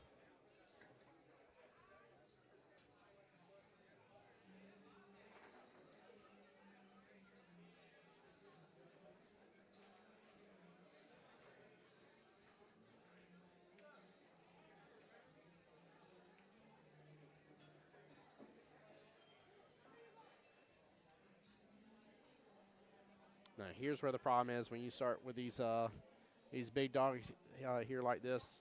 They know how to do the 8 on the snap. Both gentlemen have been getting fairly close to that right-hand side pocket quite a bit. And getting one here, I won't say spells guaranteed doom, but it hurts. It hurts a lot. 8 ball's just going to kind of drift there down. Cue ball isn't even going to clip it a second time.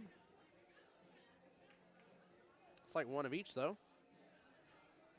Yeah, should be one of each, which is good.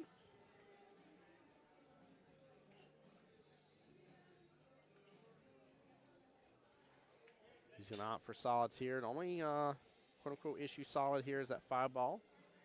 Has 3 surrounding stripes on it.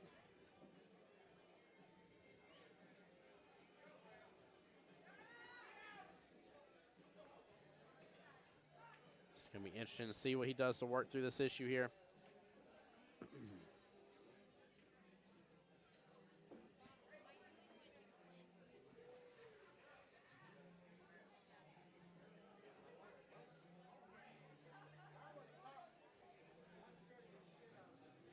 Nice smooth speed there on the 2 ball top left.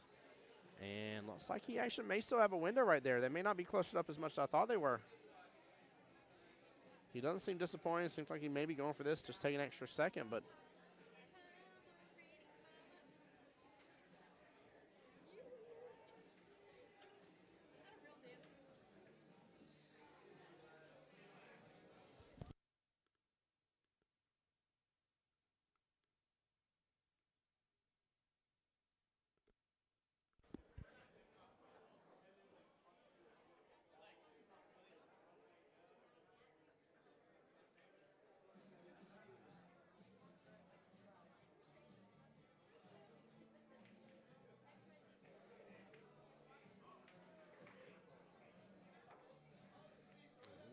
clips close on top of the 1 ball. He gets a little bit of space. He's got breathing room to work with it.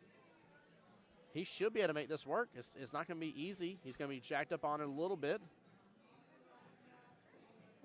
Hits it. Hits it good. Lands it. 8 ball right-hand side pocket. What a run. Wow. Nope, JK. He does have a 7 still. I got super excited. Didn't even see the 7 for a second there, Dakota. Well, I mean, honestly, the 7's still not an issue. I mean, if he's straight, he can stop shot it, take 8 top right. Even if he's not straight, he can still come on down a little bit, still take the 8 top right. That was a tough shot right there, too. He took on that one.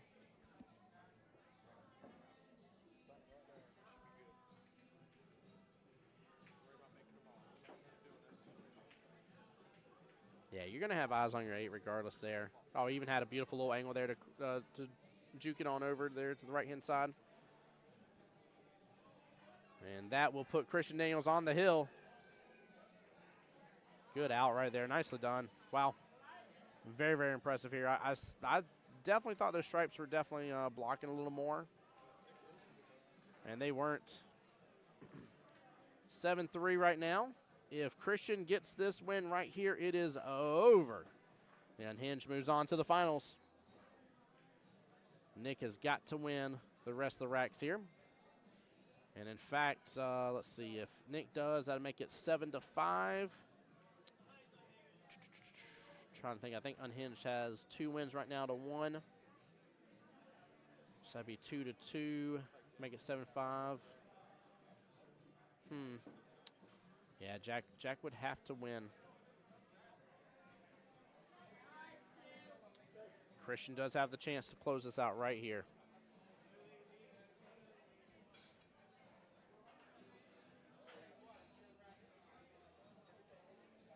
I think Jack is up, I believe, 3-1 here. I'll wait for an official score update, but if I see correctly, Miss Tanisha's over there racking.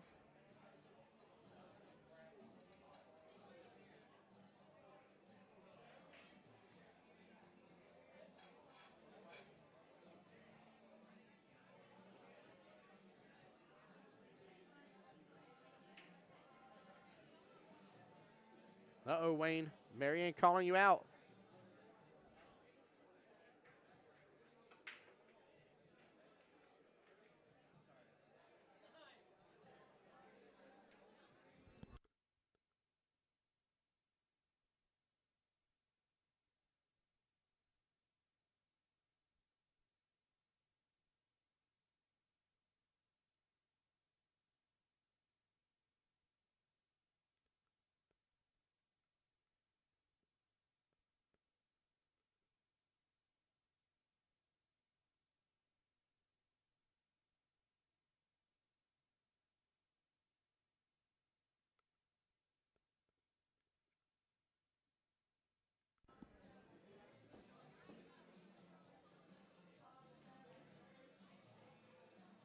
He left.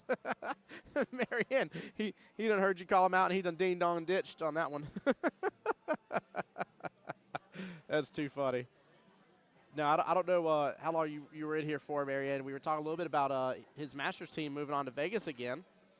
And we were talking about Christian being on that team. And he was saying how Christian's still on fire from that one last night. And it's definitely showing up today. I mean, honestly, if it wasn't for the 8 on the snap with the scratch, Christian might be over with by this point, honestly. He forgot to ding-dong. That's too funny.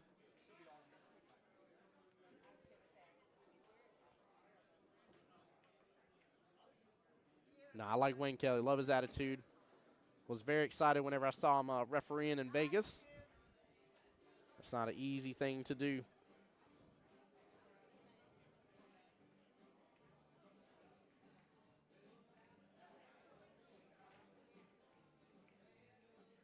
Marianne, which of the 4 teams do you think is going to take it home?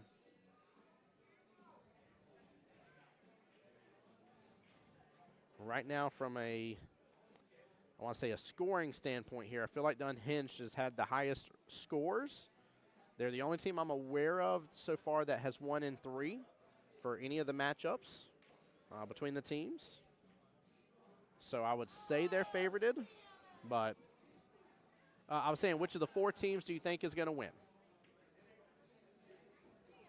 Ba-dum-bum, ba-dum-bum.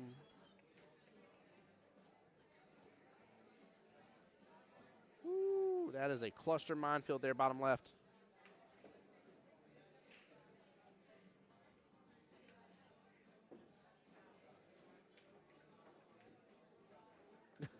She says, nope.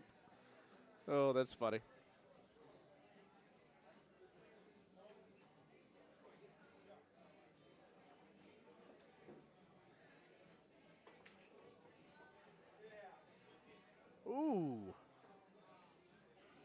a slide right there. That was actually very interesting here, guys. Nick was trying to get it to clip on down. Take a look at that again, top left of your screen. Load up quite a bit bottom left.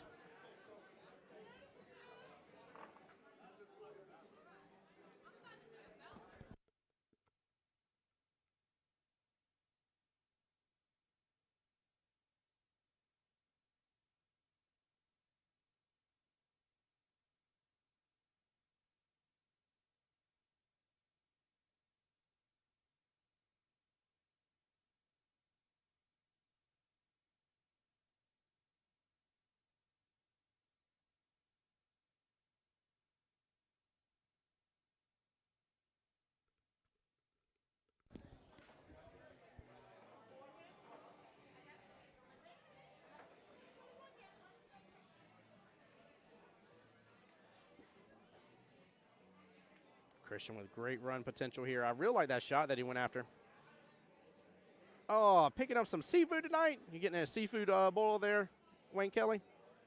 That was on mine and my wife's choices last night. We actually got to have a date night. We haven't had a date night in a long time. A real long time. We went to Texas Roadhouse is where we ended up going. All right, Jack up 3-1 against Tanisha here, so that's going to make it a 2-3 race left in that battle over there in favor of Jack.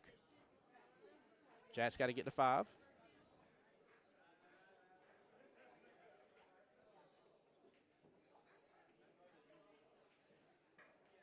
But, yeah, we were talking about potentially grabbing we like going to the Juicy Crab is where we like going to. But, yeah, wifey, we landed on talking about the last time we had a good big old ribeye. And I was like, you know what? I was like, normally I'm a New York strip kind of man, and my wife's a ribeye kind of gal. And I was like, I want me a ribeye tonight. So we both got us, I think they were 14-ounce ribeyes.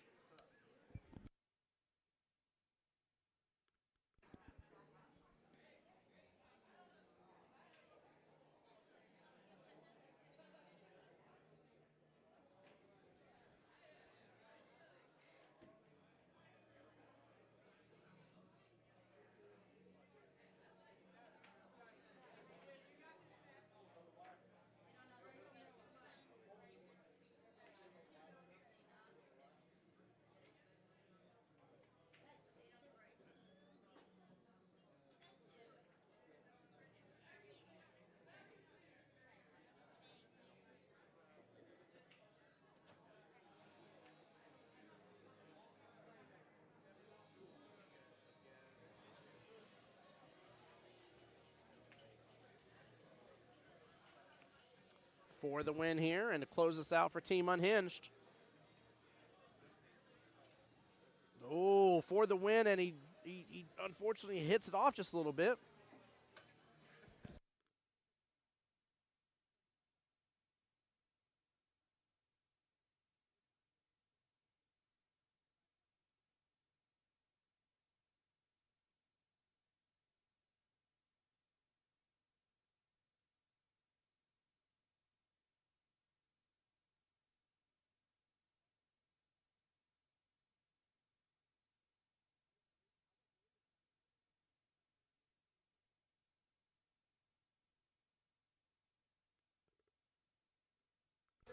By the way, big congratulations, Christian Daniels closing out for his team. The Unhinged will be your first team in the finals, knocking on the door of Montreal here. Guys, we'll have that on the live stream here coming up for you in just a little bit. Make sure you stay tuned to Jacksonville APA's Facebook, Jacksonville APA's YouTube, and my YouTube as well, the voice of Jacksonville Pool. Tim Jones here on behalf of Jacksonville APA. Guys, stay tuned here. I'm going to kill the live stream so that way we are going to be able to stream the entirety of the finals here.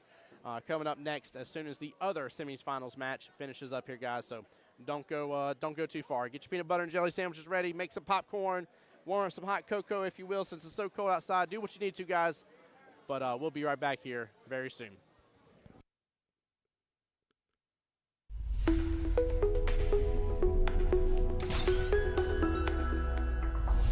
The voice of Jacksonville Pool.